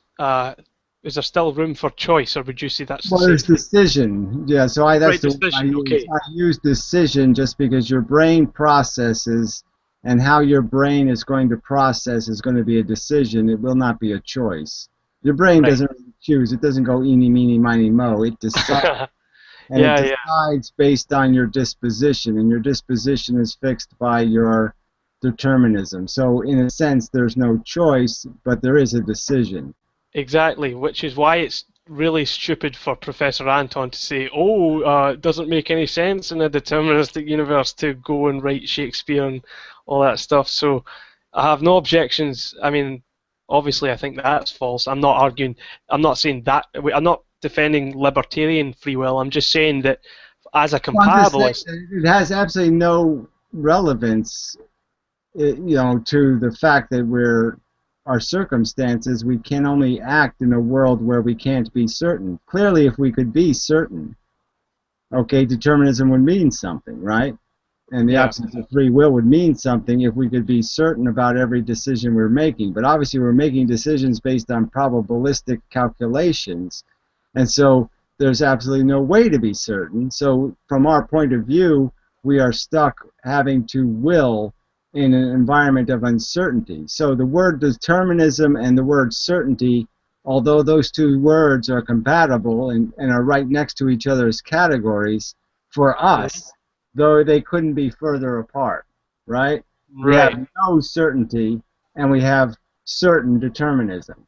So that's the dilemma. It's something that we should have the certainty that goes with the determinism, but we don't. Yeah. Well, I'm you with get- you there too. So well, you've got certainty that you're going to die. That's about all you got. Well, I don't understand how that's relevant. got certainty that you're going to die. You're not being very helpful. Not unless you're some crazy transhumanist bastard who thinks we're actually going somewhere beyond running on Well, a stupid whatever. wheel. I mean, there's lots of ways to get around the idea that you're certainly going to die. Obviously, they could invent a cure for everything tomorrow. You know, the everything pill, and Yeah. you know, Oh, maybe should we take it? I you're mean, not what would going be to the die for a long time, or then you could say, well, maybe they'll invent a computer that can, you know, memorize your brain configuration. You know, that can transfer your brain configuration into a computer, and then in a way Yeah. you'll never die because they could put it on disk and send it into space and blah blah blah blah blah. But I would say, would you say that if you were destroyed right now and you were cloned 100 years later, would you say that you would wake up in that body? Well, I'm saying you're not going to wake up in the same sense as you woke up on Earth ignorant. You're going to wake up already with the same brain state you went to sleep with, right? Are you talking about a clone that isn't me or a clone that is me? You know what I'm saying? I mean, a biological clone versus a complete clone. So if it's just a biological clone, then who the hell knows who I'm going to be? Yeah, yeah. Well, I would say that, and I don't want to defend this here because if you disagree with it, I just want to move on. I don't want to spend time on this argument. But I would say that if you were cloned 100 years from now after you'd just been destroyed right this instance, you wouldn't experience the time that had gone on in your absence. It would almost seem as if there had been no, not only would you, in the sense that your identity would continue, rather you wouldn't even know that there was any. No, I just wouldn't say, I wouldn't use the word clone just because it isn't explicit enough. So you should just say Physical copy. If you were frozen for 100 years, you know, and then thawed completely as you are right now, you know. So I just freeze the way I am right now, and then I wake up the way I am right now. Obviously, nothing has changed for me. I mean, obviously, I just continue as I have been, and I just have to. That's fine then. You've also spoke about, I think you've mentioned reincarnation. You used that as a metaphor. Is that right? Well, I mean, as a practical fact, once you concede that this brain is just a configuration, you know, then you start saying, well, is this brain 1 in a million, or 1 in 500,000, or 1 in 200,000? I mean, how many features of personality are important? Are my blue eyes important? Is my height important? Is my hair color important? You know what I'm saying? So I'm just saying that as a practical matter, if I said I was 1 in 10,000 even, right, then we're saying that in a population of 7 billion, that would be what? No, I don't want to do the math. Too hard to do. That's actually an interesting point. But I'm just saying that the reincarnation isn't me personally. I'm just saying that right. Of course. It's close enough a facsimile of me that I'm going to say it's the same difference. I could say that, like you and me, maybe we share some psychological similarities in our maturation or something, or some shared experiences. And to me, that would be enough to say, look, that's close enough, okay? The emotions are similar, the reactions to circumstances are similar, that, yeah, it might as well be me. What's the goddamn difference? Right. But would you say that if you went unconscious for a while and then your memories were deliberately altered, this is just a hypothetical, I'm not, you know, but if your memories were altered, would you still be the same person? How would you define personal identity? I don't have any real affection for the word person, so I guess I would just say, obviously I am my programming. If you change my programming, I'm a different computer, right? You can't call me Joe Computer anymore. You have to call me something else. Yeah, but so long as computers exist metaphorically in the universe, then there will never be the absence of experience. So it essentially is there's still suffering, and there's still the Titanic hasn't been evacuated yet. So yeah, I agree with your reincarnation metaphor. I don't even know what that means, but yeah, I Well- think it's a real reach. It's still, as long as computers still exist in the universe, experience Sentient machines, sentient organisms. So long as consciousness still exists in the universe, then suffering obviously still matters. It doesn't matter who it's happening to. Right, exactly. So I'm just saying that when I use the reincarnation argument, I'm kind of trying to get people to understand first, recognize similarity, and then when you go all the way, you'll recognize that it doesn't matter even if the person is completely different than you. The Yeah. Well, I suffering is should also. still the same. So the enemy is the suffering in a brain. It doesn't matter what brain it's happening in. Yeah, and I forgot to add, it doesn't matter what's causing either. It doesn't matter what's causing the suffering. Yeah, it doesn't matter whether it's an animal or a human or this or that. It just, yeah, cause is irrelevant. The only thing that matters is its manifestation, and that's the kind of reincarnation I'm talking about. It's the reincarnation of experience that Yes. you're getting. Yes. The bottom line is just the reincarnation of experience, and so you're just redoing the bad experiences, and that's just plain stupid. Yes, reincarnation of experience, not personal identity. I'm with you there. What I would say, though, it doesn't matter what's causing desire deprivation specifically, rather desire deprivation in and of itself at a meta level of what you desire is in itself negative. There's an automatic ought saying do better once you're in a negative state because the repulsion is there, the get away from me, the get away from this is there. So the ought is automatic. So that's how I'd bridge the is-ought gap. But once something is just... Yeah, well, the point is anything that, you know, all ambition can be turned into this same argument. I mean, it's just all, yeah, it's all, if you analyze it, it's all unnecessary movement in nothing but dangerous directions. Yeah. You're just opening bad doors. There's no good door to open. Yeah, it's bad and less bad. Exactly. So, Can I make a yeah, comment, please? Yeah, you can make a comment, certainly. You just Thank you. I wanted to talk about what you were talking about earlier about if you had your memory wiped out and you woke up, would you be the same person? I've spent my entire life being a schizophrenic, so I've lived that very scenario. Oh, that's interesting. Yeah, I've never had it that bad where, you know, I woke up a different person, but I've certainly had psychiatric, what do you call them? Well, I've had psycho, okay, psycho experiences, you know, where I had, you know, just totally, you know, compelling impulses that were just totally destructive. You know, that just came out of like they possessed you, you know, and so I mean I understand that personality, you know, something so countered like by being possessed by somebody who isn't you, you know, and having that feeling of this isn't me. Well, Yeah. also having things come at you that you don't know whether they're real or not. One day I sat around and 2 hours later I realized I had had a 2-hour conversation with a pair of shoes. Holy Yeah. shit. That's wow. So, Yeah, so so your brain can do a lot of weird. The night I had my stroke, I you know, it was an interesting feeling because I was so I was so confused, but I was so confused that I was too confused to realize I was way confused.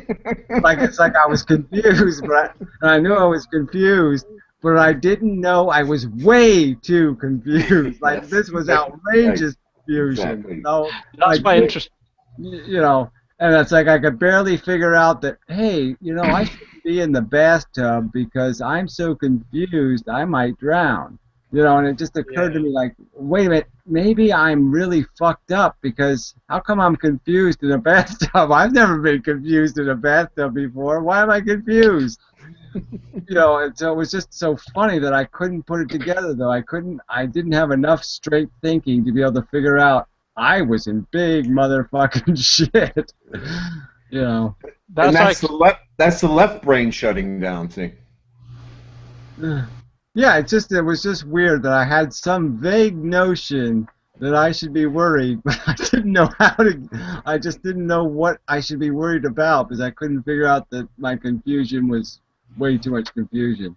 Do you think it's possible to download your mind to a computer though? Eventually? Yes. Well, I think it's possible. I think it will be possible to, for the first stage might be. It is possible. Yeah. Information, yes. Information, absolutely. But cognition is a whole nother thing, and the computers haven't even barely gotten there. Yeah, So- well, look, let's get real. And This is a little bit complicated, so let's not give little trivial answers, all right? We're talking about synapses and the arrangement of neurons and how exactly you would be able to take a picture of those arrangements. And so I'm just saying, let's say they had the technology to do that. I'd say that the first step would be that they would transfer a brain state from one person to another person, but I don't think they're going to have the technology to be able to realize the consciousness in a synthetic machine. I don't think we can do it in practice, but I think it's possible in principle. Well, I think it's obvious. Everything's, in principle, we can know where every photon is. So yeah, I mean, in principle, Right, but it's not physically impossible, but it's just in principle, it's doable. But yeah, we are not going to be around for the billion years it's going to take. That's that transhumanist bullshit as well. I don't believe that for a second. Well, yeah, I just don't know what the point is. I mean, what you're going to. Why would you want to? Like transfer my little wanky brain into some other little wanky asshole wank. Yeah. It just doesn't make much sense. Yeah, there's no point in it either. I mean, who wants to live forever? Once you acknowledge, anyway, I'm not going to go down that road. Yeah, I would like to live forever as well. It's why I write music, because I intend on living forever. Yeah, well, that's a metaphorical eternity, so we're talking about a more real, sentient eternity. I find it sort of a meaningless question. Is obviously I wouldn't mind living forever if all I'm doing is banging the babes and I'm enjoying it. I'm just saying I would pay no money to do that. Okay, I would not be certain of the practicality of it, so I wouldn't invest in it. So let me put it that way. I wouldn't sell my gold for it. Until you wear it down to a little snub. Yeah, I wouldn't mind trying, so. So long as the net positive is on the side of as long as you're on the net positive side of the asymmetry, then it's all good. You're not being deprived. I don't think it's necessarily all good. I'm just saying I'm enough of a heroin addict to say, oh yeah, I'd like to be doing something. So I don't wish to, I'm not making a concession to desire. I'm just saying as a desiring asshole, I could certainly personally say, okay, yeah, it'd be really cool to live forever as the Super Bowl hero getting banged and all that shit. Yeah, okay, that would be cool. Yeah, because you're always on the hamster wheel, so you're not falling off the wheel. So it's all good, but. Well, I'm saying you're still an addict, and you're still just satisfying a stupid addiction. So I mean, it's all rather trivial. I'm just saying it's a trivial answer to the question when I should just say, no, I wouldn't do that. But I mean, to be honest, my psychology would say, okay, yeah, there's some hope in this ego gratification thing, and there really isn't. But I'm just saying I can't psychologically deny that I'm a selfish cunt. So, what were we talking about before that teleportation thing? I don't know. Whether you can know yourself if all your memories have been erased. Oh yeah. Well, that was. I can tell you two things. I always had a sense of self because no matter how many fragmented pieces my brain would be in, there'd still be a piece of the whole in every small piece, and I had to learn to sense that. Because it's interconnected. The other thing is to separate hallucinations from reality. I had to use my favorite term, which is object permanence. hallucinations come, hallucinations go, but the door still gets in your way. Yeah, well, I don't think there's any practical way to have anything called a conscious or sentient moment without it being personal, right? So I don't think there's any way to do it, right? I couldn't give, if I gave a computer just a feeling for a second, it's going to take it personally, you know what I mean? There's no other way to take it but personally. I mean, it's always personal.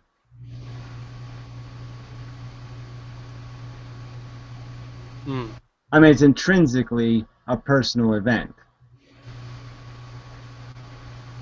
Well, all conscious experience is personal by definition. But well, I just mean that it doesn't have any other flavor. There's no way to depersonalize it. You know, there's no way to make it not something that happens to a thing. Okay, so I mean, it happens to a thing. A thing has to express it. A thing has to experience it. So I'm just saying it's always going to belong to that thing in the sense that the thing will experience it. That's the nature of experiencing, right? It has to be individualized. Yeah.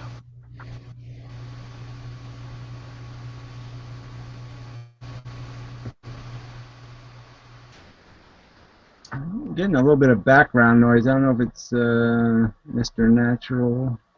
No, it's okay now. It's a little bit of a hum. Oh, it's gone, yeah. But I don't know, what do you want to talk about? I think we've pretty much, I think we've exhausted all of philosophy. Well, you know, we get the idea. Yeah, well, I don't really want to talk about anything, I guess, but that's just me. I mean, I want to just, you know, sleep on the couch. But I suppose I do have the obligation. It's my room and such. Pretty much got to the basics of everything, but I mean, really, all we were disagreeing of mostly was just definitions of words, but really, there's, I mean, that's trivial. The underlying essence of what we're going after is pretty much the same, I think. But yeah, well, all of these subjects are really about,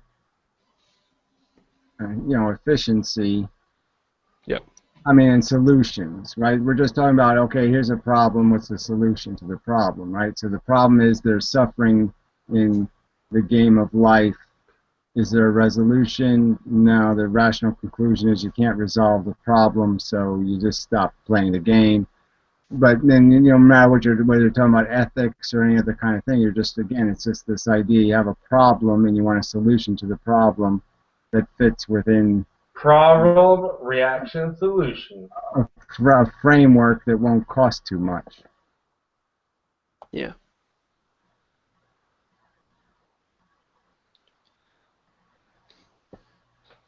Is the room normally this empty, or?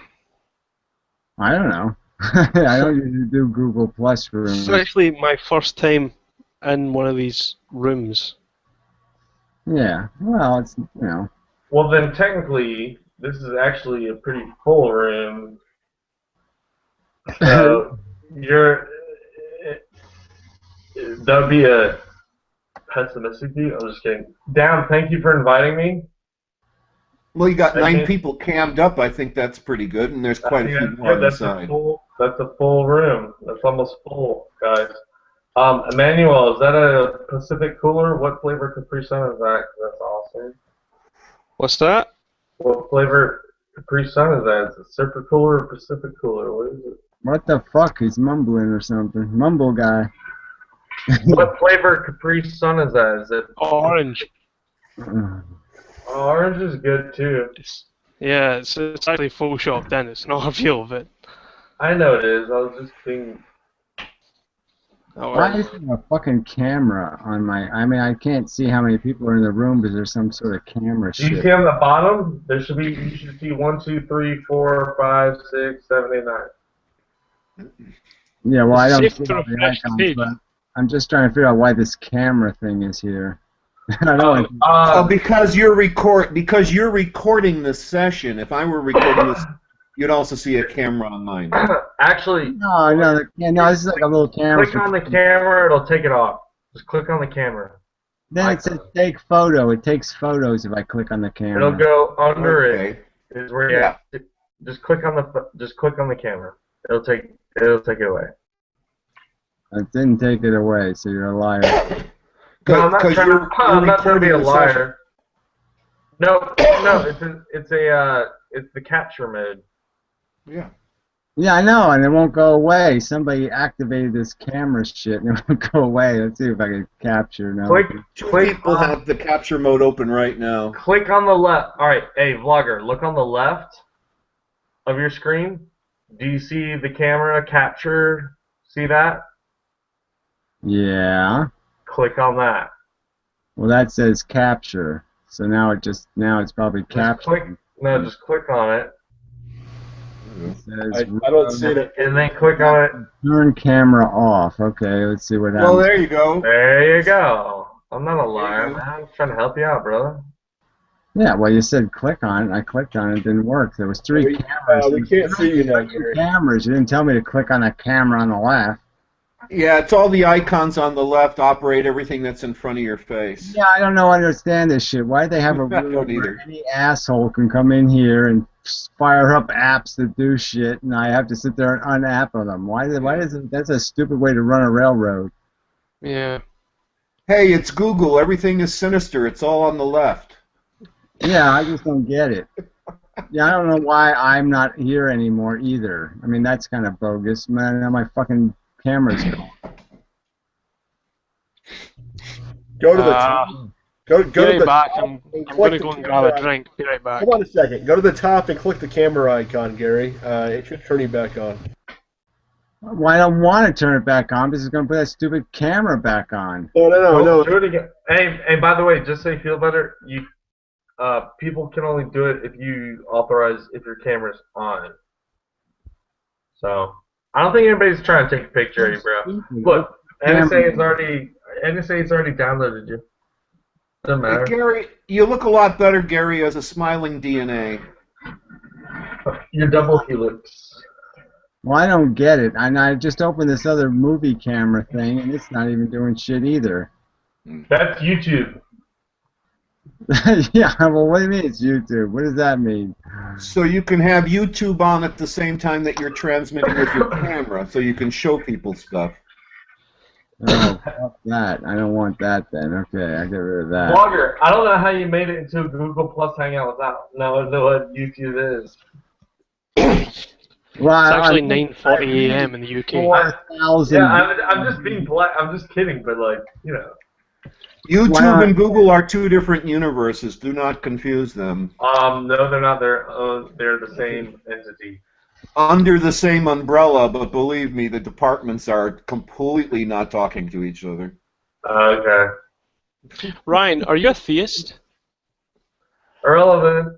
He's kind of a douchebag. I'd say he's a douchebag. Brian, are you a douchebag? I'm not a douchebag, man. I was just trying to help you out. Well, yeah, whatever. You sound like kind of a douchebag. I'm just saying. Just I ask. had a great conversation with the Are you a gentleman from douchebag? It's London. kind of a simple question. I don't know. I think Okay. I'm a douchebag if you think I'm a douchebag, according to you, right? Ryan, it's kind of relevant because it's a philosophy room. That's why I was asking if you're a theist. And that's why I appreciate the background, because I don't just want to go, hey, are you theist? Yeah, actually, I believe in the God. The God. I believe in the God. The God. Well, it's The relevant. God of the God story thing. That's what I don't get. And Mentum gets so angry at me when we're pretty much just just arguing over the definition of epistemology. I don't understand Oh, why. no, I'm a Christian. I believe in the Why God would I of waste my time on a troll? I mean, he's not anything. He's obviously a glibest of the glibest. Look No, at his. not anyone. Why don't you take? I didn't get the God. all over the I didn't get place. to finish because you interjected, my friend. He's like a mega glibest. Why don't you take your anger out on him rather than? He's like a glibest troll. No, I'm not. No, I'm not. douchebag. Yeah, glibest. full douchebag. Well, you could just take your anger out on him rather than going after this epistemology thing. Well, which I is don't very- think there'd be any point, right? I'm holding you to a higher standard. You should appreciate Because that. I'm an ethicist, that's Well, why. I'm just saying, I expect more from you than I expect from a trolly douchebag. I'm not a trolly douchebag. Yes, says you. Okay. Why? Where's your Because I believe evidence? in a God? Give me evidence that you're not a trolly douchebag. So far, you've asked inane questions and So far, I came in here and helped you get your camera off. distracted conversation. No, well, I'm just saying, what have you done? You've done nothing. I've done. Any Christian would do that. Your Just camera. fucking talking. I helped you answer. I helped you fix your camera. Whatever. You're done talking now. Hey Nadia, tell vlogger I'm not a. Tell Any vlogger. Christian would do that, Brian. Because I'm a Christian, I'm a troll. That's not fair. Tell vlog or something. Oh, I kicked the wrong. I'm trying to block myself down. I'm trying to mute myself, brother.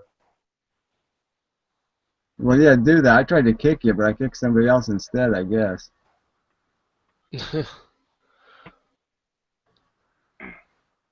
Anyway. I was just Nadia. I was Wait. just telling him we had a great discussion with the guy Oscar from London. That was great.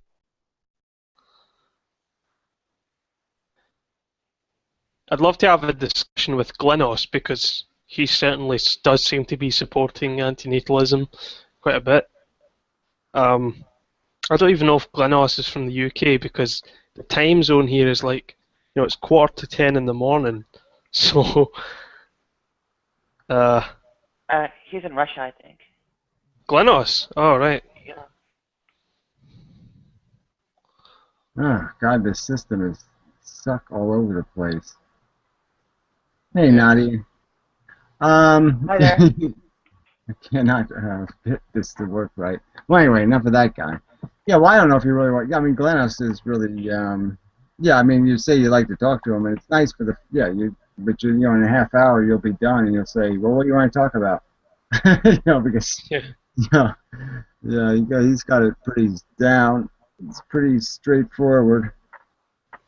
Yeah, I mean, that's what I'm saying. I think we've pretty much exhausted the subject. I don't really think there's much else we can talk about other than, yes, asymmetry, yes, simple logic. We understand.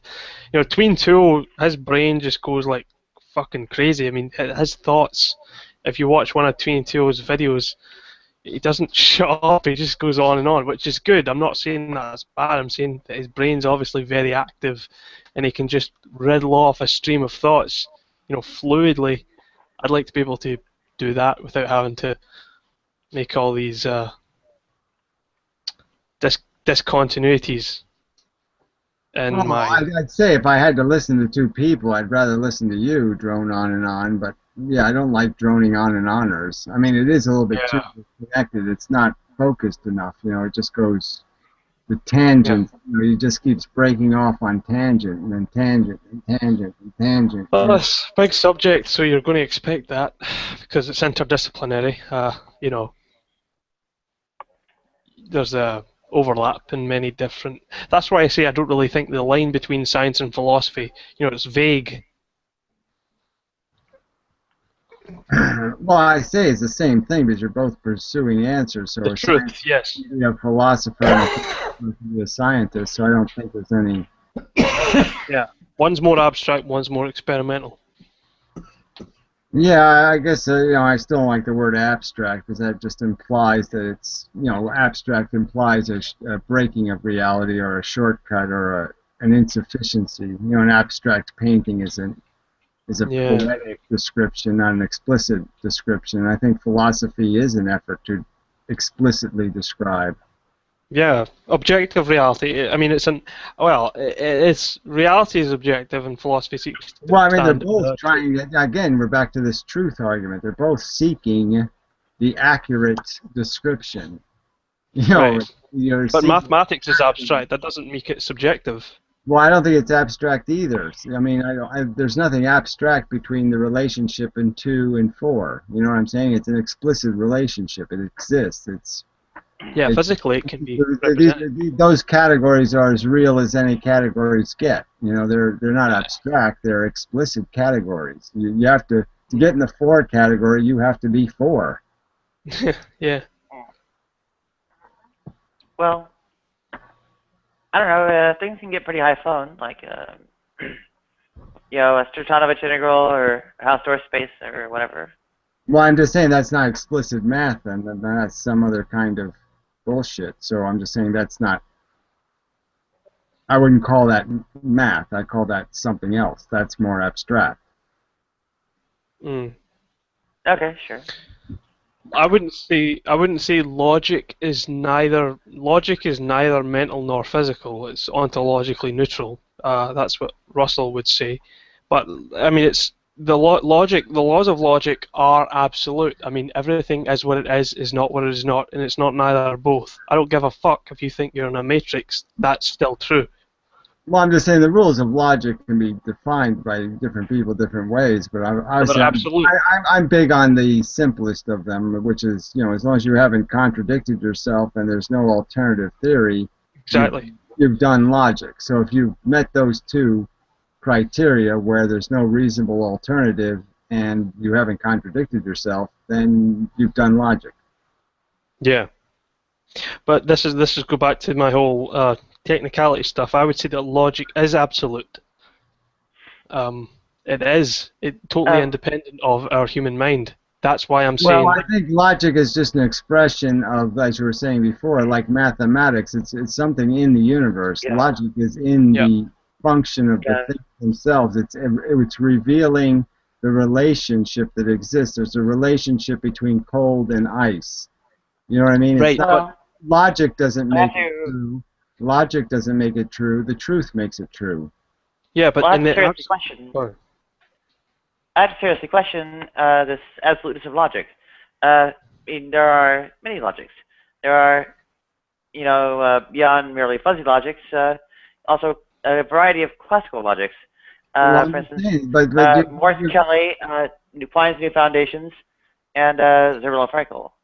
Well, I'm just saying, they're all abstractions, so what's the point? You're just bringing up abstractions again. So yes, because people have used the word logic badly, I mean, why should I waste my time making concessions that those are what we're talking about? We're talking about, you know, just the most basic, the most simplest form of logic, and these are the rules of what logic is, and logic is about relationship.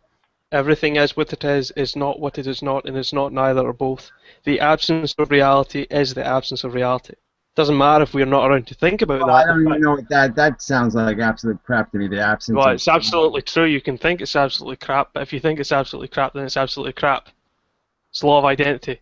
Well, I'm just saying, I don't have any use for that gibberish, okay? So, sorry, again, fail. I know, but it's true. I'm just saying, like, you can disagree over... I would never... Again, this goes back to the epistemology thing. I would never... Sloppy language. I'm not disagreeing. I'm saying the language is so fucking convoluted and idiotic. What's the point?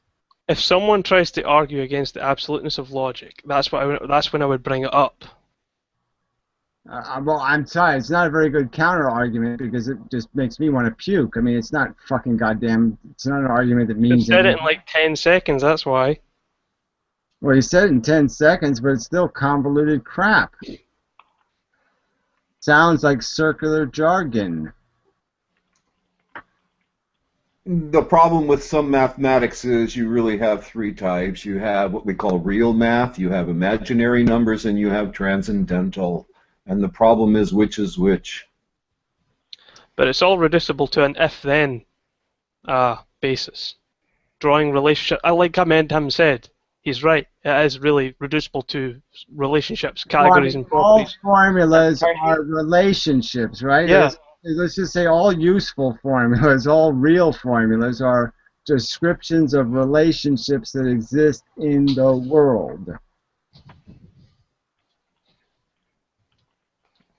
In three-dimensional geometry, that's true, but in four-dimensional geometry, it gets fuzzy. Well, I know, but who's conceding to four-dimensional geometry? I mean, isn't that a concession? That's relativity. I have no obligation to concede to. Why do I have to concede to four-dimensional geometry? You don't have to. I'm just saying that's relativity.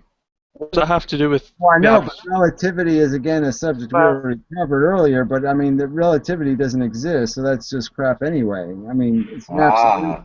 It's an absolute universe with absolute squares and absolute photons, and that's all there are. And well, I should actually point out that relatively posits a four-dimensional space-time manifold is not necessarily embeddable in such a low-dimensional space. well, I'm just saying, I'm doing the draft science videos. We already went over this, so I don't want to do physics some more, but I don't think there's any such thing as space dilation or manipulation at all. Matter changes, space doesn't change. We don't need to strangle epistemology to understand logic, and I agree with the Mentum on that point, but I'm just saying if some asshole is trying to, it's my job to correct them, if they're trying to pollute the language. You always just do that by saying, what do we have evidence of? So let's be fair to the question. Here's a question we're asking. Now, what evidence do we have of the truth? And so that seems to be the first approach, is to go, well, what do we know? And what do you know about reality is, well, then you find out what you can agree on in terms of premises. But obviously when you're arguing with a religious person, they're not going to agree to any premises. Their premise is God exists. That's their premise. Yeah, and then I would ask them, how do you know? And they would have to offer me a method. Just say, I know. But that's not evidence, though. I know, but when have they ever been required to have evidence? They've never been. Exactly, because they're irrational. Well, I know. Well, that's what you say. That's why I'm just saying, you can't start a logical conversation without first saying, look, we can't. Faith isn't a legitimate you can't communicate faith to me. Yeah, so they're as good as nothing. So you have to communicate to me an argument that makes sense. And do you think there's going to be any sensible argument you can make to me, somebody who knows about evolution and science and physics? Do you think you have any hope of making a rational argument to me, saying that there's a God, and if you believe in him, you'll believe in him? Well, that's a silly notion. If I believe in him, I will believe in him? Oh, gee, that's interesting. Yeah. Yeah.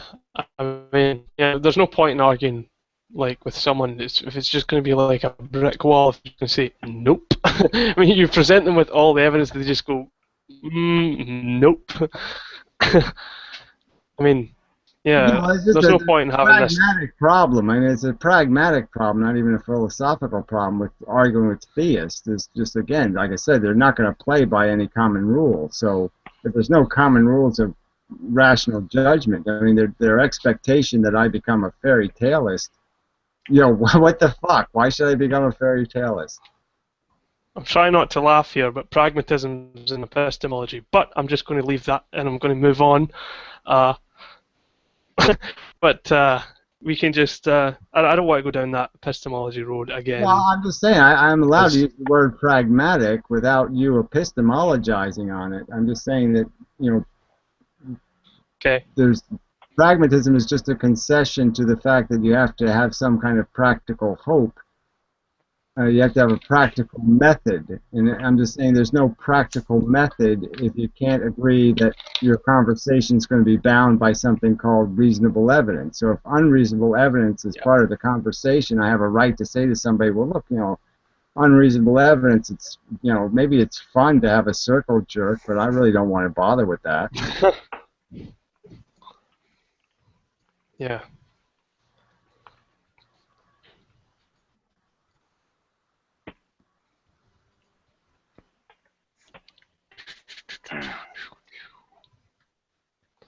I mean, it is disappointing that people are just so, I complain about it all the time, but I mean, people opine way beyond their qualifications. I mean, people haven't thought about anything, and they have opinions about everything. Yeah. And so, they spend 3 minutes contemplating a subject and say, I have an opinion. Well, yeah. That's special. I mean, I'm really happy for you, but I mean, man, it's just totally unearned. So these people religious people obviously haven't thought about what it means to have a brain and to do logic and think and evidence. Exactly. They have no ability to have to think constructively because they obviously have no respect for thinking. Because they don't want to. They already start with a conclusion. Exactly. They already have a comforting truth, and that's all they need to know is that my couch is comfy, and I don't want to sit in any other couch.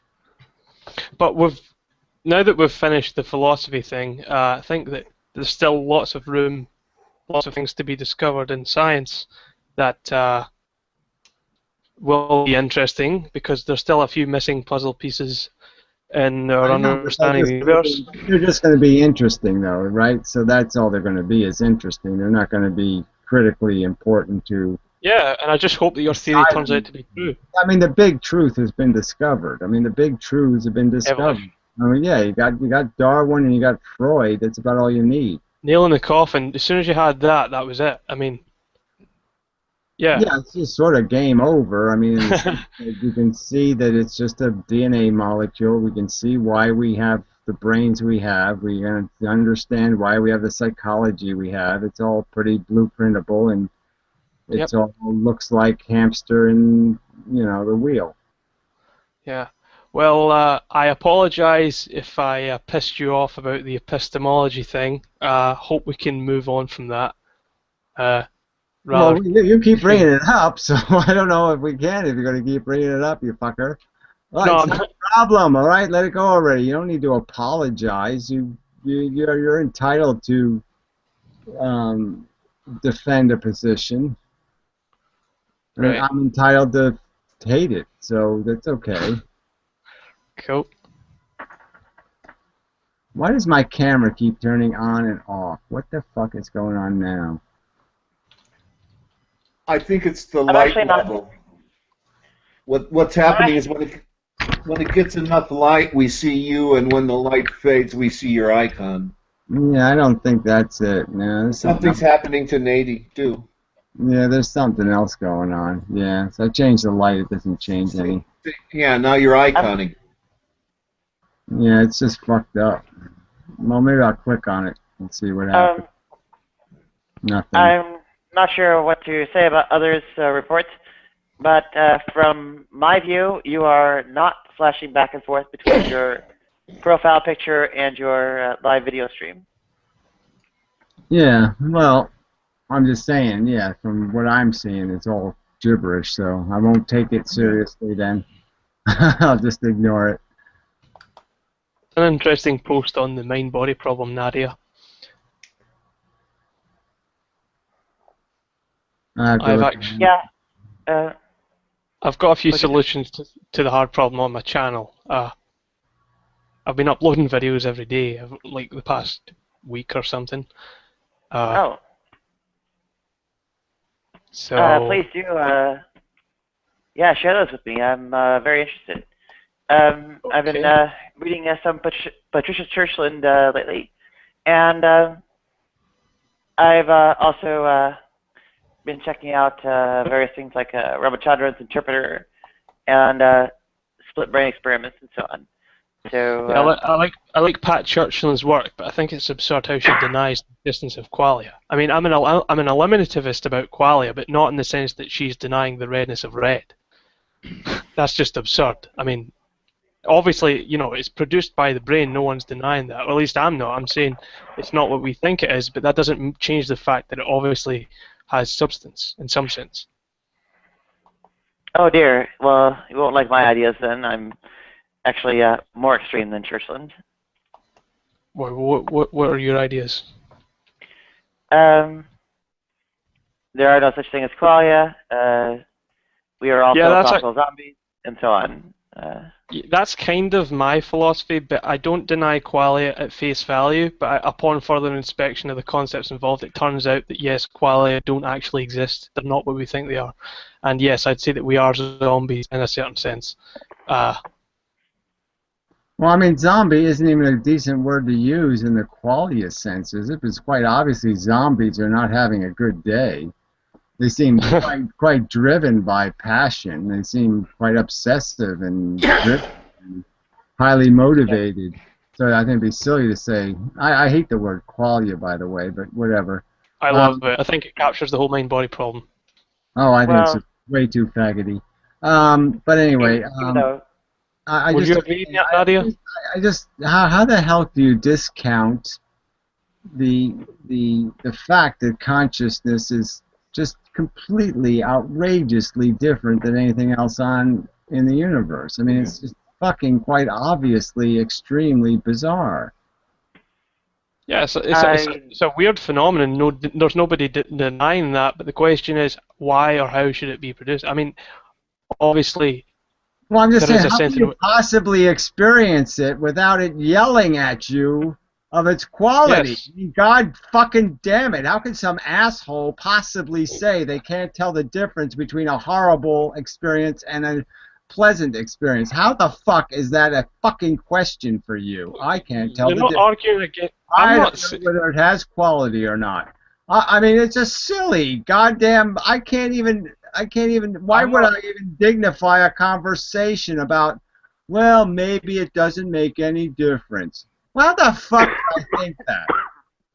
I'm not saying that at all. In fact, I'm saying the exact opposite. I'm saying I'm not feelings... saying you're saying. I'm saying she's pretty much saying, or she's saying that, right? This other zombie asshole is saying. Feelings are the only thing that matter. Once you have negative states of being, there's an automatic odds you can do better. If I may, sure. I would still count these experiences of suffering and such, even as much as I deny this particular experience, as very moral imperatives to counteract and such.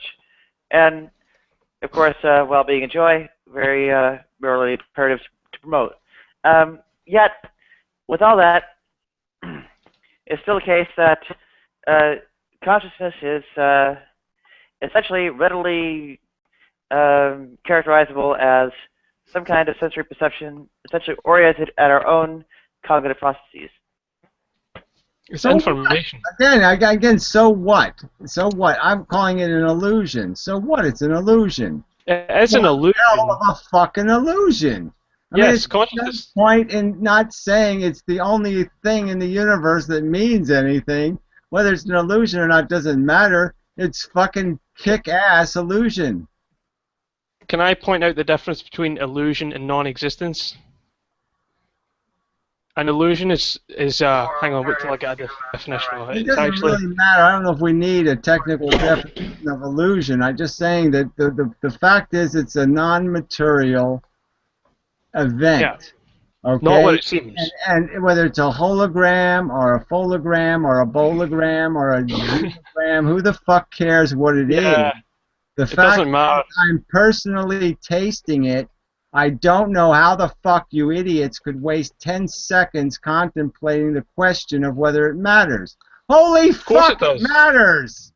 Of course it matters. I'm not... Yeah, I know you're not... It's not a question that should be open to debate by anybody who's conscious about whether this is the game. This is the game. There's nothing else happening in the universe more interesting than this shit. Which is why it's my job to communicate this to people who don't know that, Gary.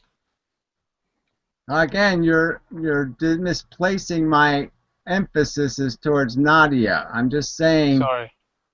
You know, there's no point in having in over-analyzing, because the analysis of your own visceral experience is going to be so overwhelmingly conviction. There's no way to rationally diminish your experiential evidence. But I'm quite interested that Nadia is actually aware of qualia, because not a lot of YouTubers seem to focus on qualia, and it's one of these really underrepresented, under-discussed. I think it's a silly thing to discuss. I just don't understand why would we bother, why would anybody waste time discussing the fact that we're having a qualitative experience? The same reason anyone would study anything, just for the sake of it. I mean, it's just fun to talk about, it's fun to discuss. It doesn't need to be for any practical purpose. Why would a mathematician... Well, the reason why people are talking about it is to dismiss it. So I'm just saying that everybody I see talking about it on YouTube are doing it so they can dismiss the meaning of it, so they can excuse all kinds of torture. Well, that's not... I'm saying qualia exist, but they are physical nonetheless. That's my point. My point is, again, I'll just say it again. The only people I see having this idiotic conversation are Well, people they're wrong assholes. That's what they are. people who wish to negate the fact that it matters. And they're wrong assholes, like I said. Yeah, I would say that someone who does what you say is a moral monster. Now, I personally would argue that, in fact, the essentially objectivity of this inner experience, so to speak, makes it all the more morally imperative to counteract suffering and enhance well-being and joy. Agreed. Well, I'm just saying, then why would you bother having a conversation about its integrity? No, she's conceding it as objective. She's saying it as objective. Well, then what are you having a conversation? I don't understand then. Why is qualia subjective or not meaningful or something we need to talk about? I don't understand. It exists. If you concede its existence, then why is there any further conversation? Because we're trying to get at the exact nature of it, not because it's anything to do with ethics, but just for its own sake as a matter of pure intellectual discussion, just because we're interested in the I'm just saying that the intellectual discussion always ends up just leading to some kind of crap that says, well, it's just neurons, man. Well, those people are assholes, and I'm not trying to... Just yeah, I would say they're assholes. Universing. That's not a point. I think you're attacking a straw man, Gary. That's not at all what I'm trying to do. Or I know you're not saying I'm doing that, but I know the people who do that don't understand what the whole point of philosophy of mind is. It's got absolutely nothing to do with ethics. I can't help but react to this when somebody's saying the Jews look like they got horns on their head. Then I'm just going to react to it and say, oh no, you're not going to do this shit again, are you? Yeah. Yeah, if I may, for me personally, qualia is not a major point of investigation or contention, and I'm primarily concerned with other aspects of the mind-body problem, like intentionality. Well, that and of course the nature of self, free will, so on. All right, okay. They're all interconnected. I mean, ethics, free will, consciousness. They're all, you can't. They're all related. There's no denying that. I think that those are the really last interesting questions for philosophy. Everything else in philosophy is not really that interesting. The only interesting shit is consciousness, free will, and ethics. Would you agree? Absolutely, and I think it'll be down to ethics alone at some point. Well, I don't see how it's an interesting conversation. The interesting conversation is why is it so hard for people to figure out what I figured out when I was 7 fucking years old? I mean, why do I have to have a fucking conversation as an adult about shit that was obvious when I was 7 fucking years old? But you're going after the ethics. No, I'm going after the entire subject. I mean, I didn't have any problem at 7 years old figuring out that the other human beings were feeling just like me. Okay, and that I couldn't just hurt them for my profit. I could figure that out at 7. I could figure out the animals were sentient, and so I wouldn't go out and just stomp on them for no good reason. So I figured you're that. Not alone on that, because I wouldn't do that either. But when people talk about being eliminativist about qualia, what they're not denying the subjective feelings. What they're denying is that. That they are non-physical, or at least in addition to brain states. I think that's what they're saying.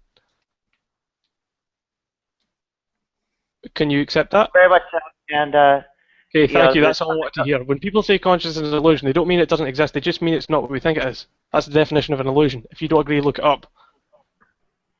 Yeah, and also that characterization in terms of physical manifestations like brain states makes it objective instead of subjective. So the utilitarian calculus is no longer muddied by the concerns about subjectivity. It's in fact objective. So. Yeah, it's objective insofar as subjectivity can be captured in an objective sense by taking into account each subject, if that's what you're talking about. Like, I know that's just more words. I apologize. But yeah, it's subjectively experienced, but the fact that it's experienced is an objective fact. So exactly. No point in having why do we have to? I'm just saying I don't find it at all fruitful, to sit there and have conversations about whether the turtles that Darwin was analyzing were mechanical robots implanted by Martians. Well, yeah, I don't think there's much point in doing that. Agreed, but I have to do this, Gary, to defend against those assholes who are attacking Ethylism, and it's my job to communicate with them. That's why I'm doing this. It's not because I'm saying it doesn't matter. I'm saying I have to communicate. I understand, but I just don't know whether that it's a fruitful strategy. That's all I'm saying, because it just opens the door to this being a legitimate conversation that human beings have to have about figuring out whether suffering sucks. If somebody doesn't say suffering sucks, they should just be shot in the fucking head. Well, we can say that. Well, okay. I mean, you know, that's a very different issue. That's essentially, you know, argument against, well, Amor Fati, right?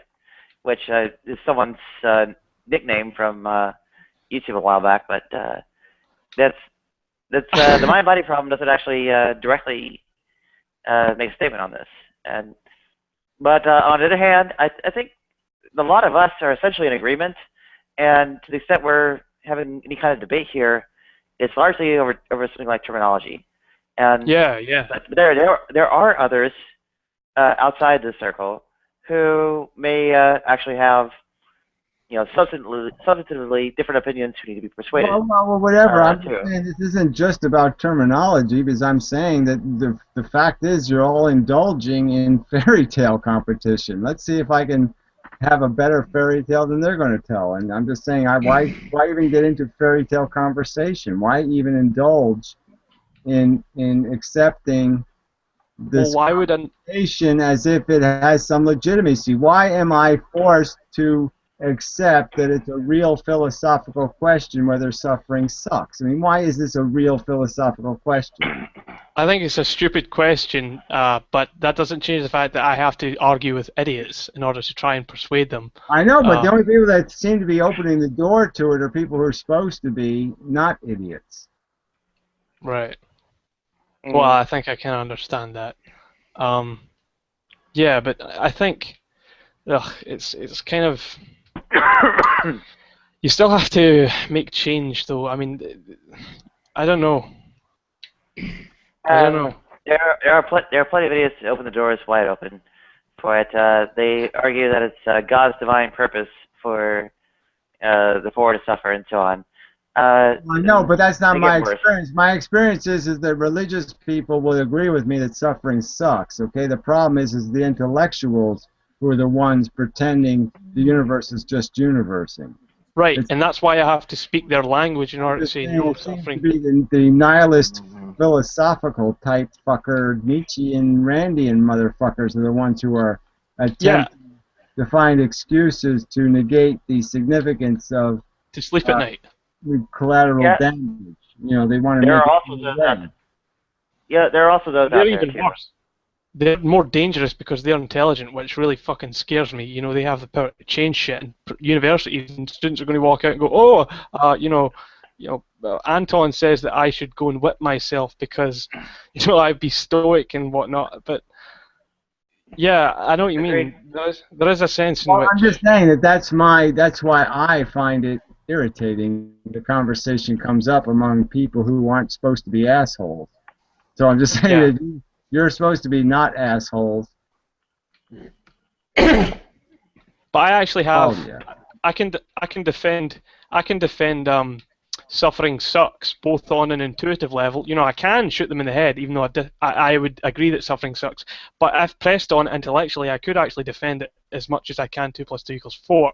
If someone actually asked me to defend it. But I'm just saying, you know, whatever. Yeah, I don't know how you can defend it beyond the fact that you have to make an argument from the fact that my personal experience is certainly different than your personal experience.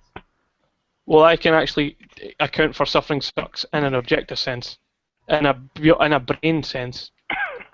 Well, I'd say in a linguistic sense you can't go anywhere but to the suck word, because I don't think the word suffering would mean anything if it wasn't tied to bad and suck. So I don't think that's a word even. Well, in my opinion, suffering sucks expresses a logical truth. It's essentially saying without the negative. I mean, It's essentially saying the character is part of negative its is negative. definition. That's what I mean. Well, I'm just kind of saying is the water's wet and suffering sucks. These are things, the words that are so tied to each other you can't separate them. Yeah.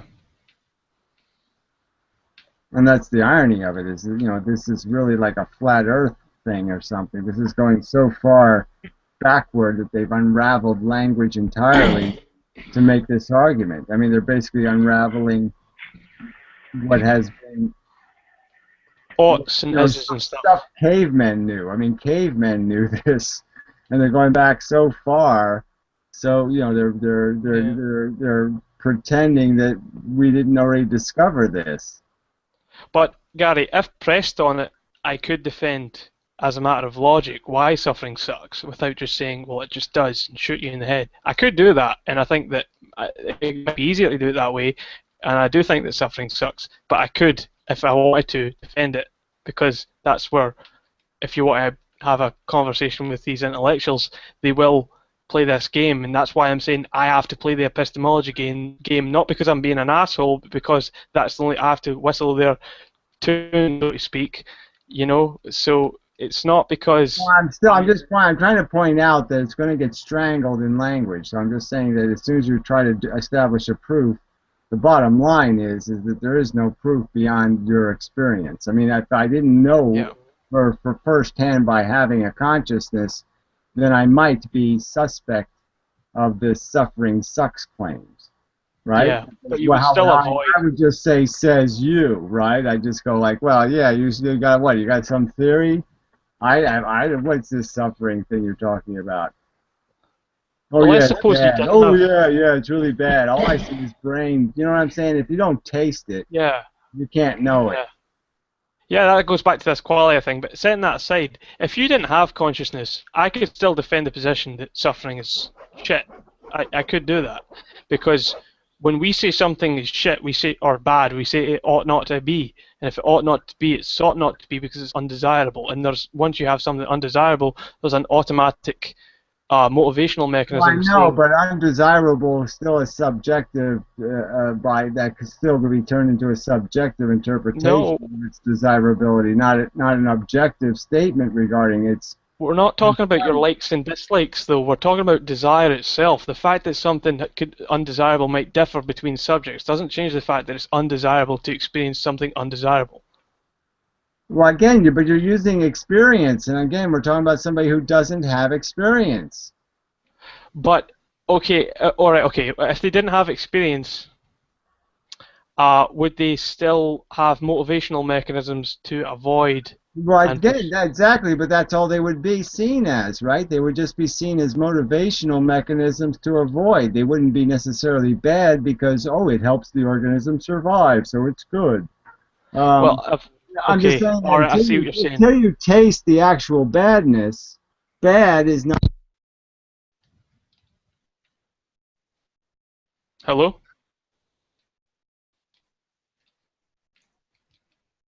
His mic got dropped somehow. Oh. Yeah, I'm not hearing it either. Well, I was saying until you... Gary, no one can hear you at the moment.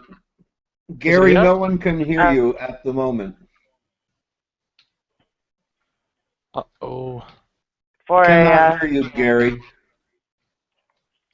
Nadia, Gary was saying until you taste it as bad, then it can't be defined as bad. But bad is essentially what someone deems ought not to be the case.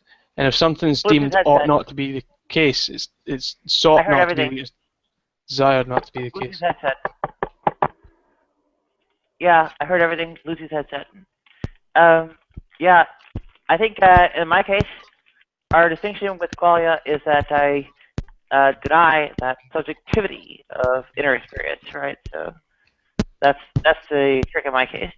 Right. Well, I would love to actually have a discussion with you on qualia sometime, because I think you take it seriously, or at least you acknowledge the concept, and you seem to have studied it. And I am an eliminativist about qualia in some sense, but it's very technical. Well, I cannot guarantee that I am very technically sophisticated in the field, but I am at least acquainted with the concept, and however however well grounded it might be, I have an opinion. Yeah. Well, I've got a theory about what the redness of redness actually is. And it's not separate from the ability to make it stand out from that which is non-red. It doesn't exist in itself. It's a side effect of the ability to make them contrast and stand out from each other. Colours. Excuse me, everybody. Can I break in for just a moment? Sure. Okay, Gary's meter is bouncing up and down. He's trying to talk to us all, but it's breaking up. Is anyone else hearing him clearly, or is he Yeah, I can broken hear in it. for everyone? Oh, James Young Savant is here. He's breaking up with me for me as well. I've not actually spoken to James before. Oh, he's left. Oh, crap. Gary, something's wrong, and he's not hearing us say that something's wrong. Going to stop and start the room, he says. Hey,